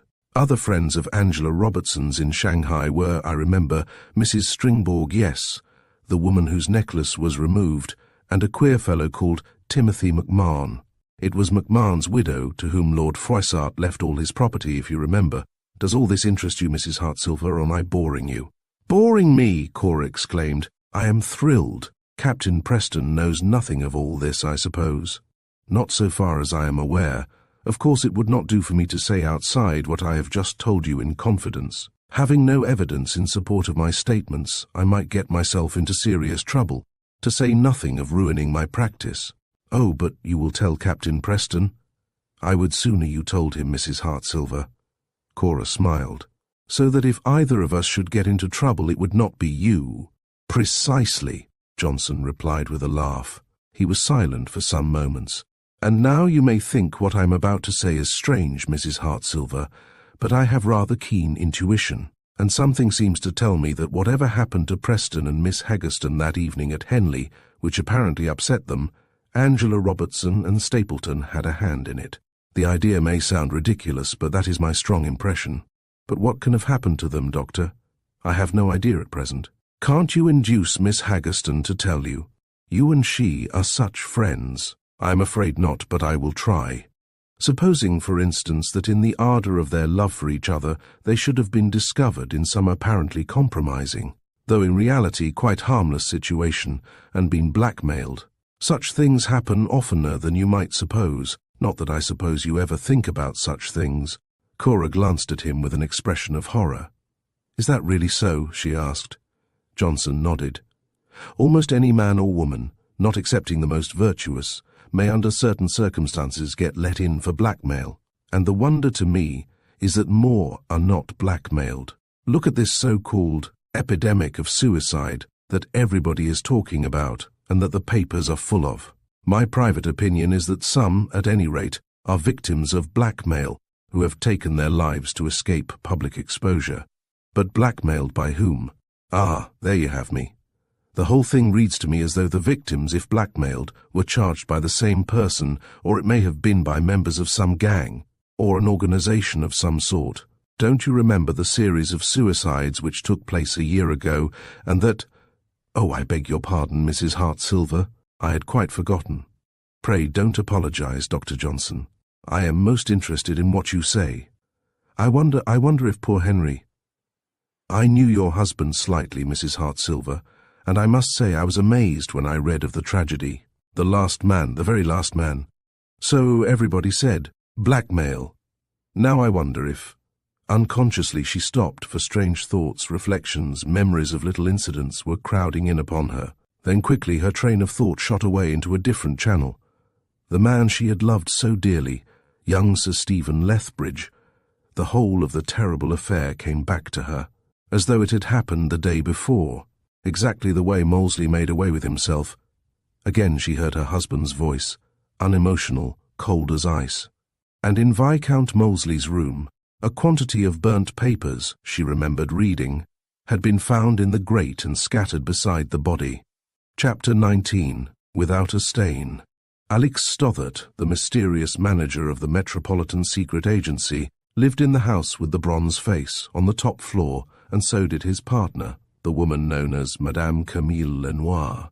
They were a sinister couple, of whom nobody seemed to know anything, and the police, when questioned concerning them, as they had been on more than one occasion, refused to make any statement. That the police looked upon them with no favourable eye was generally admitted by those in a position to know, and the inference naturally drawn was that Scotland Yard was jealous of the Metropolitan Secret Agency's extraordinary success in making discoveries which led to the arrest of criminals, while the police failed to obtain even clues. They lived a strange life, apparently, for the door leading into the suite of rooms which they occupied was always kept locked. It had 2 Yale locks, and no servants or other helpers were ever admitted. The sitting room, living room would have been a better name for it, had 3 telephones, and a metaphone which connected with their office on the first floor. It had also a tape machine, and in Stothert's bedroom was a speaking tube which went down to the back entrance of the house, and was so arranged that Stothert could be spoken to from a blind alley off the narrow little street. Onto this blind alley the door opened. Stothert and Camille Lenoir were alone in their living room about 10 o'clock one night during the first week of August, when the speaking tube whistled shrilly in the room adjoining. At once, the man got up and went into the bedroom to find out who wanted him. For only a few seconds he listened. Then he spoke one word, pushed the whistle in again, and rejoined his partner. "They are hot on the trail of Jessica," he said calmly as he seated himself again, and readjusted the eye shade which he had taken off when he went into the next room. "I believe in the end they will prove her undoing, and Stapleton's." "Shall you warn her?" the woman asked anxiously. "Certainly not. It is no concern of ours." "How do you mean, no concern of ours?" "In the circumstances, had she treated us differently— I understand. And whom has she mostly to fear?" "Preston. He is so clever, and has such foresight and imagination, that Stapleton and La Planta may find themselves presently on the horns of a dilemma of their own creating." After a minute's pause, during which he seemed to be thinking deeply, he unhooked a receiver from the transmitter on the table at his elbow, and waited with it pressed to his ear without asking for any number. "Please come here at once," he said suddenly, speaking into the transmitter. "Yes, most important. Yes, without any delay. Then he replaced the receiver, relit his pipe, which had gone out, picked up a newspaper and began carelessly to scan its headlines. "I see Preston's wedding is to take place shortly," he said presently. "Perhaps," his companion observed significantly. "Hulloa," Stothert exclaimed suddenly. "Have you seen this, Camille? Levi Schomburg's body is to be exhumed." The woman sprang up from her chair and leant over Stothert's shoulder to read the startling announcement. It was contained in 2 lines in the stop press. No reason for the exhumation was given or hinted at. "Alex, that will discomfort our friend," she said with a grin. "And Jessica and Stapleton too. I wonder who brought that about. That Dr. Johnson, you may depend. He was much upset, as I told you, at his opinion at the inquest being turned down by the coroner. This may have an interesting sequel, not calculated to set Jessica's mind at rest, and may strengthen Preston's hand. I believe that all along he and Blenkiron have suspected La Planta." They went on talking about the exhumation and what it might eventually lead to, until the whistle of the speaking tube interrupted them once more. After answering it, Stothert pressed a button in the wall and waited. A minute later, the door of the room opened and a woman entered. Young and very pretty, she was dressed apparently for a ball or a reception. She shut the door after her, then without ceremony went over and sat down in a big armchair near the 2 occupants of the room, neither of whom had risen or greeted her when she entered. "What do you want?" she asked curtly, addressing Stothert. "We want you to find out as soon as possible, tonight if you can, where Mrs. Timothy McMahon is now. The woman to whom Lord Froissart left his fortune, which should have been inherited by his elder daughter, Mrs. Ferdinand Westrop. When last we heard of Mrs. McMahon, she still resided in Cashel, County Tipperary. Where are you going tonight?" "To a reception in Berkeley Square," and she mentioned the name of her hostess. "You have put me to great inconvenience by making me come here at this hour." Stothert shrugged his shoulders. "We are all put to inconvenience at times," he said. "You surely did not expect me to make an exception in your case. People of higher social standing than you have been put to inconvenience on our account. Shall I ring you up if I discover the woman's whereabouts?" his visitor inquired, changing the subject. "If you please. Also, you will notice if any people of interest to us attend the reception, and take this." He handed her a sealed envelope. "Its contents you can read when you have left here." For fully 5 minutes after the pretty visitor had gone, Stothert sat in silence, sucking thoughtfully at his pipe. His companion, apparently still thinking about the announcement in the newspaper, made no attempt to interrupt him. Suddenly he turned to her and removed his pipe from his mouth. "Froissart's death was most unfortunate," he said. "Most unfortunate. I particularly wanted him to attend the Albert Hall ball, and he was going to on our advice, if you remember. Not more unfortunate than Sir Stephen Lethbridge's death," Camille Lenoir answered, "or, for that matter, Leonora Vandervelt's. We have to face these setbacks. Still, nobody up to the present suspects our methods." "Up to the present, no. But don't be too confident. The police would ask nothing better than to be able to find out all about us and how we work, and then let us down in order to get back on us. If the true verdict had been brought in regarding Vera Froissart's death and the cause of her suicide, it would have been a bad day for us. I shall not be sorry when we cut adrift from this business. There are times when the excitement of carrying on becomes too tense for a man of my age." His companion smiled. "How you keep on about your age," she said.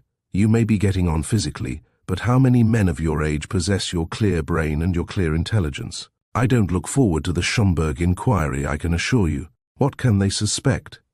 And who can have applied for the exhumation? Not his relatives, I am sure. They were too anxious to inherit his estate to be likely to want inquiries to be made. And I am not of your opinion that Johnson and Blenkiron made the application. Nobody, listening to Camille then, would have believed her to be the common French woman familiar to clients of the Metropolitan Secret Agency. For now, closeted with her partner in their private sitting room, she spoke excellent English, while her foreign accent was barely perceptible. The telephone bell rang, and Camille answered it. Then she pressed her palm on the transmitter. "Preston," she said laconically. "He wants to speak to you at once." Stothard took the instrument. "That you, Captain Preston?" he asked. "No, I can't see you tonight." "Yes, almost any time tomorrow would suit me." "I am sorry. I have no further news as yet, but I hope to have some soon." "Oh yes, we are getting on famously, and on the right line, I feel sure. By the way, I take it the announcement of your approaching marriage in today's papers is official?" "It is." "Then I congratulate you. Good night, Captain Preston." "He has not read the announcement about the exhumation, apparently, and it was no affair of mine to tell him," Stothard remarked when he had rung off. "We must tell him something soon about Jessica, if only to keep him quiet. By the way, Stapleton told me recently that Levi Schomburg had hinted to him more than once that Mrs. Hartsilver was a designing woman. What can Schomburg's reason have been for saying what we know to be manifestly untrue?" "Probably the same reason which prompted him to make other false statements," Camille replied. "We may learn that, and other curious things concerning Levi at the inquiry." The news that apparently some mystery surrounded Levi Schomburg's death aroused considerable comment. Though rarely seen in public places, he had been well known to a comparatively large circle of London society, and had borne, rightly or wrongly, the reputation of being the most accommodating man of his calling in London.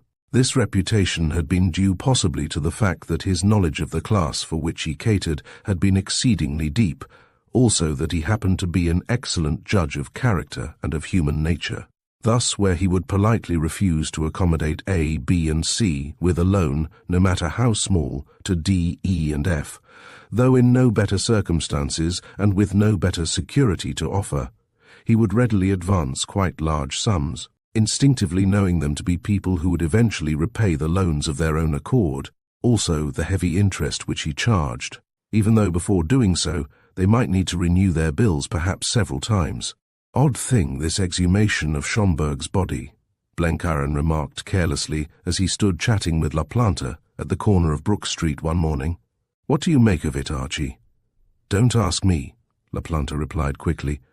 "I only hope I shall not be dragged in to give evidence. I begin to wish to heaven I had not met Schomburg that night, but Louis would invite him."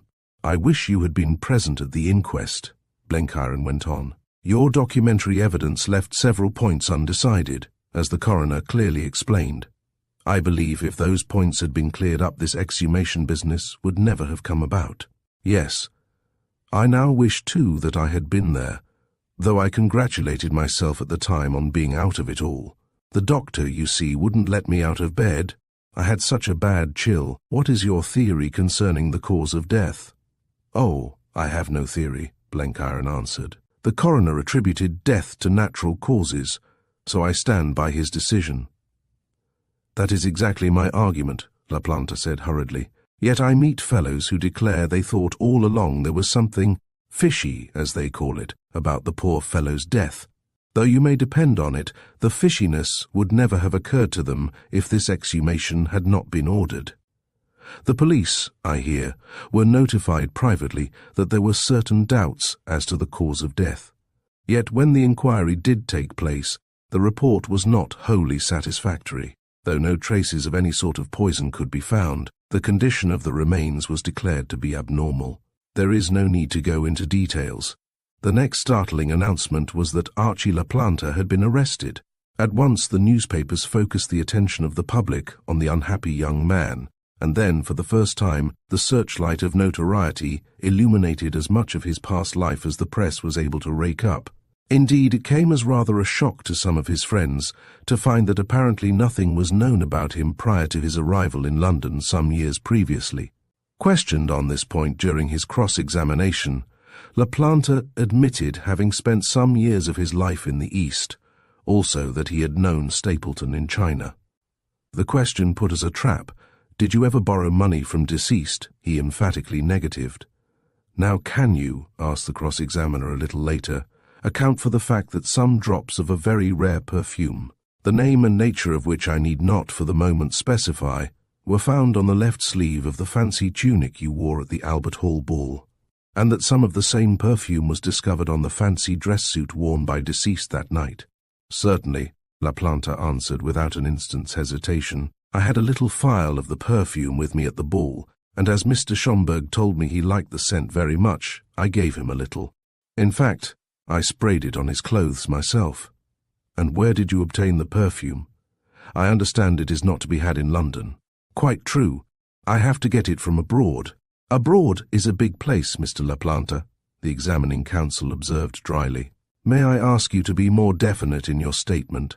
Perhaps you will tell me from what town or place abroad it is or was sent to you. Shanghai. Shanghai, indeed. This is most interesting. And who sends it to you from Shanghai? May I have his or her name and address? At once LaPlanta scribbled on a scrap of paper, which he then handed to counsel for the prosecution. When the latter had conferred in undertones with his solicitor, he continued, Are you aware, Mr. LaPlanta, that this perfume may not be legally sold or bought in this country without a special license? Also that to import it is illegal, owing to its being, in addition to a perfume, an extremely potent drug possessing peculiar properties. I am aware of that, and yet you deliberately imported it? I did. To all present in court it was obvious examining counsel was becoming annoyed at LaPlanta's frank and unhesitating replies to questions meant to disconcert him. For nearly 2 hours the examination continued, and when at last it ended, the witness left the court without a stain upon his character so far as the Jew's death was concerned. Chapter 20 concerns a rumour. Preston had impatiently awaited the result of LaPlanta's cross-examination, and the verdict disappointed him. For secretly he felt convinced still that even if the young man had not directly connived at the moneylender's death, yet that he could throw light on the cause of death if he wished to. I cannot help thinking, he said to Yootha, while they were discussing the mystery on the day after LaPlanta's acquittal, that he knows something too concerning what happened at Henley Regatta. I have felt that all along. And had he been found guilty of conniving at Schomburg's death, we might have been in a position to escape from what now threatens us. However, I believe that in the end, we shall be able to snap our fingers at the people who are trying to blackmail us. So you must try to cheer up, my darling. They were sitting out on the heather under the shadow of the Sugarloaf Mountain in Monmouthshire, where they'd been staying for a fortnight at the Angel Hotel in Abergavenny, and, but for the development which threatened, they would have been completely happy. As it was, when they succeeded in forgetting what the future might hold for them, the hours were the happiest they had ever spent. It was now August, but Monmouthshire is one of the few counties which holiday-makers seem consistently to overlook in spite of its lovely scenery, with the result that the picturesque moors were almost deserted. For some minutes they remained silent. The quietude of the countryside, the almost oppressive heat, the wonderful landscape which unfolded itself before them, stretching away to the silvery river Usk visible some miles down the valley, seemed in harmony with their mood. And then presently, gently placing his arm about her, Preston drew Yootha closer to him and pressed his lips to hers. "My darling," he murmured, "whatever happens, believe me I shall love you always, always. Doesn't it seem strange that for all these years we should not have met, and that then we should have become acquainted by the merest chance? Supposing I had not happened to wander into Bond Street that morning, just a year ago, it was the 9th of August, the date of the opening of our great offensive on the Western Front, and that I had not been with George. Who knew LaPlanta? And that LaPlanta had not invited us to lunch with him at the Ritz, we should probably be strangers still. I believe I fell in love with you that day, Yootha. Certainly you attracted me in the most extraordinary way directly we were introduced. You and your delightful friend, Cora. And yet during the whole lunch you spoke hardly a word. And Jessica thought you dull and stupid, I remember," she exclaimed, laughing. "I know, because I heard her say so to Aloysius Stapleton. I dare say I was dull and stupid. I certainly felt dull, but several months of hospital life are not calculated to sharpen one's intelligence, are they? As for Jessica, from the moment I set eyes on her, something in her personality repelled me, though afterwards, at her house, when we had that lovely music, I felt for the first time less antagonistic. But if I knew her 20 years, I should never get to like her, or indeed trust her. Doesn't she affect you in that way?" "Not in that way precisely, though I have never liked her, as you know. I have somehow felt all the time that she and Stapleton and La Planta were playing some deep game, and I believe they are playing it still, whatever it may be. How odd she should have invited us to tea on her houseboat that day at Henley, and been so amiable, and yet that so soon afterwards. She checked herself abruptly and nestled closer to her lover. The pressure of his strong arm seemed to give her confidence, restore her courage. After all, she reflected, so long as they were together, what could anything matter? And then, carried away suddenly by her emotion, she flung her arms about his neck and kissed him again and again. The sun was setting when at last they rose and prepared to go back to the village, a couple of miles distant, where they had left their car. "Why?" Preston said, suddenly producing a letter from his pocket. "I forgot to tell you, dear. I received this from George just before we came out. He is staying in town during August, as I think I told you, and he says he has been again to the house with the bronze face.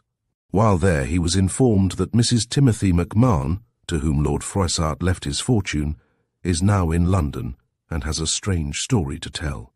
Stothard told George that Mrs. McMahon was greatly upset on hearing that Froissart had bequeathed everything to her, and that she is anxious to transfer the greater part of the fortune to Froissart's rightful heir. His eldest daughter, Mrs. Ferdinand Westrop, who lives with her husband in Ceylon. Mrs. McMahon admits, he says, that she was on terms of intimacy with Froissart, who used to visit her in Cashel, her home in Tipperary, but she declares that was no reason for him to leave his entire fortune to her, especially as she has a comfortable income of her own. He unfolded the letter and read parts of it aloud to Yootha as they strolled along the heather. The paragraph which interested her most ran as follows. "Stothard also told me Mrs. McMahon had told him that Froissart, for some time before he took his life, had been threatened with exposure of his private life if he refused to continue to pay increasingly large sums of money to certain persons who were persecuting him." Yootha put her hand impulsively on her lover's arm. "Charlie," she exclaimed, "that is exactly what Cora told me she thought might have been the reason of Lord Froissart's suicide. She had heard rumours of his intimacy with some woman in Ireland, and that there was possibility of a big scandal. And she also told me Lord Froissart possessed such a sensitive nature that she could not imagine what would happen if the scandal ever came to a head. And now I have an idea. Don't you think it possible Vera Froissart may have discovered her father's secret, and that the shock of the discovery may have driven her, for very shame, to end her life?" For some moments Preston did not answer. Then he said, "My darling, I don't think that. What I think far more likely is that Vera may intentionally have been enlightened concerning her father's unfortunate infatuation for Mrs. McMahon, and herself have been blackmailed by the very people who afterwards blackmailed her father, in which case the same scoundrels are indirectly responsible for the death of both father and daughter. More, I now suspect the person or persons who threatened Froissart and his daughter may be the people now threatening us if we refuse to intimidate Cora in the way they wish us to." Yootha stopped in her walk, staring speechless at her companion. "Good heavens!" she exclaimed at last. "How can such wretches be allowed to live?" Then her imagination began to work with extraordinary rapidity. She thought of Cora's secret love for Sir Stephen Lethbridge, who had shot himself a year before, of Lord Hope Cooper, who had drowned himself in the lake of his beautiful park at Cowrie Hall. In Perthshire, of Viscount Molesley, Leonora Vandervelt and others, whose mysterious suicides had so startled London society, also of the well-known men and women who had, quite recently, ended their lives apparently for no reason. Was it possible all these people had been driven to desperation by the same means and finally, in a fit of temporary insanity, destroyed themselves? Suddenly she caught her breath. Henry Hartsilver, the husband of her friend, Cora, her dearest friend. No breath of scandal concerning him had ever been whispered, and yet a sentence she had read in a novel flashed back into her mind. The private lives of most men are sealed books to all but their companion, or companions in guilt. Had Hartsilver's private life been a sealed book to Cora, whose habit it had been, she remembered, to jest about her husband's extraordinary respectability. She clutched her lover's hand and stopped again in her walk. "Charlie," she exclaimed in an access of emotion, "if ever, after we are married, you grow tired of me, I want you to—" Something seemed to choke her, and Preston caught her in his arms. "Yootha, Yootha, my own darling," he exclaimed huskily. "What are you saying? What are you thinking about? How can you imagine for a single instant I could grow tired of you, the one woman in the world I have ever loved? Don't say what you were trying to, whatever it may have been. I don't want to hear it. It pains me when you talk like that, my precious. You can't suppose I should be such a monster as to think of any woman but you. Oh, but promise, you will promise if you feel your love for me fading, no matter how little, to tell me about it? I couldn't bear to think you pretended to love me, when all the time you knew in your heart that in spite of yourself you were growing tired of me. So many men grow tired of their wives. Oh yes, I have seen it again and again among my own friends. They marry, they love each other truly for a little while. Then their love begins to cool, and then, oh, my darling, the bare thought of that possibility makes me feel faint and ill, and she began to sob bitterly as she lay listless in his arms. It was now nearly dark, and they were still a long way from the village. Preston tried to comfort her, assuring her again and again of the impossibility of his ever growing tired of her, or indeed loving her less. But for a long time she remained in deep depression. And while this was happening, Dr. Johnson and George Blenkiron were dining together at the former's house in Wimpole Street. They had become extremely friendly since their first meeting at the ball at the Albert Hall, owing partly to the fact of their having interests in common, and it was but natural that during dinner mention should be made of their common friend, Preston. "I still feel anxious about Charlie Preston," Blenkiron happened to remark. "He has changed greatly of late, yet won't say what is the matter. Today I heard an odd story to the effect that he has got himself into some sort of trouble. And yet I can't think what. He is not a man who runs after women, rather he is inclined to shun them. On the other hand, he is not in monetary difficulties, that I know for a fact." "Where did you hear the story?" Johnson asked. "At the club. Several men seemed to have heard it, yet all were vague as to the nature of the alleged trouble. I do hope, Johnson, he has not done anything foolish. He is such a good fellow." "The last man to do anything foolish, I should say," the doctor replied. "I like to trace to their source the origin of vague stories, because often they do much mischief though quite devoid of foundation. Couldn't we between us find whence this rumour emanates? I think it should be possible. I will see what can be done tomorrow." Blenkiron was fortunate next morning in coming face to face with the member of the club who had first told him the story, or the story so far as it went. Briefly, the rumour was that Captain Preston had been talking too freely about a certain lady, this was the new version, that he had been taken to task by an intimate friend of hers, also a member of the club, and that an action threatened unless Preston agreed to apologize in writing for what he had stated, and, in addition, agreed to pay a considerable sum to the man who brought the charge. "Who told you all that?" Blenkiron inquired carelessly. "Told me? I'm sure I don't remember," his informant replied quickly. "It is common talk. You will hear about it everywhere. Still, one ought to know who started it, because personally, I don't believe a word of it. Preston is not a man to talk indiscreetly, especially about a woman." The other shrugged his shoulders. "I give it, of course, merely for what it is worth," he said. "I don't vouch for the accuracy of everything I hear. Then why repeat it as if it were solemn truth?" "I'd be more careful if I were you, Appleton," Blenkiron went on. "There's a thing called the law of slander." Appleton stared. "If Preston is a friend of yours," he stammered, "I suppose I ought to apologize." "I think so too," Blenkiron answered.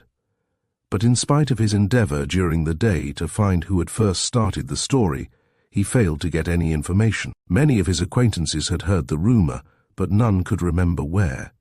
Yet one person could have enlightened him. Jessica, scheming to destroy the happiness of those she knew, to be striving to discover the secret of her past life, had now no scruple as to what methods she might employ to achieve her end. And for some weeks events had been occurring which, she now realized, threatened to jeopardize her position in society, and indeed her own safety and that of her faithful companions. "Louis," she said to Stapleton. They were at déjeuner with La Planta on the terrace of the Royal Hotel at Dieppe. "Don't you think it time we put a check to the activities of Cora Hartsilver and her energetic admirers? I am growing tired of being harassed by their over-persistency. If our plan fails with Preston and Yootha Haggerston regarding her, I suggest that more repressive measures be resorted to at once. And I don't mind admitting now that I believe Charles Preston is going to prove too much for us." Chapter 21. The Little Horses.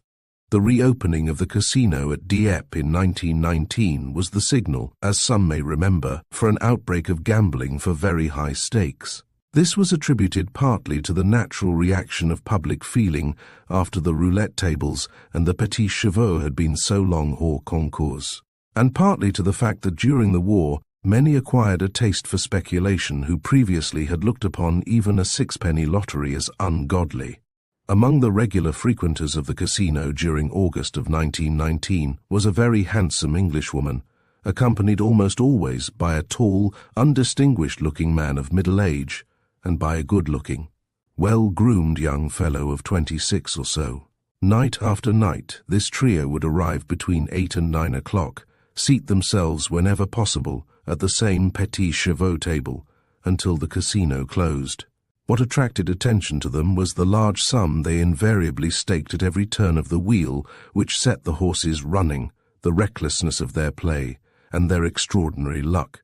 Time and again they would come out of the casino many hundreds and sometimes many thousands of pounds richer than when they had gone in, and usually an agent de police would meet them at the entrance and accompany them across to their hotel to prevent any possibility of their being robbed. Dieppe at that time was one of the few French seaport towns which could be visited by English folk without their being compelled first of all to comply with endless formalities, so that English people foregathered there in their thousands. It was not surprising, therefore, that when Jessica and her friends had been a week or two in the town, they should suddenly come face to face in the casino with no other than Captain Preston and his future wife. Instantly Jessica extended her hand. "I won't say it is odd meeting you here," she exclaimed, as she shook hands with Yootha, "because one does nothing but run across friends all day and every day.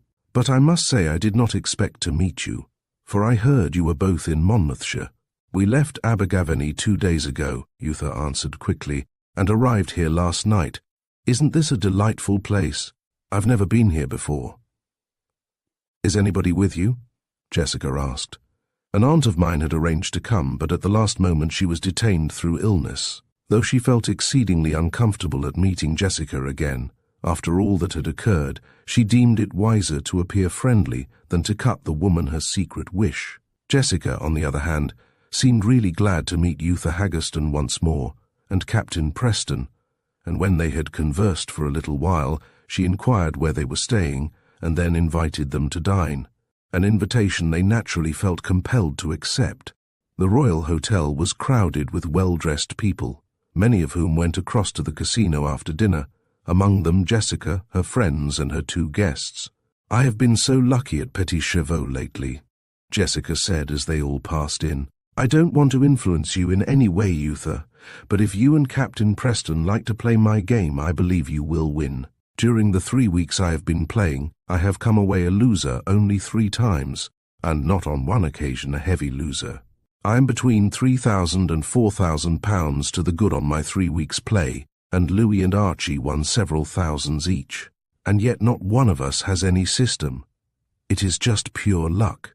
"I don't think Yootha will play," Preston, who had overheard Jessica's remark, cut in. "Oh, but why not, Charlie?" the girl exclaimed in a tone of disappointment. "I have been looking forward so much to playing, though of course I am not going to gamble." Jessica laughed, and in the laughter was a note of pity, approaching disdain. "Naturally, if Captain Preston forbids you to play, you won't play," she said lightly. "Indeed, you are mistaken, Jessica," Yootha said, piqued. Then she turned to Preston. "I am going to play, Charlie," she said, "and you will see that I shall win." "That's the spirit," Jessica laughed, only partly in jest. "And yet if you lose, dear, you won't blame me, I hope." Preston bit his lip, but said nothing more. Directly he had said that Yootha wouldn't play, He had realized his want of tact. No woman likes to be thwarted, least of all before acquaintances, and by the man she is going to marry. Had he remained silent, she would, he felt sure, have said of her own accord that she preferred not to play. He lit a cigar and stood watching the game while Jessica found seats at the table and made Yootha take the vacant one beside her. Stapleton and La Planta stood just behind. "Give me your money," Jessica said in an undertone to the girl. "I will add it to my own, and then we shall be backing the same horses, and my luck, if I have any, will be yours too." With a growing feeling of excitement, Yootha produced from her handbag a roll of paper money, counted it carefully, and handed it to her companion. "That is all I can afford," she whispered. "You'll do the best you can with it, won't you? I do so want to win." "Oh, that is plenty," Jessica answered, as she picked up the notes, and after counting them, placed them on top of her own sheaf. Then, for some minutes, she watched the play closely. "Now I am going to start," she said suddenly, and pushed a heap of paper onto one of the names of the horses. The little horses spun around, passing one another, some gradually dropping back, others overtaking. The leaders. Then came the monotonous rien de va plus from the croupier. The horses began to slacken speed, went slower and slower, stopped. Jessica had lost. "This time we double," she said under her breath to Yootha, and pushed more money onto the name from which her former stake had just been raked. Again the horses spun round, again the croupier droned, again they slowed down and stopped. Jessica had lost again. "Had we better go on?" Yootha asked anxiously. "Or why not try another horse?" "Nonsense," Jessica answered impatiently. "You have lost only a trifle. I have lost £50. Now watch." She backed the same horse again, and this time the heap of notes was much bigger. The race started. For more than a minute the little horses kept changing their positions, then they moved slower and finally stopped. Yootha uttered an exclamation of delight. The horse Jessica had backed had won. A great pile of money, as it seemed to the girl, was pushed towards Jessica by the croupier, and at once she passed some of the pile towards her. The next time the horses started, the sum staked by Jessica was much bigger, and she won again. Again she staked, and again she won, and again, and yet again. The crowd gathered about the table began to murmur. It grew excited when Jessica, backing different animals, won 3 times more in succession. By that time, Yootha was panting with excitement.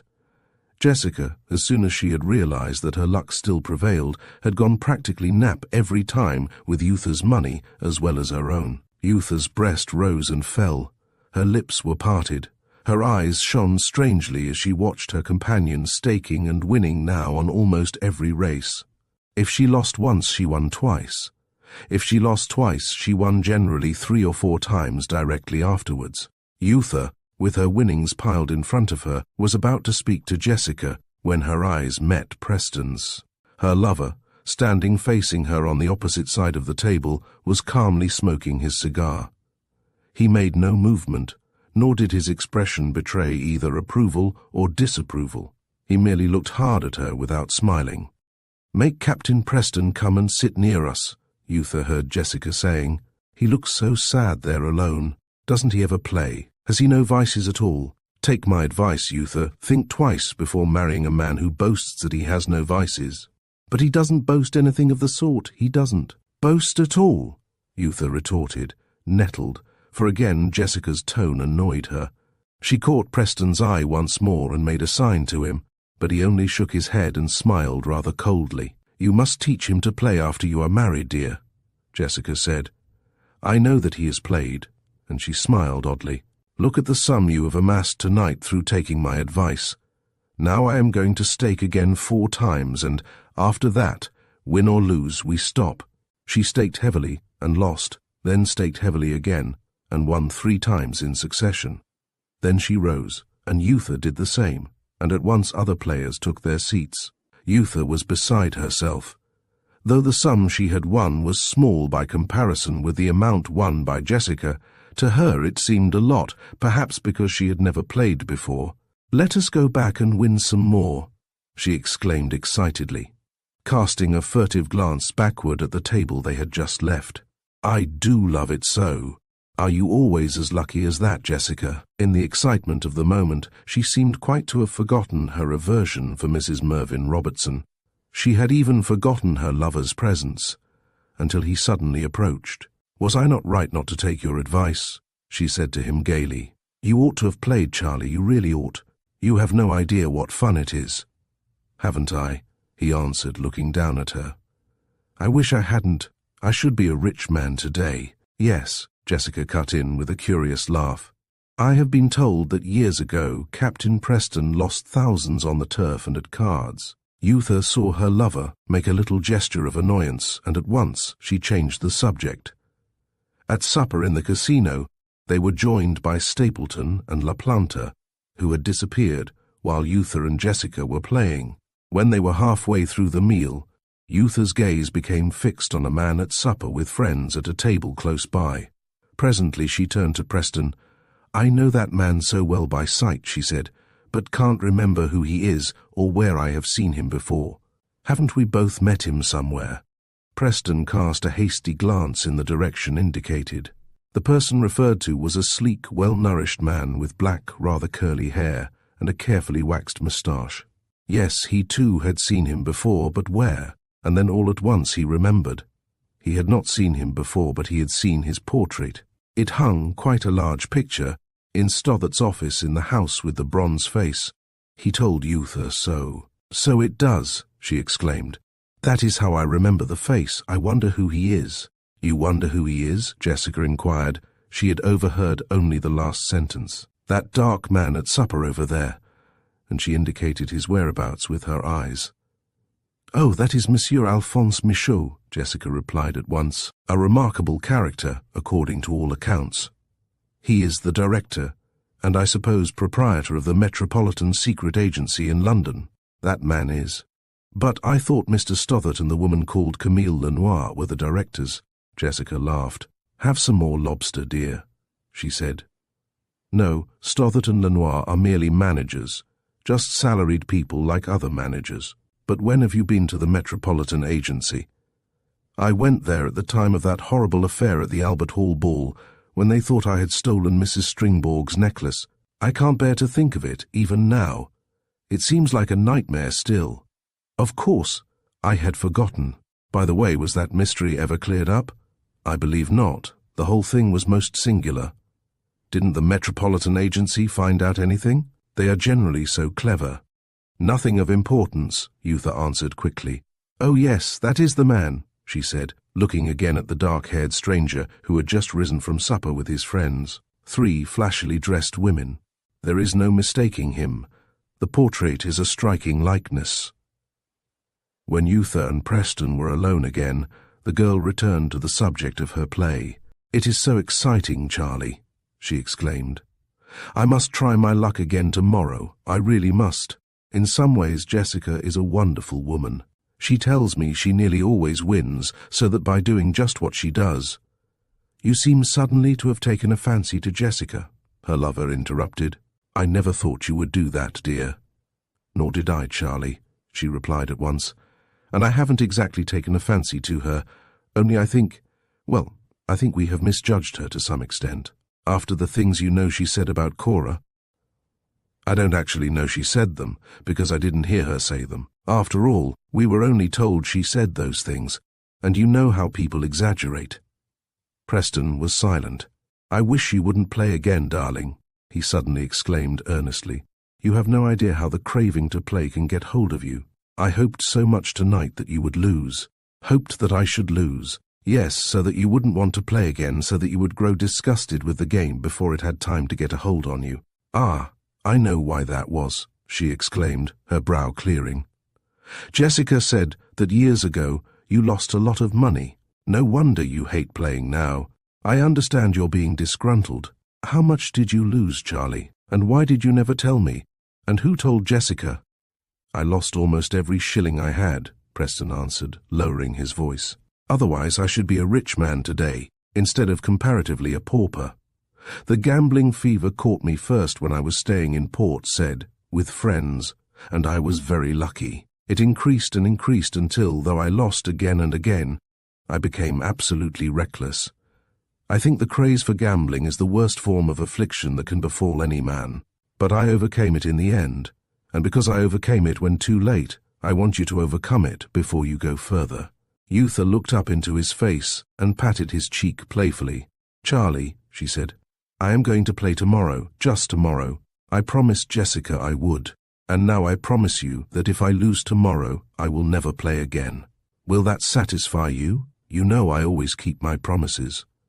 "I suppose it will have to satisfy me," her lover answered, kissing her. "But I hate your becoming intimate with Mrs. Mervyn Robertson. You don't know how I hate it. She is not the right companion for you at all." "Oh, don't be anxious," Yootha replied, smiling. "I can look after myself, I assure you." Chapter 22. Another Mystery Man. "You will let me, won't you?" Jessica said coaxingly. She was addressing Yootha, begging her to let her take the place of the aunt who had been detained at the 11th hour, and act as her chaperone during Yootha's stay at Dieppe. "I know there have been times when you and Cora have not thought well of me. I never knew quite why," she went on, "and I should like you to be able to assure Cora that she formed a wrong opinion of me. I always think someone must have told her things, and so prejudiced her against me." Thus Yootha, always generously disposed, also impressionable and ready to forgive an injury, fancied or otherwise, was soon talked over by the clever woman. Indeed, the girl went so far as to persuade herself that she and Cora and Preston, and the others who had tried so hard to discover Jessica's antecedents, had suspected her unjustly. And now, on the top of it all, had come Jessica's introduction of Yootha to the casino, with its petits chevaux, Yootha's subsequent elation at her success, and Jessica's extraction of the promise from her that she would play again with her next day. "Though I have been lucky all along, I have never been as lucky as I was tonight," she said to Yootha as they parted for the night. "I believe you are my mascot, and tomorrow we will prove if you are or not." Next night, Preston excused himself. He said the casino bored him. In reality, he could not bear Jessica's company or the sight of Yootha gambling. To have opposed Yootha's wish further than he had done would, he knew, have been unwise. She might have turned upon him and said things she would afterwards have regretted saying. So with a major in the gunners, whose acquaintance he had made at the Royal Hotel, and who had been through the war. He started off for an evening walk up the hill to the back of the town, as soon as Jessica and Yootha had gone across to the casino, where they were to meet Stapleton and La Planta.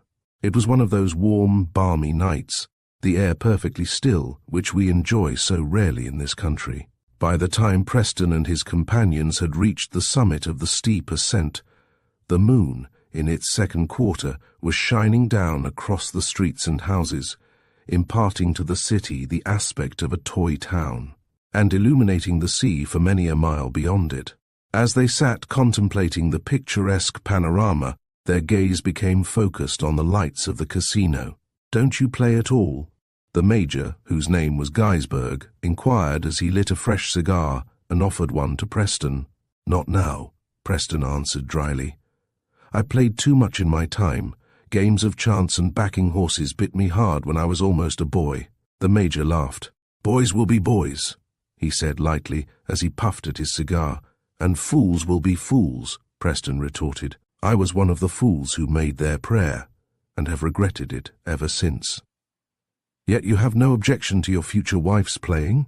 That seems to me strange." "Indeed, I have the strongest objection," Preston answered quickly in a strange voice. "I have been through the mill, and I know what it means when the craving to gamble gets a grip on you which, try as you will, you can't shake off. Unfortunately, Miss Haggerston met an acquaintance here yesterday, that tall, handsome woman, you must have noticed her, who last night induced her to play, and they won a lot of money. Miss Haggerston became so exultant that she promised Mrs. Mervyn Robertson she would play with her again tonight, and nothing I could say would dissuade her. I can only hope that tonight their luck will be reversed, and then Miss Haggerston will see the folly of the whole thing." For a minute the major did not reply. Then he said abruptly, "Who are the two men who are always in Mrs. Mervyn Robertson's company? I think you said that was her name." "Just friends. They are constantly with her in London too, where she is well known in society. Some say there is no romance or scandal associated with their friendship. Others say there is. For a long while they conversed on various topics, and particularly about the war. Presently the Major said, "I noticed a person in the hotel today who had a curious reputation before the war, a man called Michaud, Alphonse Michaud. Have you ever heard of him?" "Odd, you're asking that," Preston answered. "He was pointed out to me last night at supper at the casino, a dark man, rather Jewish-looking with black wavy hair. That's the fellow. He was mixed up in several shady affairs some years before the war, and I understand he is now Commander-in-Chief of a most successful inquiry agency in London, with branches on the continent and abroad. I suppose it is the old idea, set a thief to catch a thief, and he laughed." "What do you know about him?" Preston asked, suddenly interested. "How the Metropolitan Secret Agency is so successful in ferreting out secrets in people's private lives has long puzzled London society, also the London police. And I have often heard it hinted that the agency in question, of which I now understand Michaud is the moving force, has recourse to questionable methods to obtain its information." "That I can believe," Major Geisberg answered, "if Michaud has to do with it.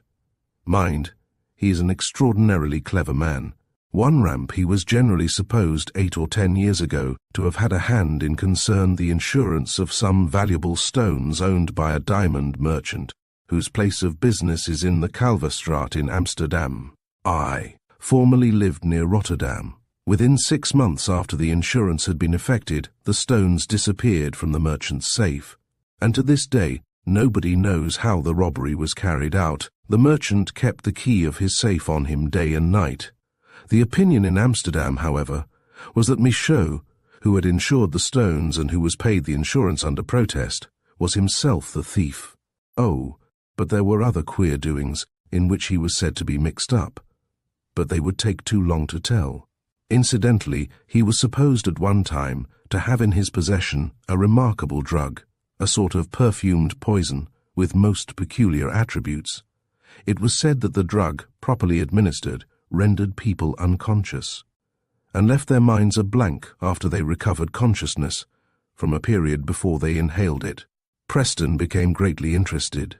"Tell me, Major," he said, "did you read the report recently of the exhumation of the body of a Jew who died suddenly and under rather mysterious circumstances at a ball at the Albert Hall?" "No, I'm not a great newspaper reader." "Well, naturally I was interested in the affair because I and a friend of mine found the man dead in one of the boxes during the ball." And he went on to give Major Geisberg a brief account of what had occurred that night. "Why I am interested in what you say about that peculiar drug is that the man who was believed to know something about the Jew's death, or rather what caused it, admitted having imported from Shanghai for his own use only. He said, 'A drug apparently similar to the one you have just mentioned. It may indeed have been the identical drug.' Shanghai, did you say?" "Why, I remember now that is the place where the drug I have told you about was supposed to have come from. How strange. And there was another affair when apparently some drug of the sort was used, but on that occasion the victim was La Planta himself." "La Planta? The name sounds familiar. Now where have I heard that name before?" He racked his brain for a minute, but in vain. La Planta, Preston said, was the man believed to know something of the cause of the Jew's death, but nothing could be proved against him. "You may be surprised to hear that La Planta is the younger of the two men constantly with the woman we have just been speaking about, Mrs. Mervyn Robertson." "Indeed. Then are the lady and her two friends acquainted with Michaud?" "No, they know him only by sight." "Ah, I remember where I have heard of La Planta before," Geisberg exclaimed suddenly. "He represented an insurance company in Amsterdam and was called upon to give expert opinion at the time of the diamond robbery I have told you about." "Yes, and the company he represented, I remember, was directed by the late Lord Froissart, who committed suicide some time ago." "Really, this is remarkable, Major Geisberg," Preston exclaimed. "You and I meet at haphazard. We happen to go for a walk, and we find that we each know several things in which the other is directly interested, and which seem to fit into each other like bits of a puzzle. Are you staying long in Dieppe? I should like to talk over several matters with you, and my future wife would be interested to hear what you have just told me, and I should be most pleased to tell her." My intention at present is to stay here a week or 10 days longer. After that I may go to New York." It was late when they arrived back at the Royal, where both were staying, but Yootha had not yet returned from the casino. Nor had Mrs. Mervyn Robertson come back, they were told at the office. They had just turned to go into the vestibule when they came face to face with Alphonse Michaud, accompanied by the 3 women Preston had seen him with the night before. "Most remarkable thing I have ever known," he was saying. "That woman seems to bewitch the tables." He turned to the hotel manager who was passing. "Tell me," he said, "do they often break the bank at your casino?" "Break the bank," the manager repeated with a smile. "I have been here 22 years, and can remember only one occasion when the bank failed. That must have been 15 or more years ago. And the man who broke it was the son of Don Carlos. A little while previously, he had won £60,000 at Monte Carlo and taken that sum away. Has anyone broken the bank tonight?" He ended with a laugh. "Yes, that tall, handsome woman staying here who is generally accompanied by 2 men. One a middle-aged man, the other a youth. Who is she?" "You must mean Mrs. Mervyn Robertson," the manager answered. "You don't mean to say that she has broken the bank?" "She has indeed. She and her 2 friends and a girl with them sat down to roulette between 8:30 and 9, and luck pursued them from the very outset. We have been watching them for a long time, and I never saw anything like their luck. The mere fact of their backing a number seemed to make the number come up. After a little while, the crush round the table became so great that few besides those seated were able to play at all. Finally, the croupiers declared the bank was broken, and that there would be no more play tonight." "You will forgive my speaking to you," Preston cut in, "but are the people you speak of returning to the hotel now? Do you happen to know?" "They are friends of mine." Michaud looked hard at him. "Were you not with them at supper at the casino last night?" he inquired. "I am sure I saw you there." "Quite likely, I was with them." "Yes, they are probably on their way back by now. They were waiting, when I saw them last, for additional police escort." And he laughed. "You ought to have been with them tonight, sir," he added. "You have missed the opportunity of a lifetime, because they all back the same numbers, so that you would probably have done the same." He had hardly stopped speaking when a car drew up at the hotel entrance, and Jessica and her party alighted, accompanied by 2 police officials. Preston saw at once that Yootha was almost hysterical. She kept laughing at nothing, and talking at a great pace the greatest nonsense. In addition to her bulging bag, she had slung on her arm a common sack, tied at the top with string. Directly she saw her lover, she rushed up to him, flung her arms about his neck, and kissed him passionately in front of everybody. "Allow me to congratulate you, ladies and gentlemen," Michaud said with a profound bow. "I have been watching your play all the evening, and your luck is the most astonishing thing I have ever seen. I expect the casino will be glad to see the last of you." And he laughed. "But only the casino." And he ogled Yootha. "Good night, ladies and gentlemen." He turned to Preston. "Good night to you, sir."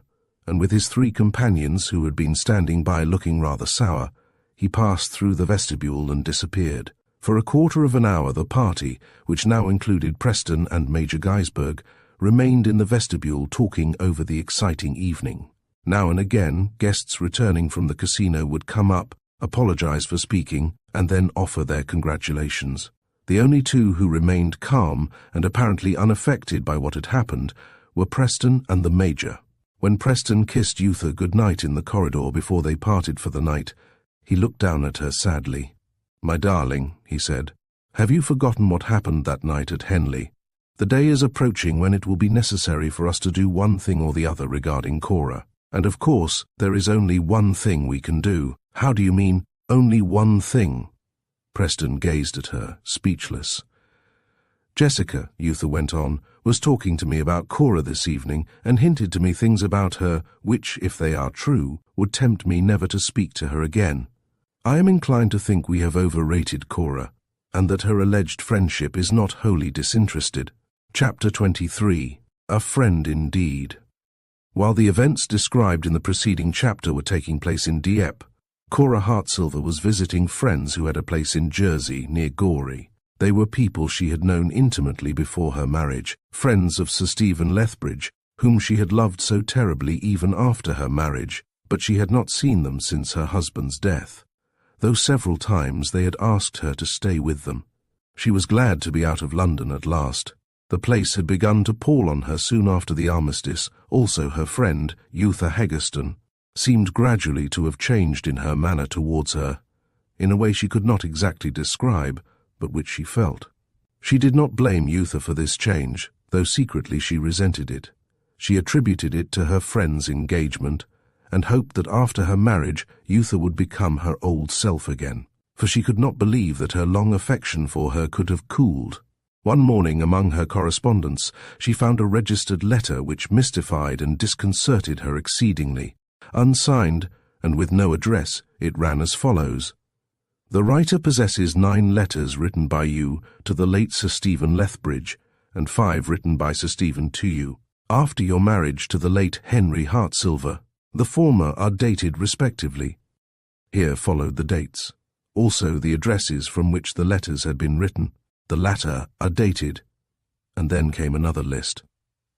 These documents, the letter continued, are wholly compromising, and photographic prints of them all will be posted in registered envelopes to the whole of your circle of personal friends and acquaintances unless £6,000 is paid to me on or before the 1st of October next. This is no vain threat, and if the contents of these documents have faded from your memory, the writer can send you photographic prints to confirm the accuracy of the statements contained in this letter. Reply at once by advertisement in the personal column of the Morning Post and sign it A.B. from Y.Z. Cora stared at the letter for a minute, then read it through again. Written on a typewriter, it had been posted, according to the postmark, in the London West Central District. The letters to which it referred she remembered only too well. They were all the letters she had written to Sir Stephen, and that he had written to her during the time she had been married, and while her husband was alive. She was alone in her room, and she sat down on the bed and began to think. Who in the world could have obtained possession of those letters, especially those she had received? Some servant? Mentally she reviewed the various servants who had been in her employment during the past years, but none seemed the sort likely to steal letters or attempt to levy blackmail. Then, all at once, she remembered Yootha's telling her long ago, one day when they had been talking in confidence about poor Stephen Lethbridge's sad end, that her father had told her that strange-looking men and women had been in the habit of visiting Sir Stephen at Abbey Hall in his place in Cumberland, shortly before his death. She wondered now, as she had wondered then, who those people could have been, and why they had visited Sir Stephen. But that, after all, she now reflected, was not of moment. What did matter was that her letters should be in the keeping of someone determined to do her an injury which would affect the whole of her future life if she refused to buy them back at the sum named in the letter she held in her hand. For a quarter of an hour or more she sat there, pondering deeply. She had received in the course of her life several hard knocks, and not once had her spirit failed her. It came back to her now that Stephen had more than once warned her to be more careful about what she put in writing, but then, she reflected, had he not himself been almost as reckless every time he wrote to her? Both were emotional by nature, both were highly imaginative, and they became carried away by their feelings when in correspondence with each other. That her anonymous correspondent had not exaggerated when he declared the letters to be wholly compromising, she well knew. Indeed, at the recollection of some of the violent love passages they contained, she shuddered. What would become of her, she wondered feverishly, if those passages, written in her handwriting, or Sir Stephen's, were to become public property? Oh, how mad she had been to write such things, she exclaimed aloud. The one drop of comfort in her bitterness was the reflection that Henry no longer lived, that he would never know. Henry! As she spoke her husband's name, a strange thought flashed in upon her. The mystery of his suicide had never been fathomed, nor had she ever succeeded in puzzling out even a possible solution to the problem, and now, all at once, her brain began to work with extraordinary rapidity. During his lifetime he had often read her curtain lectures, which had bored her almost to distraction. He had never tired of impressing upon her his views regarding married women who carried on flirtations, and his opinion in general upon a wife's duties to her husband. At first, when he had spoken thus, her conscience had cried aloud, and she had believed herself a hypocrite and not fit to be married to any honest man, seeing that she loved Stephen Lethbridge so madly. Then, as time went on, she had succeeded in smothering her conscience by reminding herself that Henry had married her in reality against her will, therefore that she had a right to love Stephen if she chose. Later, she had gone a step further by cultivating the habit of analyzing her feelings calmly and dispassionately, and contrasting her lack of affection for her husband with her all-consuming passion for Sir Stephen. And more than once when so engaged, she had secretly wondered what would happen to Henry, and for that matter to herself, should Henry by any terrible mishap discover her deep secret. "I believe," she recollected saying to herself once, "he would either kill Stephen and me, or end his own life." And now in a flash the thought had come to her, could Henry have, by some means, become aware of her hypocrisy, of the mental double life she had been leading, and in a moment of frenzy at his sudden disillusionment deliberately have ended his existence? And if so, was it possible the writer of the anonymous letter she had just received had been the person to impart that information to her husband, presumably in the hope of extorting blackmail by threatening to make the facts public, and that Henry had in consequence taken his life? A terrible thought. Yet the longer she dwelt on it, the more plausible the theory appeared to her to be. Quite likely, too, she reflected, that if this were so, the scoundrel, foiled in his first attempt to extort payment for the letters, would presently make another attempt, but that before doing so he would let a reasonable period elapse. This discovery, as she believed it to be, and the reflection that now she must either pay the sum demanded or stand disgraced before everybody she knew, drove her almost frantic. In her agony of mind, she began to pace the room, trying in vain to evolve some means of escape from her unknown persecutor. Then she began to ask herself whom she could consult, of whom she could take counsel, and again there was nobody. Had the matter been one of less delicacy, less secret, she knew several people, intimate friends others, to whom she would readily have unbosomed herself. But to admit to anyone, even her dearest friend, that she had virtually been carrying on an intrigue, even an harmless intrigue, while married, she felt would be impossible. Besides, would anybody, not excepting her dearest friend, believe the intrigue to have been harmless? Suddenly she stopped pacing the room. She had read in the Jersey paper that morning that on the previous day the Dr. Johnson, whom she had before consulted on very secret matters, had arrived from Weymouth by the SS, Ibex, and gone to the Breeze Hotel. The news had afforded her extreme satisfaction, and she had said to herself at once that they must meet again. Now she remembered how kind and considerate he had been on the occasions when she had sought his advice. Also, he was a doctor, and doctors were accustomed to receiving confidences which they never, in any circumstances, disclosed, she reflected. Supposing she were to approach him with reference to this dreadful affair, tell him exactly what had happened, how, though married, she had been hopelessly, though harmlessly, in love with the late Sir Stephen Lethbridge, and if then she were to show him the letter she had received that day threatening her with blackmail, somehow she felt she would be able to trust him implicitly, and that his advice would be sound. So on the following afternoon, after telephoning that she wished to see him particularly, she called at the Breeze and was at once shown up. The doctor was frankly glad to see her, and gratified when he found that she wished to consult him on an unprofessional matter. "I had a letter from Preston the other day," he said, when they had conversed for a few minutes, "and he seems to have recovered his health and spirits considerably. I suppose you know that Jessica and her inseparables are staying at the hotel in Dieppe where he is, but you may not have heard that they and Miss Haggerston succeeded between them in breaking the bank at the casino some nights ago." "I had not heard that Jessica was there at all," Cora answered. "But then I have not heard from Yootha since she went there. She wrote to me last from Monmouthshire. But surely you are mistaken, Doctor, in saying that she helped Jessica and her friends to break the bank. Yootha was barely on speaking terms with Mrs. Mervyn Robertson the last time she wrote to me." "Indeed, I am not mistaken, Mrs. Hartsilver," Johnson replied with an odd look. "Between ourselves, I rather wish I were, because, as you know, I am not partial to that woman. Preston told me in his letter that she and Miss Haggerston had suddenly become extraordinarily friendly, and he seemed a good bit upset about it. They all met by accident at the Royal Hotel, it seems, and Mrs. Mervyn Robertson induced Miss Haggerston to play with her at the tables at the casino, and they had the most amazing luck, even before they broke the bank. Miss Haggerston, he says, has become bitten by the gambling mania, and you know what that means. Or perhaps you don't. I hope you don't. It was some time before Cora could brace herself to broach the subject on which she had come to consult Dr. Johnson. She had been silent for a minute, feeling extremely embarrassed, when suddenly she said, "I've come to see you, Dr. Johnson, to ask your advice on a matter I feel I couldn't speak about to anybody else, and of course you will treat what I am going to say as strictly confidential.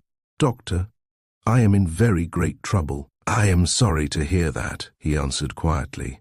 "I take it you mean mental trouble." "Yes, perhaps before I say more you had better read this."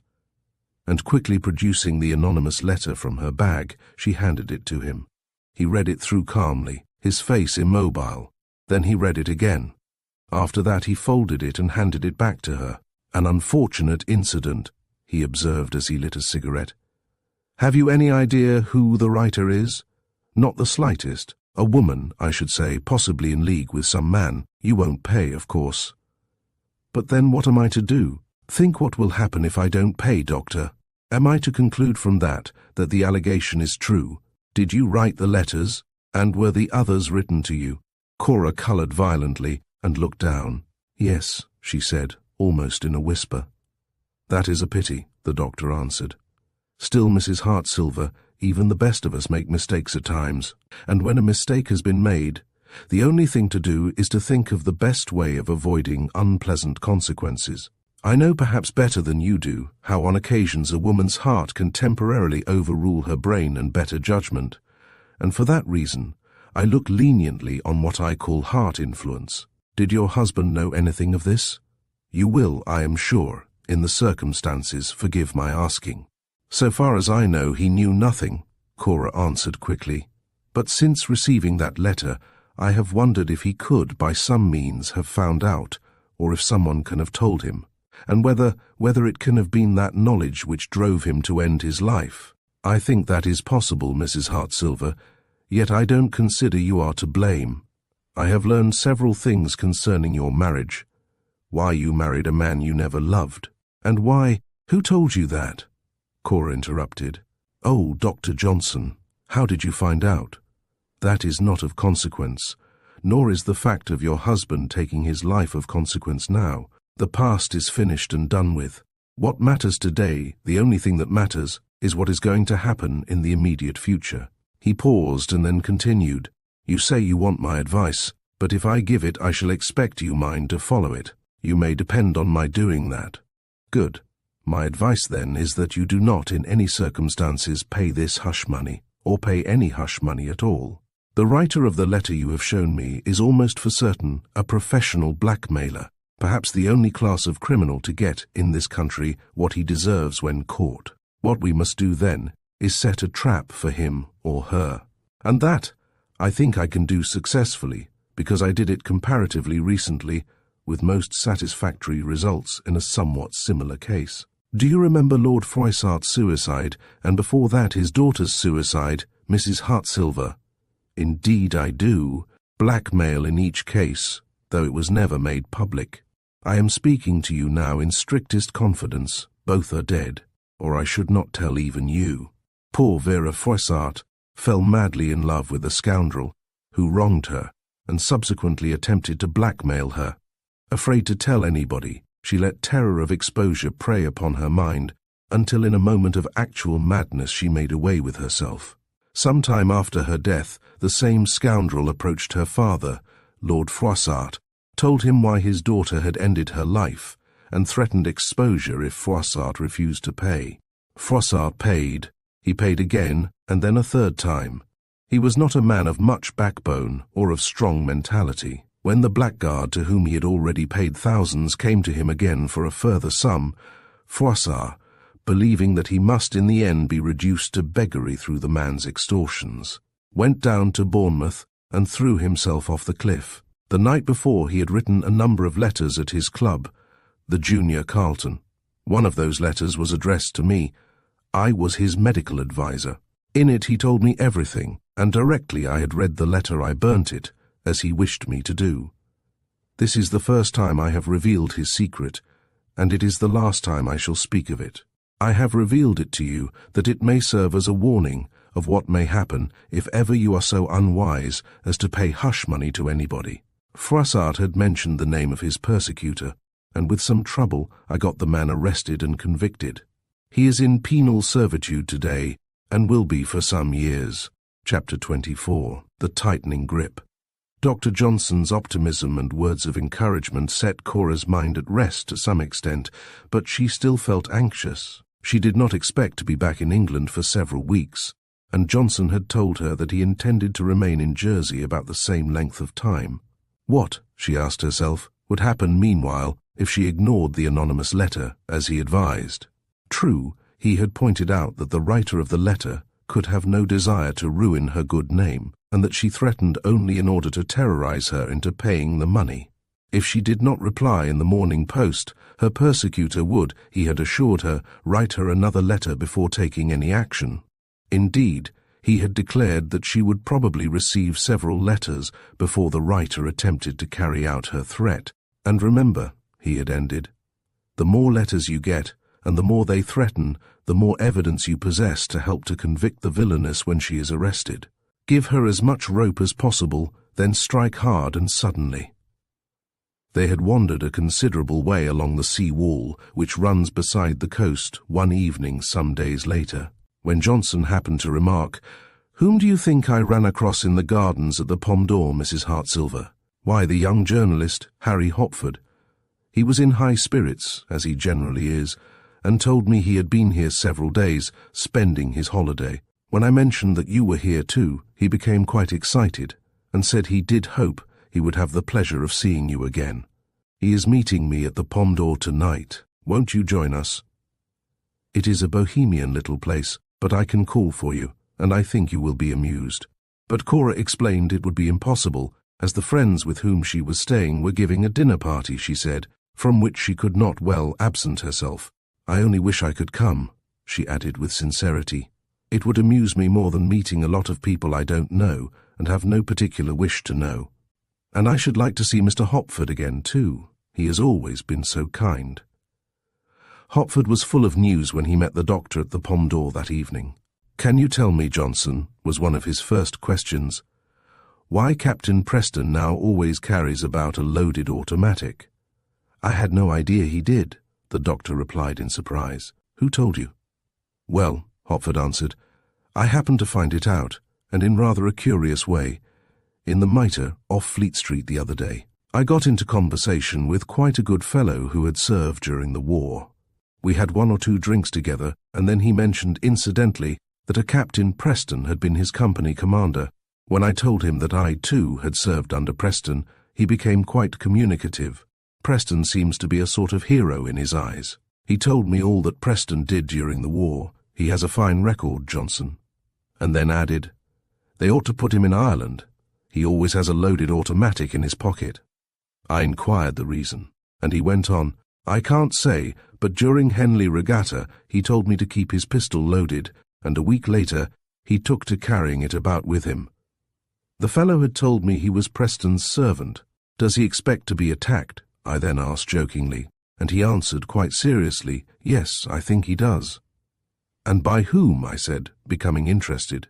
He looked about him, then replied under his breath, "I don't know, but he told me once he had met some queer folk in China, in Shanghai, and I've a notion some of those folk may now be in London and have some sort of a down on him." "Did he say anything more?" Johnson inquired. "Yes, he said he was worried about the captain, thought he ought not to marry, and hinted there was a mystery of some sort about the lady he meant to marry, meaning Miss Haggerston, of course. By the way, Johnson, I suppose you read in the papers that Miss Haggerston and Mrs. Mervyn Robertson, La Planta and Stapleton, between them broke the bank at the casino at Dieppe the other night." "I didn't read about it, but I heard about it. And that reminds me," Hopford went on, that I have heard queer rumors about Preston lately. A bank clerk I know, who often gives me scraps of exclusive news and has never yet let me down, assures me that Preston is being blackmailed. It's a long story and rather complicated. What? More blackmail? How do you mean more blackmail? Hopford asked quickly, ever on the alert for news. I was thinking of a case I heard of the other day, Johnson replied, anxious to cover his slip of the tongue. Hopford looked at him hard. What the clerk told me, he said a moment later, was that Preston would be driven, if not careful, to pay hush money. He mentioned a big sum to some woman who threatens to reveal something queer about that beautiful Mrs. Hartsilver. I saw Preston not long ago and thought he looked ill and worried. Have you heard anything by any chance? If I had, I shouldn't tell a journalist, Johnson answered with a smile. No, not even you, Hopford. The lad laughed. And I can't blame you, he said, though personally when I promise not to print news told me in confidence I never do print it.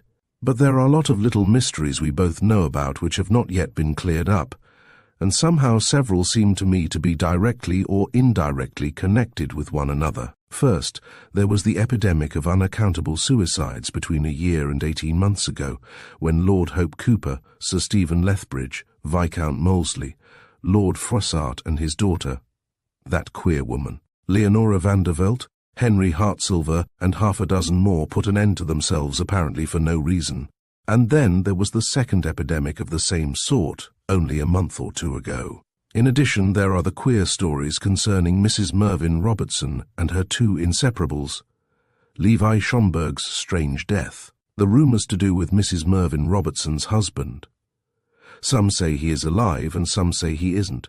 That affair regarding La Planta's being obviously drugged, though to this day nobody knows who drugged him, why he was drugged, or even where he was drugged. Mrs. Mervyn Robertson's fainting fit at her own house on the same night, followed by the theft of her jewels, the robbery and recovery at the Albert Hall ball of Mrs. Stringborg's necklace, Stapleton's anxiety that the theft of Mrs. Robertson's jewels should be attributed to Mrs. Hartsilver, and several other things. The clerk I mentioned just now also told me that at one time Archie La Planta represented an insurance firm in Amsterdam of which Lord Froissart was the principal director, and that before his death Froissart had been a good deal upset at what seems to have been a trick played upon his company by some of the policyholders. Apparently they insured valuable jewels and uncut precious stones which subsequently were stolen by the very men who had insured them, or rather by some of their accomplices. But as nothing could be proved, the company had to pay the full claim, though it did so under protest. Altogether, Johnson, there is a good deal I want to find out, but it will be a fine scoop for my paper if I succeed, and I feel confident I shall do so when I get to Paris. You did not tell me you were going to Paris, Johnson said, smiling at the lad's enthusiasm, or for that matter, that you meant to try to solve the bunch of problems you have just enumerated. Didn't I? Hopford exclaimed. Well, that is the idea. I am here for a short holiday, then I go to Paris where I have a friend on the staff of Le Matin, an extraordinarily clever fellow with a genius for putting together puzzles of this sort. He was in London last month, and when in course of conversation I chanced to speak about the two epidemics of suicide there had been among our society people, and mentioned the names of some of the victims, he became greatly interested, and started asking me all sorts of questions. He referred to the subject several times again while in town, and finally told me that if I could go to Paris, he thought he would be able to put me on to at least one useful clue, and suggested we might work the thing together. The subject would interest Le Matin too, he said. Thereupon, I consulted my chief, who, though sceptical as to the likelihood of my succeeding, gave me leave to go to Paris for a week or two. Tell me, Johnson, have you any friends there who might be of use to me? The doctor pondered for some moments. Where are you going to stay in Paris? He asked suddenly.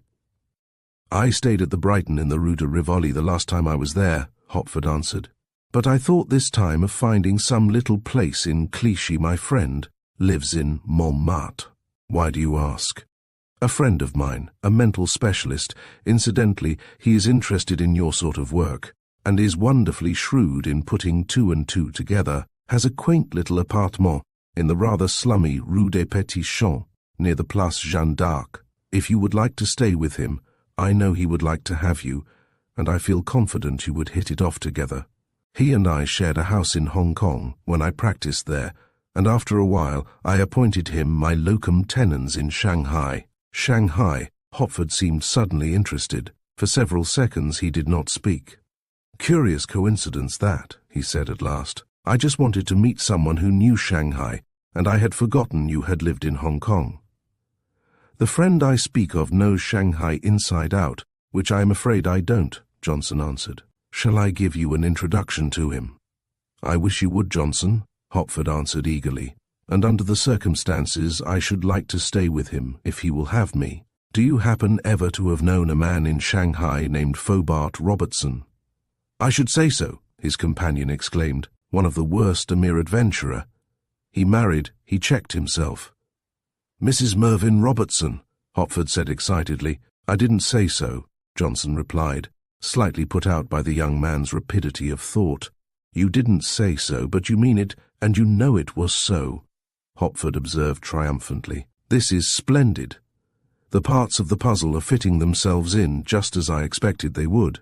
Now I wonder if you knew another man out east, in Shanghai or Hong Kong, or some place of that sort, whose name was Timothy McMahon. When Lord Froissart committed suicide, he left the whole of his fortune to a Mrs. McMahon, who is Timothy McMahon's widow. Yes, McMahon too lived in Shanghai at one time, also Julius Stringborg, who now lives in Upper Bruton Street, and was a spirit merchant in Shanghai and Hong Kong, when I practiced out their husband of the woman whose necklace was stolen at the Albert Hall ball and who charged Miss Haggerston with the theft, if you remember. But, as I say, my former locum tenens who now lives in Paris is the man you want to meet if you are seeking information about former British residents in Shanghai. Before you leave Jersey, I will give you a letter addressed to him. That's awfully good of you, Johnson, Hopford said in a tone of deep gratitude. You have no idea how keen I am to solve the problem of all these mysteries, as much out of personal curiosity as from a natural desire to score a newspaper scoop. For a long time they continued to converse, and the more they talked, the more deeply impressed Johnson became by the young man's exceptional acumen. If at any time you should hear any gossip concerning Mrs. Hartsilver Hopford, he presently said carelessly, you might let me know in confidence. Hopford turned quickly. Why, he exclaimed, I have heard gossip about her already, and I don't believe a word of it. Shall I tell you what it is? Of course you won't repeat it. Of course. What have you heard? The anxiety his tone betrayed was not lost upon the young journalist, though Johnson had tried to conceal it. Instantly he concluded the doctor must be interested in the young widow. Yes, he commented mentally, obviously deeply interested. Well, what I have heard, he said, came from two sources, and was to the effect that Preston and Mrs. Hartsilver were together trying to conceal some secret of a rather scandalous nature. But, as I say, I don't believe a word of it. From whom did you hear it? From two fellows in the office, two of our reporters. As you know, or perhaps you don't know, reporters never give away their source of information, and I told them both to their faces that I knew Mrs. Hartsilver personally, and was convinced the story was a lie. What did they say to that? Oh, they laughed. One of them said that naturally in the circumstances my opinion must be biased, and that subsequent events would show if the report were true or not. They won't publish anything in the newspaper, will they? Johnson asked, and Hopford was again struck by the anxiety in his voice and face. Set your mind at rest on that point, he replied. They dare not. Even if the tale were true, to publish it might be libelous. Certainly I will tell you at once, Johnson, if I hear anything more. It was nearly closing time at the Pomme d'Or, and they rose to go. Chapter 25. The City of Smiles. Paris has greatly changed since the war. The bonhomie of the boulevards, so marked a feature before the year 1914, has subsided a good deal. The inhabitants, considered collectively, are more serious. Hopford and Johnson's friend, Idris Lanvar, with whom Hopford was now staying, were discussing these and other matters one morning in Paris, when they were joined by Hopford's friend who worked for Le Matin. Tall, slim, good-looking, and with the charming manner peculiar to descendants of the old French noblesse. He raised his hat as he approached, then apologized in excellent English for his unpunctuality. "We had a fire at the office of Le Matin," he said, "which almost prevented the paper from coming out. But thanks to the courtesy of the Journal des Débats, which afforded U.S. facilities for printing, the situation was saved at the 11th hour." He poured himself out a glass of wine from the bottle on the table. They were sitting outside a café on the Boulevard des Italiens, and continued.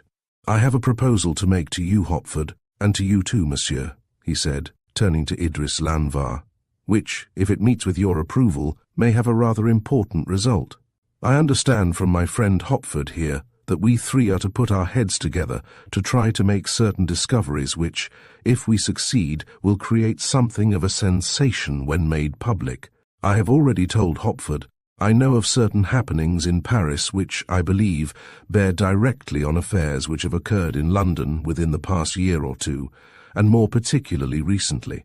Now, two friends of mine belong to the Secret Service Police of Paris, and what they don't know concerning the movements and methods of international criminals is, as you say in England, not worth knowing. One is a man, the other a woman. They are coming to me tonight, and I hope you will both come along too, so that the five of us may discuss certain affairs. Will that suit you both?"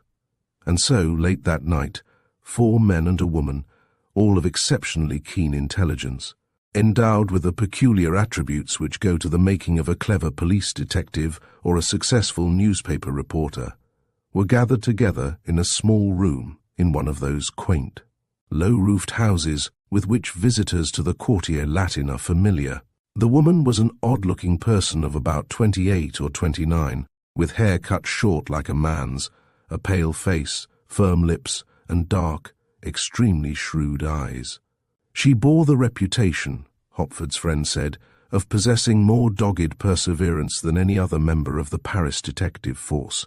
During the war, he told them, she had succeeded in bringing no less than 7 spies to book without any assistance whatever, all of whom had eventually been put to death. Hopford had finished giving the assembled party all the information he possessed concerning the 2 epidemics of suicide in London, the various thefts which had occurred in connection with this narrative, and other matters with which the reader is acquainted, and was lighting a fresh cigar when the woman, after a pause, inquired, "This Madame Vandervelt who threw herself out of the hotel window, when did that happen?" Hopford mentioned the date. He had all data at his fingers' ends.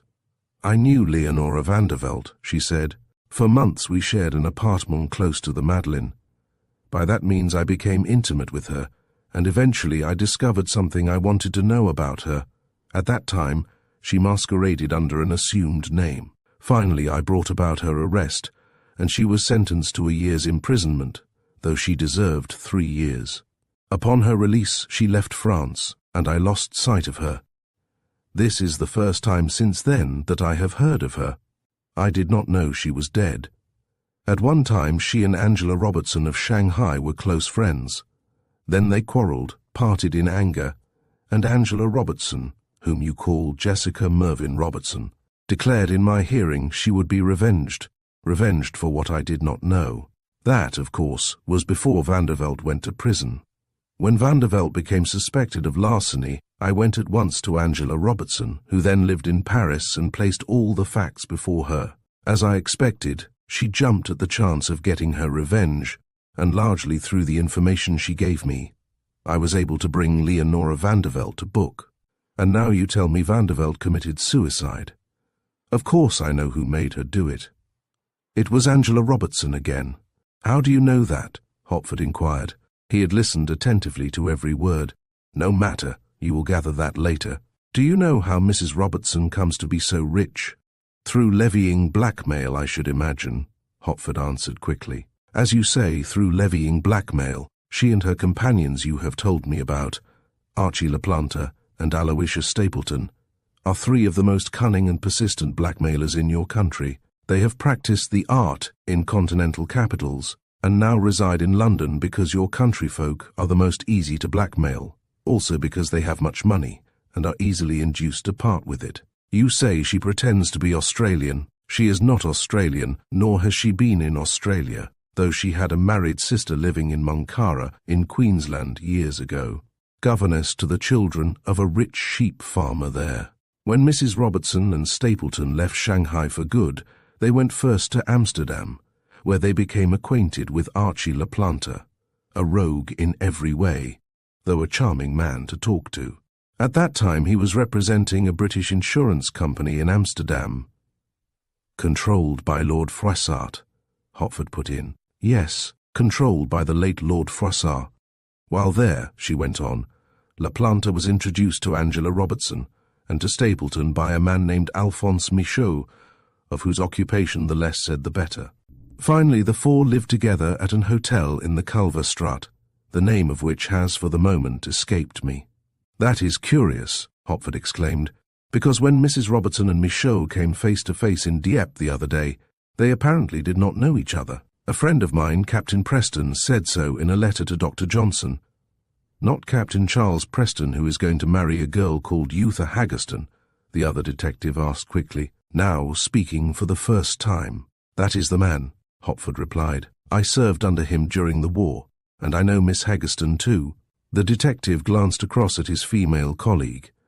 Isn't that a coincidence? He said.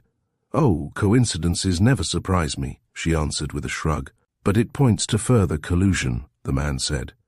Then I take it, Lanvar put in. There exists in London at the present time, and has existed for a year or more, some sort of organization for extorting money in considerable sums from rich and well-known people by means of direct or indirect blackmail.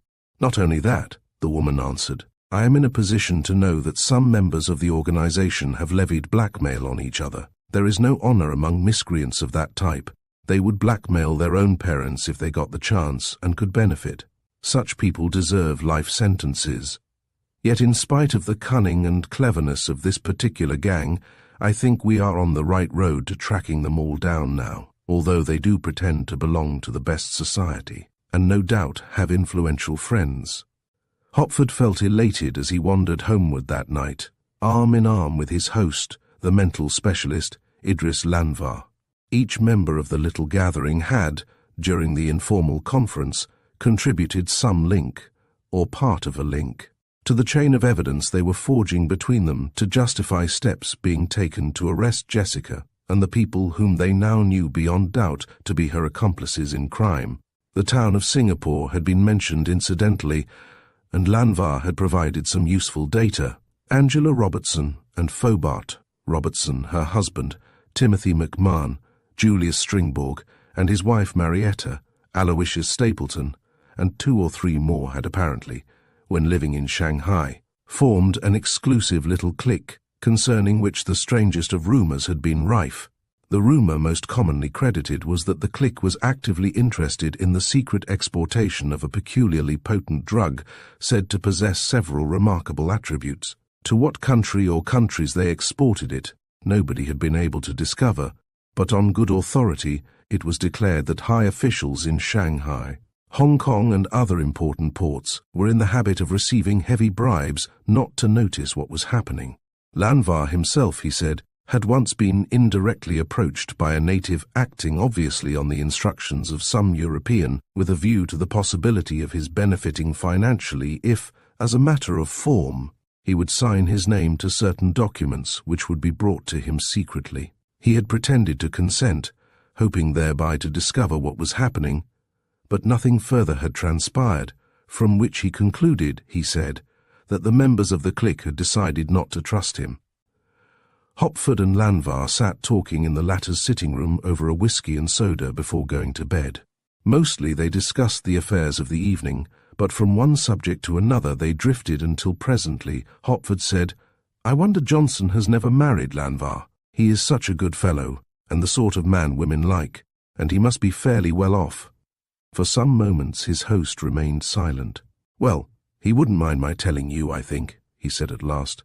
But in point of fact he was badly turned down some years ago by a girl.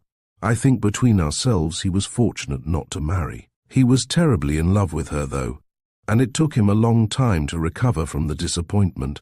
I doubt if he has really recovered from it yet. He told me all about it once, and I think the confidence relieved his mind to some extent. It is bad to brood in complete silence over that sort of thing. Was she English? Yes, a Devonshire girl. She broke it off in order to marry a viscount, and 3 years after the marriage they separated. Whose fault it was, of course, I don't know, but the girl was a selfish, self-centered little thing, and I think her husband must have been well rid of her. Then you knew her? Oh yes, I knew her. He smiled. She set her cap at me once, when she fancied, and I believed, I was coming into a small fortune from my father's sister.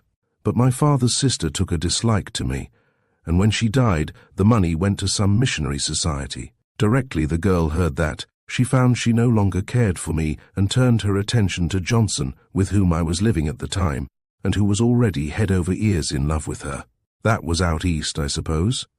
Yes, in Hong Kong, which we have been talking about so much tonight. I don't think Johnson will ever marry. Don't you?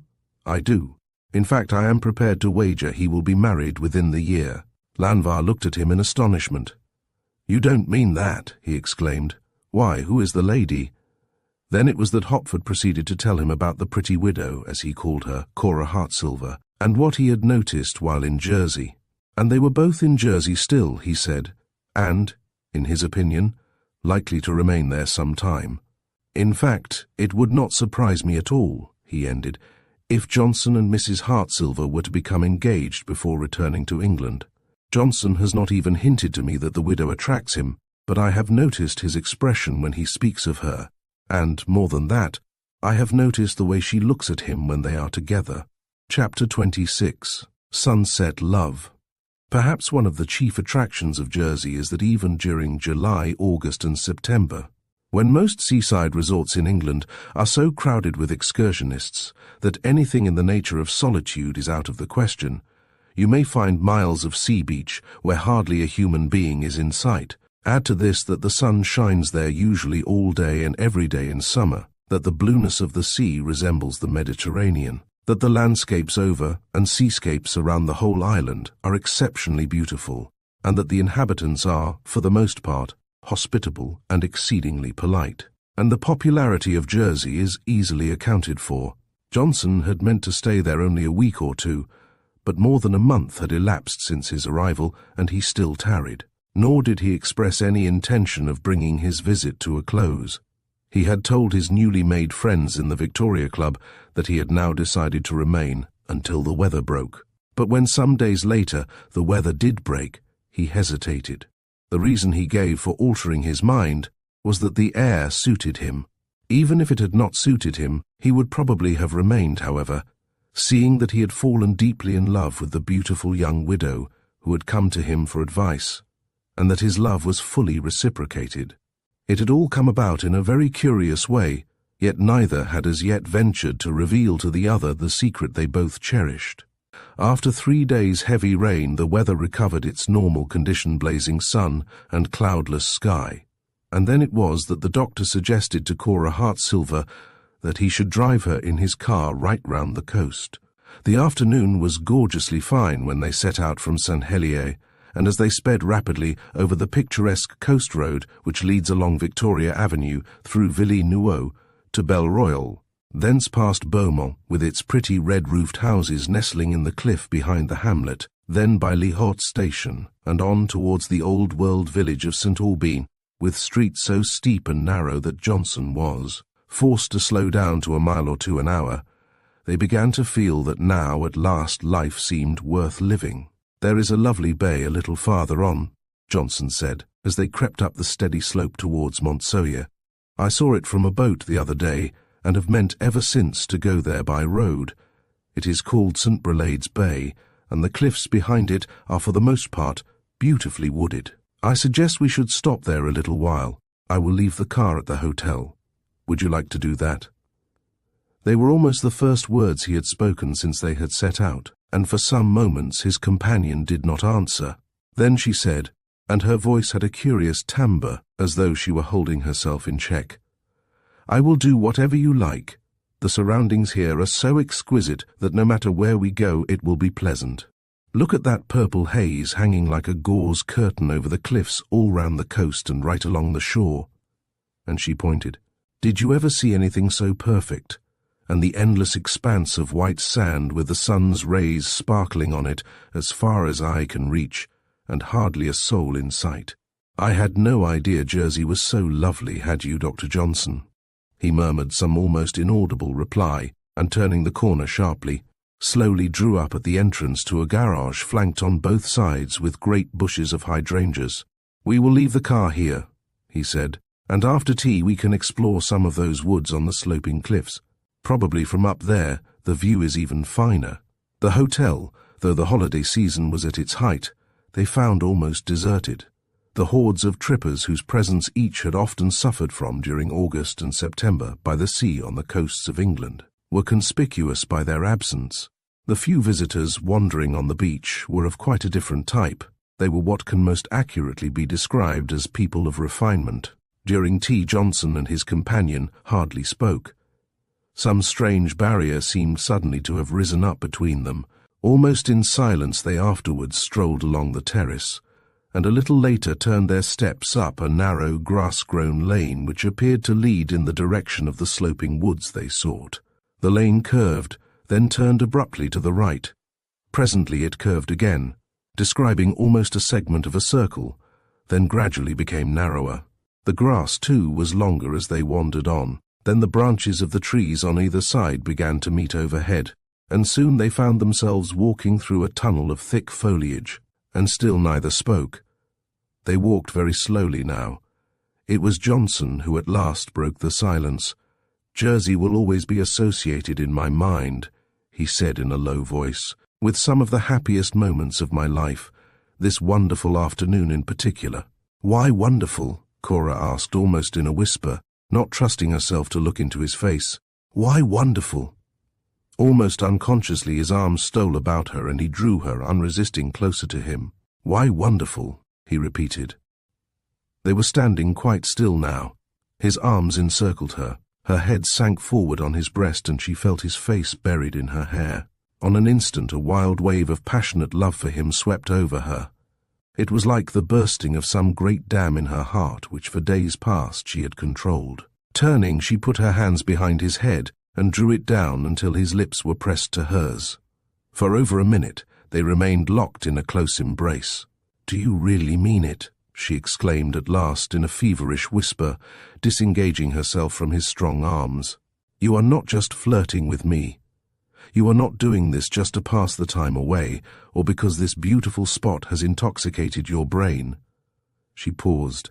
"Can all that is happening be really true?" she exclaimed ardently. "Or is it only a beautiful dream from which I shall presently awake?" "It is no dream, my darling," he murmured, taking her face between his hands and gazing down into her lovely eyes as though they mesmerized him. "I want you, my dear. I want you dreadfully. You can have no idea how I yearn for you. Yes, I ask you now if you will become my wife, for I know you are the first woman I have ever truly loved." He bent forward and kissed her again passionately on the lips.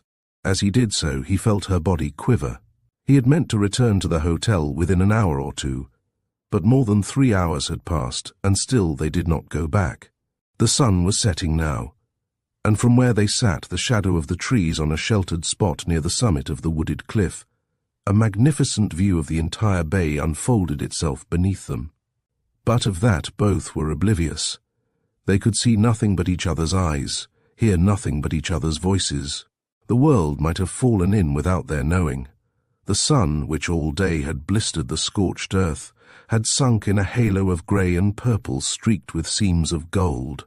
Dusk was fading into darkness, and still neither moved. Cora's head rested in his lap. His fingers, buried in her soft hair, toyed gently with it. Again he bent down and kissed her with all the ardour of his soul. Night had set in when at last they rose to go.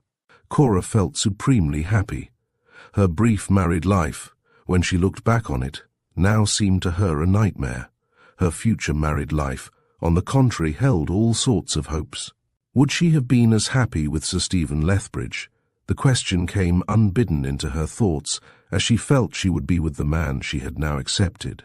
She dispelled the question unanswered, and at once another took its place. The unsigned letter she had received, the threat it contained, the identity of the writer. What of all that? Her future husband had not even referred to it again. Could he have forgotten it in the ardor of his wooing? As so often happens between people in close sympathy, the thought, as it came to her, flashed at once into his brain. "I have been carefully considering," he said suddenly, "the matter you came to me about, and that has led indirectly to our engagement. You have nothing now to fear from that, my darling. The scoundrel who sent the letter can do her worst. Let her write to all your friends. Let her tell them what she chooses. If she does, and they talk in consequence, what can it matter to us? It will not affect my love for you, or your love for me, will it? And what else is there that matters? In point of fact, when she reads or hears of our engagement, as undoubtedly she soon will, I suspect, let the matter drop, or she will write to me, thinking I know nothing. Then you still believe, dear, the writer to be a woman? I feel convinced it must be, though, as I told you, she may have a male accomplice. But already I have set in motion the machinery, which I hope will lead her unwittingly to reveal herself. We ought to hear something in a week or two." They were now back at the hotel, and there they dined.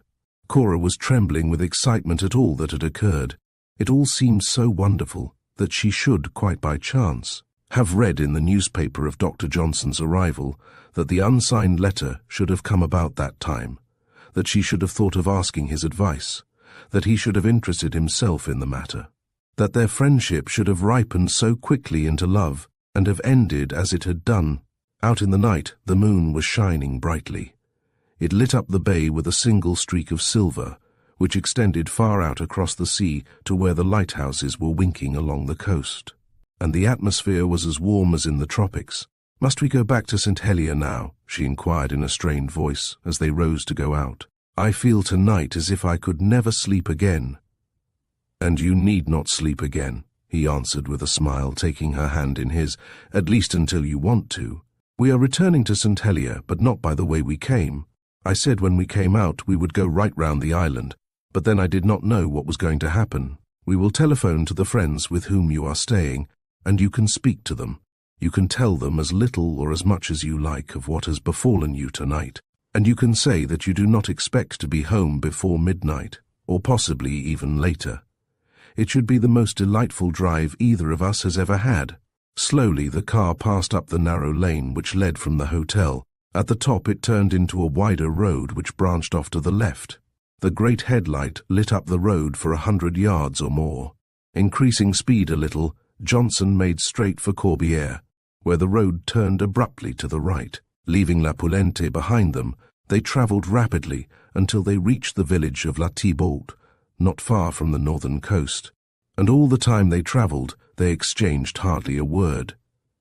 The moon had now completely risen, and as they bore round to the right again to meet the road to Villebagot, the car suddenly slowed down. It stopped, and the engine became silent. "Is anything the matter?" Cora inquired anxiously. No sound of any sort was audible save, in the far distance, the sea washing up the beach.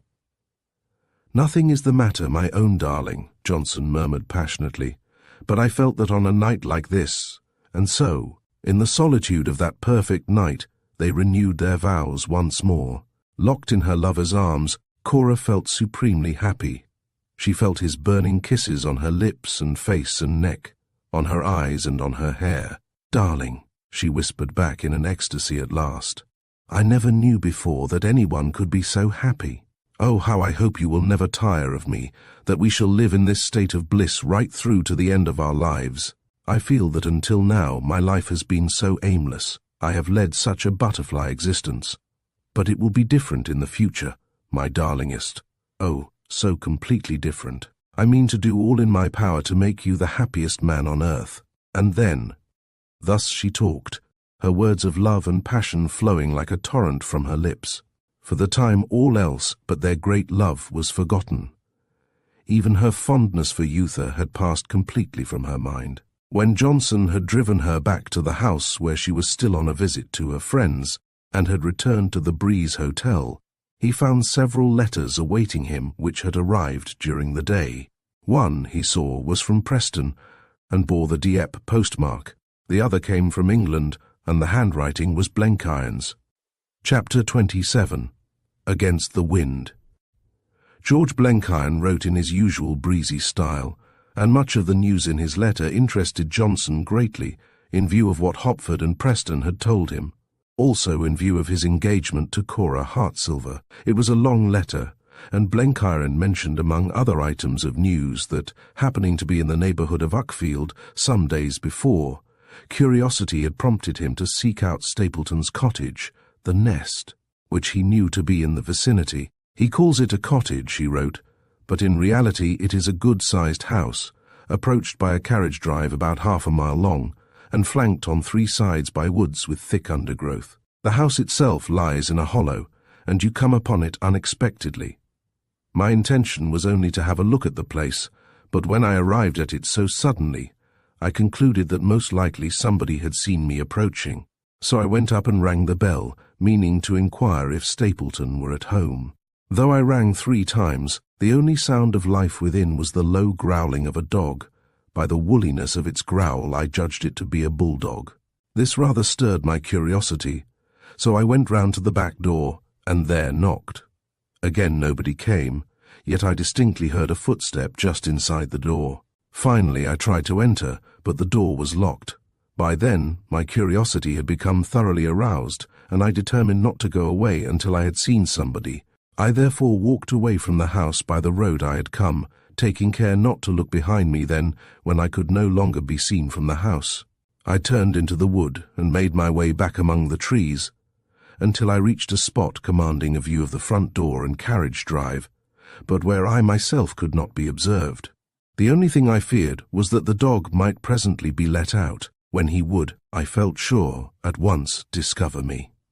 After about 20 minutes, a smartly dressed young woman suddenly appeared. She came round from the back of the house, and looked about her as though expecting somebody. A few minutes later, I heard the iron gate across the drive open and shut, and rather an old man came towards her. They met in the middle of the drive, kissed most affectionately, and then looked in my direction. You can imagine my astonishment when I recognized the man. It was Alex Stothert of the Metropolitan Secret Agency. Neither of them saw me, of course, nor did they suspect they were being watched. A minute later they turned and went towards the house. Arrived at the front door, Stothert took a key out of his pocket, unlocked the door and entered, followed by the young woman. The door closed behind them, and I heard it being locked again. I waited about an hour longer to see if anything more would happen. Then I went back into the carriage drive, walked boldly up to the house as if I had just arrived, and rang loudly. It is an old house with an old-fashioned bell pull. Again there was no answer or other sign of life. Even the dog did not growl, from which I concluded it had been taken into some inner room. 4 times I rang, but the place might have been unoccupied for all the notice that was taken. So then I turned and came away. Strange, wasn't it? Of course Stothert may have been there on some ordinary matter of business. But then who was the girl? She was very dainty-looking, and why did nobody come when I rang? I can't help thinking something queer is going on there. As I was walking back to Uckfield, a man overtook me, riding slowly on a push-bike. About a mile further on I overtook him. He appeared to be repairing a tyre. He glanced up at me casually as I passed by, and the moment afterwards called out to inquire if I had a match about me. I went back and gave him one, for which he thanked me with rather unnecessary profusion, I thought, and then he offered me a cigarette and lit it for me. We exchanged a few words about the weather, and I went on. At the railway station, 2 hours later, I saw him again. He was on the platform, waiting for the train, but had no bicycle with him then. I passed him twice, but he appeared not to recognize me, so I did not speak to him. When I alighted at Waterloo, I happened to notice him behind me on the platform, still without his bicycle, and when I alighted from a taxi at Cox's Hotel in Jermyn Street, where I am staying, to my astonishment he was standing on the curb, about 100 yards along the street. I could see only his profile, but there could be no mistaking him, as he stood there, staring up at a house on the opposite side of the street. Then, for the first time, the thought struck me that he must be shadowing me. I have not seen him since, but I should recognize him at once if I met him. In another part of the letter, Blenkiron told Johnson he had heard about Jessica's success at the tables at Dieppe, but he said nothing about Yootha. He asked Johnson, however, if he had happened to come across Harry Hopford, who he had been told had gone to Jersey. If he should meet him, he ended, would he remember to ask him to write at once, as he wished to communicate with him on a matter of importance. Johnson refolded the letter, then opened the letter from Preston. Preston's communication was brief. There was no reference to his engagement, nor to Yootha. He spoke of Jessica and her friends, however, and again mentioned their having broken the bank. "I am sick of this place," he remarked towards the end of the letter. "The town is crawling with the most impossible people. I can't think who they are or where they come from. Holiday makers, of course. The chief attraction is naturally the casino, where these holiday folks swarm at night and seem to delight in showing how foolishly they can squander quite a lot of money. Our countrymen and women show up badly in a place like this, and give the French a poor opinion of the British race. I shall probably return to London in a day or two, but my movements will depend to some extent on circumstances." "On circumstances," Johnson said aloud as he finished reading the letter. "Now, I wonder what those circumstances are. It is not like Preston to conceal his reasons. He is worried about something, I am sure. The tone of his letter shows it, and I can read between the lines." He appeared to ponder for a minute. "Strange," he said at last. "I was under the impression that Yootha Haggerston was still in Dieppe, and yet he makes no mention of her."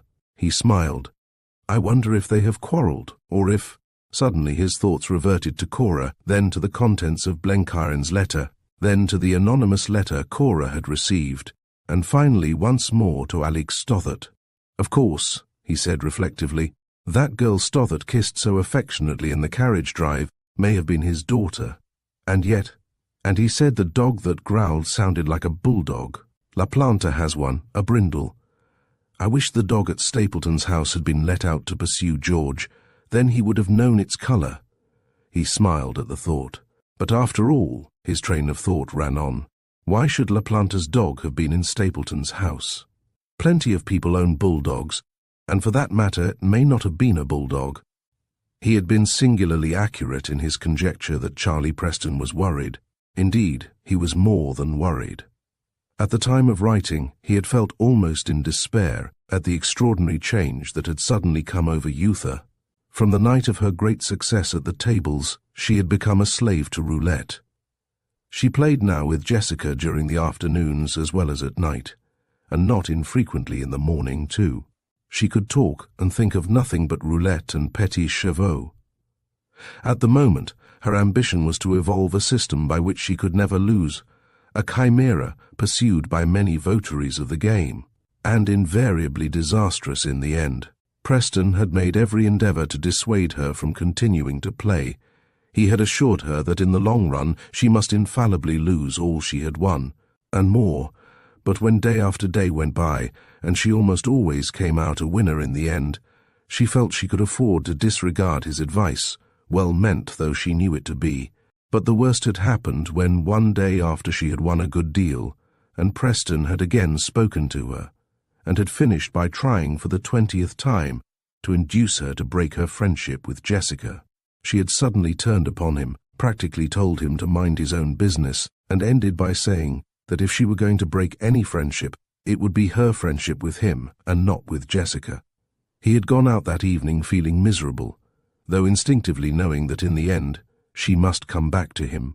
Yes, in the end, but how long, he asked himself, would the end be in coming? Jessica seemed to have hypnotized her, to be able now to make her do her bidding in any way she chose. Several times he had seen her and her two undesirable friends and Yootha all seated together round a table on the terrace of the hotel, smoking cigarettes and drinking what looked like whiskey and soda in full view of everybody passing. Again and again he had blamed himself for having allowed her to adopt Mrs. Mervyn Robertson as her chaperone. Chaperone! Why, he said mentally, 100 times safer she would have been with no chaperone than with that dissolute woman to look after her, and her Devagond companions. 2 nights later, on returning to the hotel, he was handed a note by the clerk in the office, Recognizing Yootha's handwriting on the envelope, he took the note up to his bedroom to read it in private. It was short and ran as follows. Dear Charlie, this is just to tell you that I am leaving here tomorrow with Jessica and her friends. We are going to Monty first, then probably we shall stay in Paris a little while, and after that we shall return to London, when I shall hope to see you. I don't want to quarrel with you, dear. Indeed I don't, and I am dreadfully sorry you should misjudge Jessica in the way you do. She is such a good friend to me now, and I hope we shall continue to be friends. But most of all I wish you would overcome your prejudices against her, so that we might all be friends together. I hate making you unhappy, as I feel I am doing, but truly I think you are unintentionally to blame. Lots of love, my dear. Yootha. Curse the woman, he exclaimed aloud, and the abominable way she has taught Yootha to gamble. Well, I suppose I can do nothing at the moment. I only hope to heaven that at Monty the whole lot will lose heavily, so heavily that Yootha at any rate will be brought to her senses once and for all. Meanwhile, I must try to hurry on our wedding. Yootha went off early next day without seeing him, or even leaving a note to wish him goodbye. A week later he heard indirectly that at the tables in Monte Carlo the four were still winning. A report reached the Royal Hotel in Dieppe that they had won a fabulous sum. It was quite extraordinary, everybody said. Never within the memory of the oldest habitués of the Dieppe Casino had players had such a run of luck. And its consistency was that they all played anyhow, or seemed to. On the few occasions when they had experimented with some system, they had lost heavily, so it was said. Yootha, my darling, Jessica remarked casually to her one night, towards the end of a champagne supper at which all sorts of people were present, for their luck had brought them a whole host of friends. What has become of your knight-errant, or is he your knight-errant no longer? I should be delighted if I heard you had thrown him over, or even that he had thrown you over. Have you heard from him lately? Not very lately, Yootha replied quickly, with a slight frown which Jessica did not fail to notice. He has gone back to London, I believe. You believe? That doesn't sound promising, does it? And she laughed in her deep voice, though it was not a pleasant laugh. When a man is engaged to be married, especially to such a charming girl, a girl any man ought to be proud to speak to, let alone be engaged to, it isn't very considerate of him to leave her in the lurch in the way Captain Preston left you, and if he neglects you now, don't you think he's pretty sure to begin neglecting you when you have been married a little while? Oh, I don't know, Yootha answered awkwardly. Men are queer animals. I have always said so. At one time I made up my mind never to marry. But changed it directly you had the privilege of meeting Captain Preston. She spoke almost with a sneer. Not directly, the girl said weakly, conscious that had she drunk less champagne and had all her wits about her, she would have said something different, would have stood up for her lover. Jessica edged a little closer to her. Why not give him up? She murmured, so that nobody but Yootha could hear. He has not treated you well. He has not played the game, has he now? Just think, he is supposed to be your lover, yet after swearing, as I am sure he has done, he has never in his life before met any woman to approach you. He leaves you alone, lets you go roaming about the continent with two men and a woman he intensely dislikes, and himself calmly returns to England without even wishing you goodbye. Does that look like true love, dear? Does it look like love at all? Supposing a man you knew nothing about were going to marry some friend of yours, what would you think, what would you say, if all at once he treated her like this? Take my advice, Yootha, she went on, speaking lower still. Give him up. Write to him tomorrow, come up to my room and write to him at once, saying that in view of all that has happened, you have decided to break off your engagement. He won't break his heart. Break his heart, I should think not. And believe me, you will one day thank me for having saved you from marrying a man who doesn't love you. As she stopped speaking, she refilled the girl's glass with champagne. And now listen to me, she ended under her breath. I have something serious to say to you. Chapter 28, number 15. When Yootha awoke next morning, her head was aching badly. She had only a confused recollection of the events of the previous night, and the more she tried to remember exactly what had happened, the greater the tangle became. Her blinds were down, and the room was still almost in darkness. As she had not yet been called, for about an hour she remained in a sort of disturbed half-sleep. Then gradually she began to wonder what the time could be. Through the open windows the sound of traffic came to her, which made her think it must be late. She turned to look at her watch. It had stopped at 4 in the morning. She felt under her pillow for the electric bell push, and some minutes later one of the hotel maids entered. "What time is it?" Yootha asked. "Close on 1 o'clock, miss." 1 o'clock? But why was I not called? Why was my cup of tea not brought?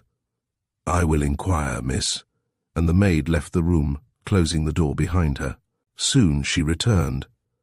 She said that before Mrs. Mervyn Robertson had left, she had said that Miss Haggerston was very tired and must not be disturbed. "How do you mean, before she left?" Yootha inquired. "Where has she gone?" "I have no idea, miss.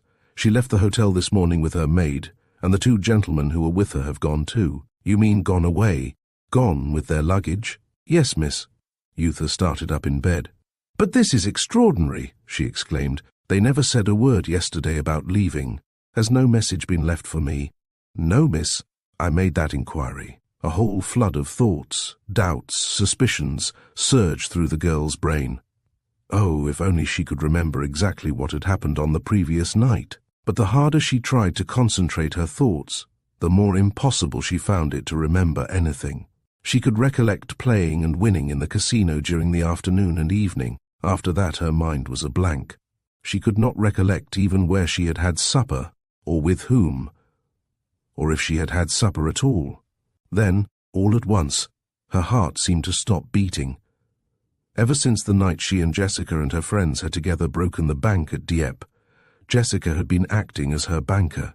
That is to say, she had suggested that in order to save Yootha trouble, so she put it, she would advance her money to play with, as much as she might want, and, in return, take charge of the girl's winnings. Every morning she had come to Yootha and told her the exact sum she held belonging to her, and out of it she had handed Yootha whatever sum she asked for.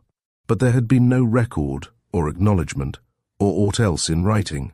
Yootha had placed implicit confidence in her friend, and now she saw it all, and her mouth went suddenly dry.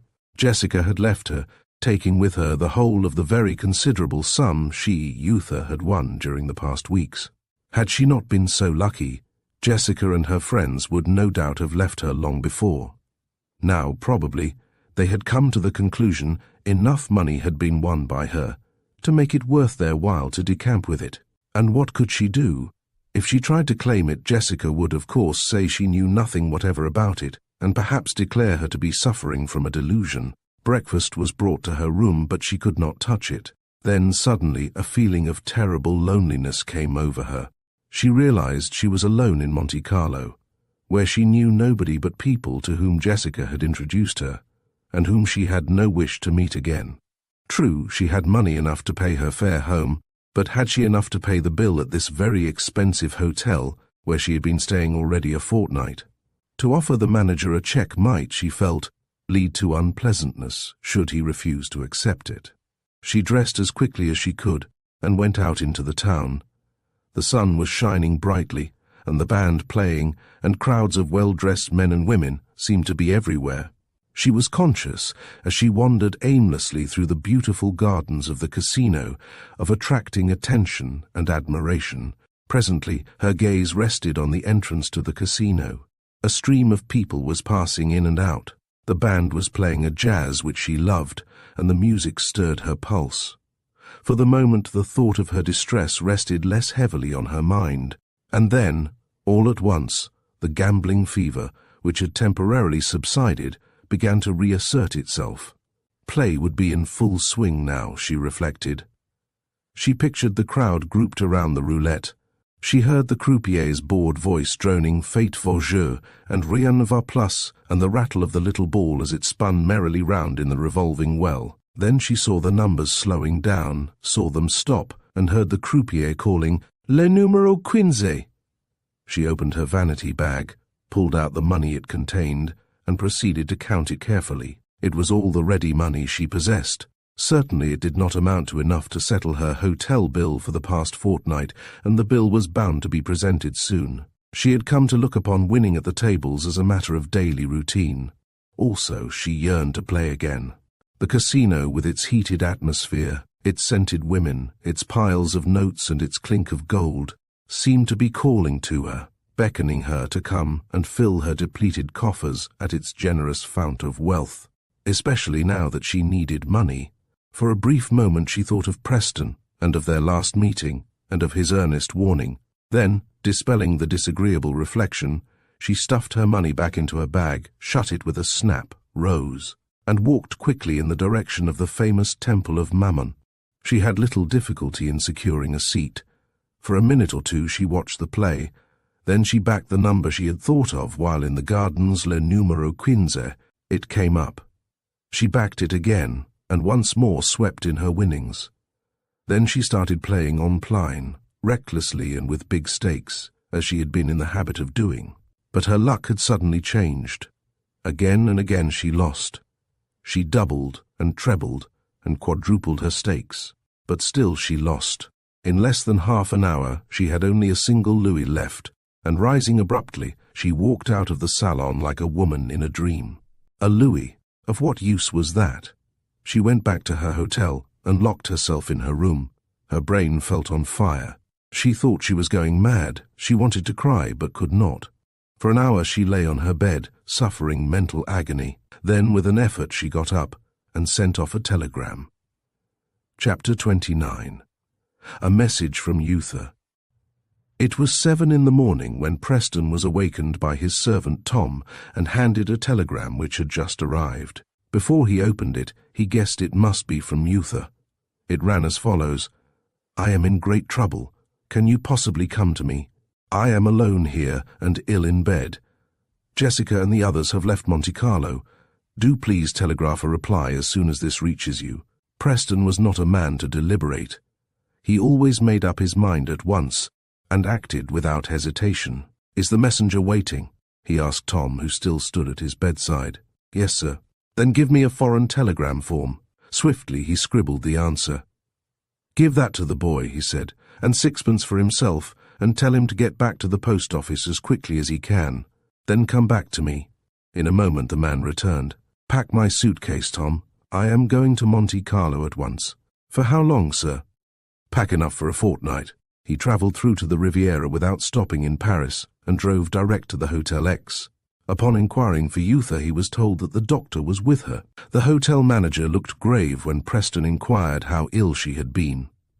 A moment later the door opened, and a solemn-faced gentleman of patriarchal aspect entered.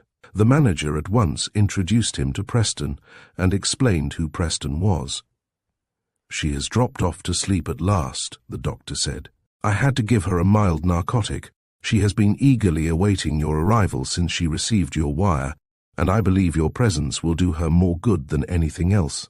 She appears to be suffering chiefly from shock, a mental shock of some sort. Her nerves are greatly upset." When some hours later Yootha awoke, her gaze rested upon her lover seated beside her bed. For a moment she fancied she must still be dreaming. Then, with a glad cry, she sat up and stretched her arms out to him. "Oh, my darling," she cried. "How good of you to have come to me. Even when I got your telegram, I feared that something might detain you. I have had a terrible time since last we met. Terrible." For a minute they remained locked in each other's arms, the happiest moments they had spent since that never-to-be-forgotten evening under the shadow of the Sugarloaf Mountain in Monmouthshire. And then, perhaps for the first time, Yootha realized to the full the joy of being truly loved by a man on whose loyalty and steadfastness she knew she could implicitly depend. Yootha's recovery was rapid, and in the following week Preston decided to take her to Paris, which she was anxious to visit, never having been there. "You had better telegraph to your aunt and ask if she can meet us there. As you say, she is well again," he said. "It wouldn't do for us to stay there alone, as long as conventions have to be considered." And he smiled cynically. "Which reminds me that Harry Hopford is in Paris. I had a letter from him yesterday. I am sure he will be glad to see you." And so, some days later, they arrived at the Hotel Bristol, where they found Yootha's aunt awaiting them. She was a pleasant, middle-aged woman with intelligent eyes and a sense of humour, and she greeted them effusively. "You don't hesitate to make use of me when I am in health," she said laughingly to her niece. "I had not the least wish to come to Paris, but now I am very glad I have come. Yes, I am well again, but I don't think you look as if Monte Carlo and its excitement had agreed with you. By the way, a delightful young man called here yesterday to ask if you had arrived. He was so pleasant to talk to that I persuaded him to stay to lunch. He seemed to think a lot of you. His name is Hopford. Harry Hopford, a capital lad. I'm glad you met him. He served under me in France and was quite a good soldier. He told me he had served under you. He wants you to meet him at an address in Clichy at 9 tomorrow night. I have the address somewhere. A bit of luck for me you're coming to Paris, Hopford said when they met on the following night. I particularly wanted to see you, Preston.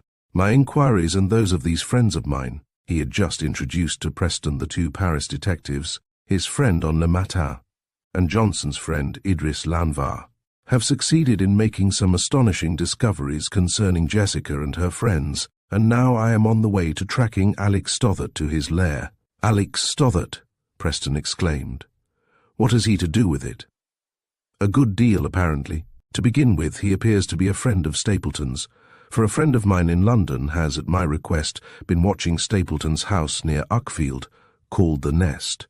Stothert goes there frequently, it seems. My friend believes he calls there for letters, and the other day some fellow arrived there, knocked and rang, and then, getting no answer, went and hid in the undergrowth in the wood close by, and remained watching the house. While he was watching, Stothert arrived and was met by a girl who, my friend says, is employed by Stothert secretly, and the 2 went into the house. When the fellow who had lain concealed in the wood and been himself watched by my friend went back to Uckfield, my friend followed him on a bicycle, and finally shadowed him back to London and to an Hotel Cox's in Jermyn Street. But, though afterwards he made inquiries at the hotel, he was unable to find out who the fellow was. George Blenkiron, when in town, generally stays at Cox's, Preston said reflectively. Does he? Then he may know who the man is and his name. I'll write to him tomorrow. It is such a small hotel.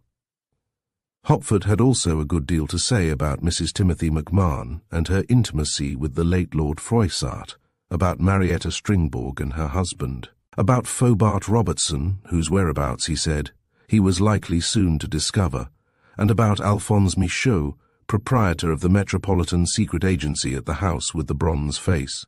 One important fact he had already established: Michaud was intimately acquainted with Jessica and Stapleton, yet at the Royal Hotel in Dieppe, Preston had told him, Jessica, Stapleton, and La Planta had openly stated that they knew Michaud only by name, which confirms the suspicion I have for some time entertained, Hopford went on, that Jessica and her friends are in some way associated with the house with the bronze face. There I can't agree with you, Preston said. In view of all that has happened, such a thing seems to me incredible. Why, we used to consult the secret agency concerning Jessica and her past history, don't you remember? And they found out for us several things about her. Several things, yes, but not one of the things they found out was of importance. It is the agency's business, to my belief, to hunt with the hounds and run with the hare, and they do it successfully. Surely you recollect Mrs. Hartsilver's telling us how she and Miss Haggerston had been shown by Stothert what he declared to be the actual pearl necklace belonging to Marietta Stringborg, and saying the necklace stolen from her at the Albert Hall ball and afterwards found in Miss Haggerston's possession was made of imitation pearls. Well, I can prove that on that occasion, as well as at other times, Stothert intentionally lied. Then what is your theory? That in some way, yet to be discovered, Jessica and her gang, for they are a gang, and the Metropolitan Secret Agency are playing each other's game and have played it for a long time. Incidentally, I have found out too that La Planta once represented an insurance company in Amsterdam, of which Lord Froissart was chairman or director, and that— Forgive my interrupting you, Hopford, Preston cut in, but what you say reminds me that I too was told by a Major Geisberg I met in Dieppe. He is a man you ought to meet. He was leaving for America when we parted, but ought soon to be back, and he promised to look me up in town on his return. And he can tell you a lot about Alphonse Michaud, who, he assured me, at one time ran a most disreputable haunt in Amsterdam. Hopford produced his notebook. How do you spell the Major's name? He asked quickly. and Preston told him. "And where does he stay when in town?" "At Morley's Hotel, I believe," and Hopford wrote that down too. "Now, for heaven's sake, don't say how small the world is, Preston," Hopford observed lightly as he replaced his notebook in his pocket, "because that is a platitude which makes me see red. I must see Gysberg directly he arrives in London. Certainly we are getting on. I suppose Gysberg didn't speak about a diamond robbery in Amsterdam from a merchant living in the Kalverstraat, which took place some years ago. The thief was never caught." Preston laughed. "The very thing he did tell me," he answered. "The stones had been insured by Michaud, to whom the insurance money was paid under protest because the idea had got about that Michaud himself, or some person employed by him, had stolen them." Hopford turned to the Frenchwoman detective and raised his eyebrows. "You hear that?" he said to her in French. "Isn't it strange how small— No, I won't say it. Mademoiselle was employed," he addressed Preston again, "on that very case in Amsterdam, and feels as convinced today as she did then that Michaud, aided by La Planta, spirited away the stones. Yet nothing could be proved. There were not even sufficient clues to justify the arrest of either of the two men. By the way, I am trying to get Mademoiselle to return to London with me, and she hopes she will be able to. Also, I have forgotten to tell you that Idris Lanvar is a famous mental specialist practicing here in Paris.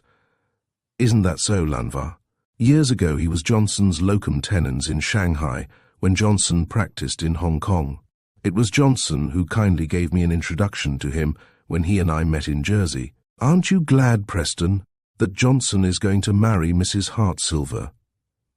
I think she is such a charming woman, though I don't know her very well. But I met the late Henry Hartsilver once or twice, a typical profiteer, and I thought a most offensive person. She was well rid of him. Did you know Sir Stephen Lethbridge?" Preston looked at Hopford oddly. "What makes you suddenly ask that?" he said. "What was your train of thought?"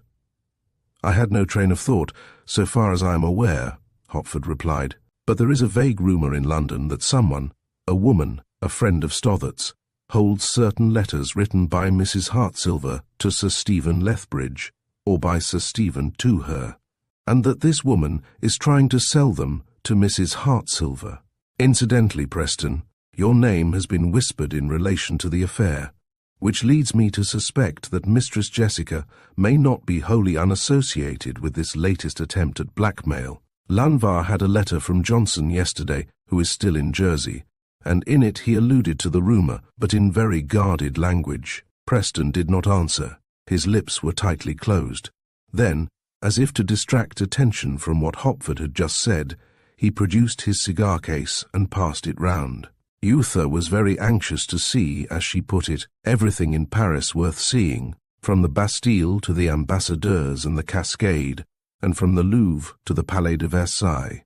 So, during the next few days, Preston devoted himself to her entirely. The art galleries in particular appealed to her, also the Quartier Latin with its queer little streets of cobblestones and its stuffy but picturesque old-world houses, of which she had so often heard. Exhibitions like the Grand Guignol and the Café de la Morte, on the other hand, she detested. Hopford and Lanvar had dined with them once, and afterwards Hopford's friend on Le Matin had piloted them all to various interesting night haunts of which English folk visiting Paris for the most part know nothing. He had also taken them into curious caverns below the Rue de la Harpe and streets in its vicinity, and shown them the houses there propped up from below with enormous wooden beams where the arches built over those old quarries have given way. "But how come there to be quarries here at all?" Yootha had asked in surprise. The representative of Le Matin had evidently expected the question, for at once he had entered into a long explanation about how, when Paris was first built, stones for building purposes had been quarried out in the immediate neighbourhood, how the city had gradually reached the edge of those quarries, and how, in order to be able to continue to extend the city, it had been necessary to arch the quarries over and then erect buildings on the arches themselves. Of course the good folk who live in those houses above our heads, he laughed as he pointed upward, have no idea that their houses are propped up from below, and some day they may get the surprise of their lives by finding themselves and their houses suddenly swallowed up in the bowels of the earth. It was late when finally they had all separated. Then Hopford, on arriving at Rue des Petits Champs, had found a blue telegram awaiting him. It came from his chief, who said Hopford must return at once. "I have most important news for you," the message had ended. Chapter 30. Blenkiron's Narrative. London was now almost full again after its 2 months of social stagnation, for October was close at hand. Already announcements were appearing in the newspapers of balls and dances, receptions and dinner parties, and other forms of entertainment with which people with money to spend and no work to do endeavour to kill time. And among the social receptions largely featured was one to be given by Mrs. Mervyn Robertson at her house in Cavendish Place in the 3rd week in October. Johnson and Mrs. Hartsilver were back in town, so were Captain Preston and Yootha Haggerston, and George Blenkiron was staying at Cox's Hotel, but none of the 5 had been invited to Jessica's reception. The leading London newspapers had been asked to send representatives, however, and at his request Harry Hopford had been detailed by his chief to attend. Among the visitors at Morley's Hotel, in Trafalgar Square, was a dark man, obviously a foreigner, with black, rather oily hair and a carefully waxed moustache, a florid complexion and a tendency to obesity. Hopford noticed his name in the visitors' book when he went to inquire for Major Geisberg, who, Preston had told him, had just arrived there from America. The foreigner's name was Alphonse Michaud. "Major Geisberg is dining out," Hopford was told. He lit a cigarette, paused in the hall for a moment, then decided to look up Blenkiron, whom he had not seen since his return to town, but who was staying at Cox's Hotel in Jermyn Street. On his way, he called at a flat in Ryder Street and found a friend of his at home and hard at work writing. It was the friend who had, at his request, watched Stapleton's cottage, the Nest near Uckfield, while he, Hopford, had been in Paris. "I'm on my way to see a friend at Cox's Hotel," Hopford said, when the two had conversed for some moments. "Quite a good fellow, name of Blenkiron. Would you care to come along? You might run across the person you shadowed from the Nest to Cox's that day, you never know." Blenkiron was in, Hopford was told, and a messenger took his card. A few minutes afterwards he was asked please to come up. "Evening, Blenkiron," he said as he was shown in. "Hope I am not disturbing you, eh? Tell me if I am, and I'll go away. I have brought a friend I should like to introduce." And he stepped aside to let his friend advance. Silence followed. In evident astonishment, Hopford's friend and Blenkiron stared at each other. "Haven't we met before?" the latter said at last. "Surely on the road from the Nest to Uckfield." The other smiled. "Yes," he replied, "and I followed you back to town and to this hotel. Afterwards, I tried to find out your name and who you were, but failed. I hope you will forgive me, Mr. Blenkiron, but I should like you to know I followed you at Hopford's request." The 3 burst out laughing. "So you, Blenkiron," Hopford exclaimed, "are the rascal whose identity has so puzzled us. Really, this is amusing." Whiskey was produced, and soon all 3 were on the best of terms. "Have you heard the latest about the house with the bronze face?" Blenkiron asked presently. "No, what?" Hopford answered eagerly.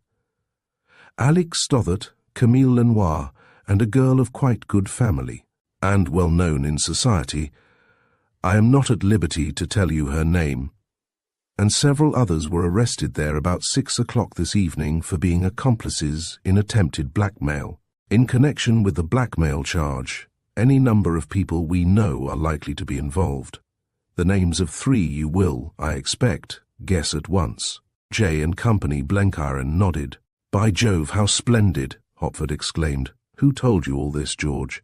"The Commissioner of Police himself, so the information is accurate enough." Hopford sprang to his feet. "May I use your telephone?" he asked, as he walked quickly towards the door. "Come and stand by me and I'll dictate the whole story through right away." "Hopford, sit down," Blenkiron shouted imperatively, pointing to the chair from which the lad had just risen. "Not a word of what I have told you is to appear in the press until I authorize it. Not a word, do you understand?" "But the other papers will get it," Hopford exclaimed, with his hand on the door handle. "They won't. That I promise you. The Commissioner of Police, an intimate friend of mine, told me while I was dining with him tonight that the whole affair is to be kept out of the papers until the entire gang has been arrested. If you print a line now, you will defeat the ends of justice by warning the unarrested accomplices, and so, probably, enabling them to escape. I mean what I say. Hopford, Preston, Miss Haggerston, Johnson, and Mrs. Hartsilver will be here soon. I telephoned asking them to come as I had, I said. Something important to tell them. There will be supper, so you and your friend had better stay. Hopford reflected. Have you room for yet one more at supper? He asked suddenly. Major Geisberg, a friend of Preston's, is at Morley's just come from America. He knows a lot about a man, Alphonse Michaud, who is the mainspring of the Metropolitan Secret Agency, and is also at Morley's. I have not yet met Geisberg, but Preston has explained to him who I am, and the Major is greatly interested in the movements of Jay's gang. He should, in fact, be able to throw further light on some of the curious happenings of the last 2 years. Then by all means ring him up and ask him to come along, Blenkiron answered. But you are mistaken about Michaud's being at Morley's, Hopford, because he was one of those arrested this evening at the house with the bronze face. Michaud arrested? Good again, but what was he arrested for? Attempted blackmail, same as the others, but in Michaud's case there is a second charge. Michaud, the commissioner tells me, turns out to be a regular importer, on a big scale, of a remarkable drug you have already heard about, which is made and only procurable in Shanghai, Canton, and Hankow. The secret of this drug belongs to one man, a Chinese man. Now, 16 years ago, Michaud served a sentence of 5 years imprisonment in a French penitentiary for attempted blackmail, became, on his release, a greater scoundrel than ever, and finally succeeded in becoming naturalized as an Englishman. Then he went out to the east, set up in business in Canton, and eventually scraped acquaintance with a Shanghai wine merchant named Julius Stringborg, who introduced him to Fobart Robertson, Timothy McMahon, Levi Schomburg, Alix Stothert, Stapleton, and several others, including, of course, Angela Robertson. Months passed, and then one day Michaud turned up in London again. None suspected, however, that he was now engaged in secretly importing the strange drug, for which he soon found a ready sale at a colossal profit. Some of the properties of the drug you already know, but it has other properties.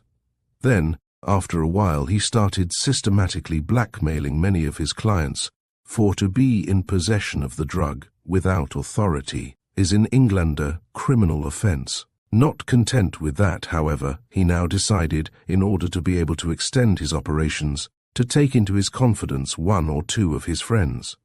Among those friends were Marietta Stringborg and her husband, Angela Robertson, and Timothy McMahon.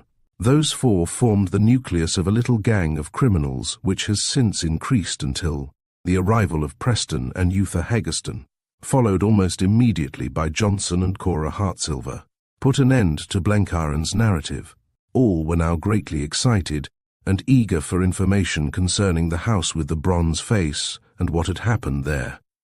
So that when Major Geisberg was announced, he found himself ushered into a room where everybody seemed to be talking at once. Chapter 31. Conclusion. The 2-column article, which appeared in only one London morning newspaper, created a profound sensation. Quoted in part in the evening newspapers throughout the country, it became the principal topic of conversation in the clubs and in the streets, but in particular in social circles over the whole of the United Kingdom, that the most important secret information agency in London, an organisation which had come to be looked upon as the most enterprising and trustworthy there had ever been in the metropolis, and which half the peerage, to say nothing of the ordinary aristocracy, had at one time and another consulted in confidence, should suddenly be discovered to be nothing more than the headquarters of a nest of rogues and blackmailers, dealt society a terrible blow.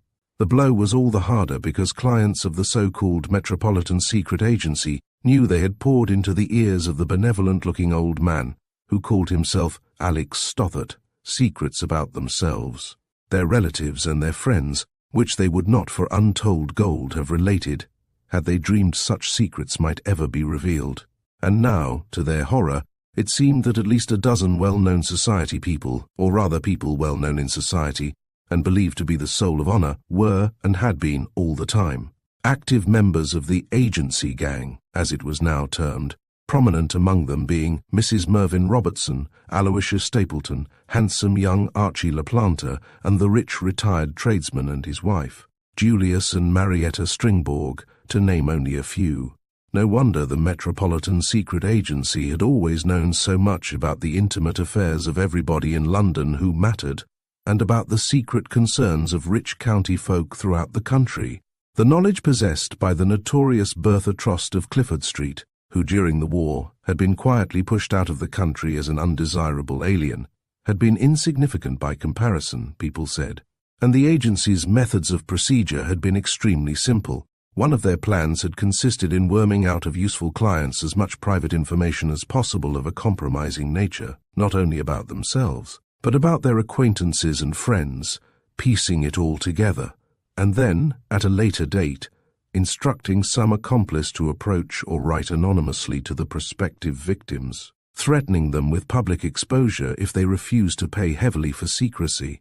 And so cleverly was this always done that the agency invariably safeguarded itself against risk of discovery. Another method of procedure, equally effective, consisted in selling secretly, at an enormous profit, the strange Chinese drug smuggled into the country by Alphonse Michaud, and accomplices would then threaten with exposure persons having it in their possession. In addition to this, Michaud and other members of the agency gang would administer the drug in a particular way themselves, so that it deadened their victim's memory from a time prior to the period of unconsciousness which it produced. It was, the newspaper article declared, a most extraordinary compound, and, being colourless and devoid of all smell, could be administered without arousing the least suspicion of its presence, for which reasons, no doubt, some members of the gang had gone so far as to dope other members with it, when they saw that by doing so they could themselves benefit. That had happened, it seemed, on the occasion when Archie LaPlanta had been called out of the box at the Alhambra whilst attending a performance of the Russian ballet. On that night he had met a friend in the foyer, a member of the gang, who had suggested his joining him in a drink in his rooms, which were close by in Charing Cross Road. LaPlanta, of course, all unsuspecting, had walked across to his friend's rooms. Yet, when he had recovered consciousness in his own chambers in Albany, all recollection of his having gone to those rooms in Charing Cross Road and afterwards being conducted back to his own chambers by his friend had completely faded from his memory. And the reason he had been doped that night, and in that way, this the man who had doped him confessed afterwards under cross-examination, had been to keep him away from Mrs. Mervyn Robertson's supper party. A few hours later at her own house, where the same ruse had been employed by the same man, with a woman accomplice, who, unseen, had then taken from her the key of her safe, which they had then rifled, taking not only the valuables it contained, but inadvertently a packet of letters which proved to be the letters Cora Hartsilver had written to Sir Stephen Lethbridge, and those he had written to her. These documents Jessica had obtained some time before, by bribery, from servants dismissed by Cora and by Sir Stephen for inefficiency, and she had been holding them with a view to using them some day as levers to extort money from Cora. But the woman who had stolen them from the safe had taken that step herself, and sent Cora the anonymous letter which had reached her when in Jersey, and all through it was the same: to right and left clients of the house with the bronze face and intimate friends of Jessica, of Stapleton, of LaPlanta's, of Mrs. Stringborg and her husband, and of other members of the agency gang, had been secretly pilloried and made to pay, while from time to time members of the gang had themselves been victimized by one or other of their own traitorous accomplices, generally through the medium of the Chinese drug. Levi Schomburg, though not a member, had by accident been made aware of the existence of the gang, its ramifications and its methods, a client to whom he had once advanced a considerable sum, having promised to reveal what he called the whole organization of an extraordinary secret society of criminals operating in this country and on the continent, if Levi would cancel a portion of the debt. This the moneylender had, after some demur, agreed to do, with the result that afterwards he had been himself able to extort money from Jessica and Stapleton and other members under threats of exposure, in precisely the same way that they levied blackmail on their victims. And LaPlanta, Hopford said, as he and others were talking the case over in the reporter's room some time after his article had appeared. LaPlante admits that he drugged Levi Schomburg in the box at the Albert Hall on the night of the ball, though he swears it was not his intention to poison him. Either he mistook the dose he administered in the whiskey and soda, he says, or else Levi must have had a weak heart. Dr. Johnson will probably have something to say about that.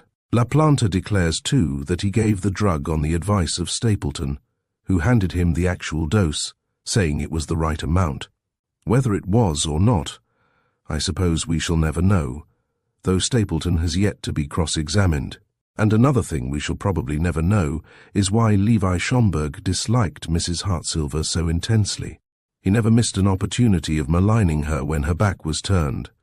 Can he at one time or another have tried to extort money from her and failed, or have tried to make love to her and been turned down, or can he have had some reason for fearing her?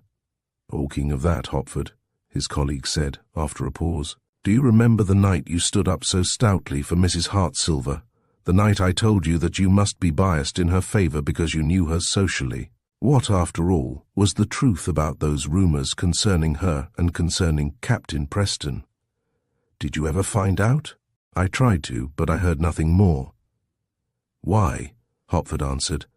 That was more of the agency gang's dirty work. They invented a scandalous story which they put up to Preston when he was in his houseboat during Henley Week. The story would take too long to tell. George Blenkiron got it at first hand from the Commissioner of Police and retailed it to me practically word for word.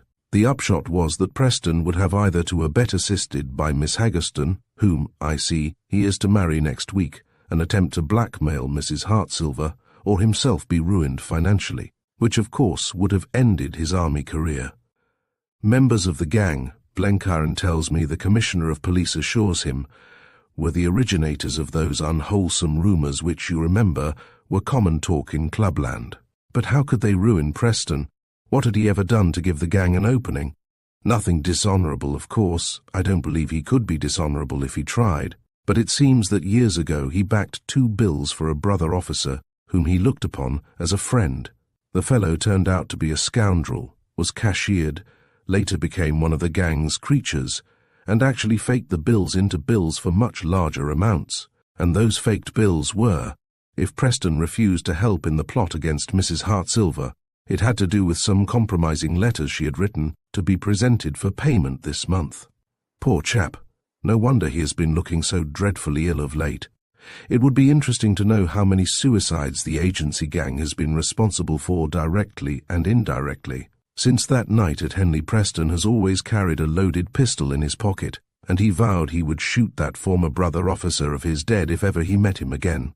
And he would have done it too, and have chanced the consequences. As for that robbery of Marietta Stringborg's necklace at the ball at the Albert Hall, the whole thing was a bluff. The pearls were not real, and it was Stringborg himself who took them from his wife at supper and slipped them into Miss Haggerston's bag. Jessica Mervyn Robertson had become furious at Yootha Haggerston's determination to find out all about her, furious too with Mrs. Hartsilver, and the others who were making the same attempt. She had heard about these attempts from Stothert, because Preston, Mrs. Hartsilver and Miss Haggerston had several times consulted the Metropolitan Secret Agency, and she had made up her mind to ruin them financially and socially, and indeed that, her first attempt to disgrace Miss Haggerston, might well have been accomplished. Really, he continued, there would seem to be no end to the machinations to which the agency gang have had recourse within the past few years. We shall never know 1/10 of the crimes they committed or tried to commit. Several of the gang's members were actually staying with Sir Stephen Lethbridge at his place in Cumberland, Abbey Hall, as his guests, when he shot himself. By the way, I hear that Fobart Robertson has at last been discovered, living in a garret in Lyons, and that he is being brought over to give evidence against his wife and Stapleton and others regarding the secret exportation of the Chinese drug from Shanghai long ago. He ought to prove a useful witness. And so the clouds which had so darkened Yootha's and Cora's happiness, the happiness also of Preston and of Johnson, had at last almost rolled away. The 4 had arranged to be married towards the end of the month, and already were busy buying trousseaux. acknowledging letters of congratulation and the receipt of presents, and attending to the many other matters which so engross prospective brides and bridegrooms. George Blenkiron had promised to act as best man to his lifelong friend, Charles Preston, and the latter had decided to send in his papers at an early date, for though an excellent soldier, the monotonous life of an officer in peacetime would, he knew, bore him to extinction. Harry Hopford had asked Johnson to allow him to be his best man, in return, as he put it, for services rendered and the way I helped to bring about your engagement. Johnson suspected, and Cora knew, that Hopford himself had been greatly attracted by the beautiful widow, as she was commonly called, and perhaps had the lad not had sense enough to realize that for him to hope to marry Cora, when almost his sole source of income consisted of the salary he was paid by the newspaper to which he was attached, and the payments he received from miscellaneous other journals to which he contributed, was hopeless, he might have felt tempted to press his own suit. True, he had once gone so far as to think the matter over seriously, carefully weighing the pros and cons. But the decision he had come to was that Cora did not care for him sufficiently to be likely to accept him, even should he have the audacity to propose to her. The thought that if he did propose to her and she accepted him, he would, after the marriage, be in a position to abandon his profession and live thenceforward on her income, of course, never entered his mind. I pity any woman who marries a journalist or a literary man, he said mentally, as he considered possibilities one night over a cigar. We writing folk may have our good points, but I think our chronic irritability more than outweighs them, to say nothing of our inconstancy where women are concerned, our sketchiness, and our lack of mental balance. If I were a woman, I would any day sooner marry a lawyer or a stockbroker than a man who earns his livelihood by his pen. Such people at any rate give their wives a sporting chance of being able to live with them in peace, whereas we news-seekers and scribblers— He shrugged his shoulders and smiled as he mixed himself a brandy and soda. Yet even then he could not wholly dispel from his imagination the picture of Cora Hartsilver. Suddenly his telephone rang, and he unhooked the receiver. A fire had broken out in Smithfield and was making rapid headway, a big fire steamers hastening to it from all directions. Yes, half a column, but a column if possible, yes. Not later than midnight. He picked up his notebook and thrust it into his pocket, switched off the light and went downstairs. A taxi was passing as he reached the street and he hailed it. Yes, he said, as he passed swiftly along Oxford Street. A journalist's wife must have a dog's life. Some days later the newspapers contained an interesting story regarding a theft of diamonds some years previously in Amsterdam from a well-known diamond merchant whose place of business had then been situated in the Kalverstraat. The arrest of Archie LaPlanta in London in connection with the agency gang crimes had, it seemed, attracted the attention of the Amsterdam police, and among the people in England with whom they had communicated was a certain Major Gijsberg. Eventually, the story ran, Major Gijsberg had been called upon to identify two men still residing in Amsterdam, one of whom, it then transpired, had shared lodgings with LaPlanta at the time of the robbery, and had now turned King's evidence, while the other had once been Alphonse Michaud's secretary. After a good deal of legal quibbling, Michaud was proved actually to have stolen stones which he had himself insured, and for which, after the robbery, he had been paid his claim in full. On the night before their wedding, for finally Cora and Johnson and Yootha and Preston had decided to get married in London on the same day, the two happy couples with their best men, Hopford and Blenkiron, sat at supper in the grill of the Piccadilly. Not too near the band played the inevitable Dardanella. Around them, supper parties chattered and laughed loudly. Waiters carrying dishes and wine hurried hither and thither, as though their lives depended upon rapidity of action. Presently the manager approached, a broad smile on his pleasant face. He came up to Preston. At the request of Mr. Hopford, he said, I have just informed 6 officers of the Devon Regiment, who are dining in a private room upstairs, that you and these ladies and gentlemen are dining here, and on Mr. Hopford's instructions I have given them other information. His smile widened. And the officers present their compliments and wish to say they hope you and your friends will join them in their room at your convenience. What are their names? Preston asked. The manager told him. "Good heavens," Preston exclaimed. "It's my dear old company, and 5 of the very best. We were all in France together about the time of the first attack on Thiepval. I haven't seen them since." He turned and addressed the manager. "Will you please say that we accept the kind invitation and will be up shortly? Harry, you rascal, how did you find out about these officers dining here?" "Quite by accident, when I was prowling in search of news this morning. My first idea was to look up your old company at once. Then I decided it would be better, because less formal, if I sprang the news on him tonight, while they were at dinner, that you were to be married tomorrow, and that we were all here tonight. I knew they would be glad to see you again." He looked at Yootha. "Is anything the matter?" he asked, for she was suddenly looking sad. "Nothing at all," she replied with a forced smile, though her moist eyes belied her words. "I was thinking of my brothers, both still in Mespot and apparently likely to remain there. I have not seen either for over 2 years, and tonight I feel a longing to have them here. Their presence would complete my happiness." "I wouldn't worry about that," Hopford answered with twinkling eyes. "News came through to the office this evening, just as I was leaving, that your brother's regiment has been ordered home, so probably you will find your brothers awaiting you on your return to London from your honeymoon, unless," he smiled mischievously, "they go direct to Cumberland to stay with your father and your stepmother." Thank you for listening to Behind the Bronze Door by William Le Queux. We hope this tale has captivated your imagination and left you pondering its mysteries. Be sure to like, subscribe, and stay tuned for more thrilling stories here at Storytime Haven. Until next time, keep your curiosity alive and your sense of wonder wide open.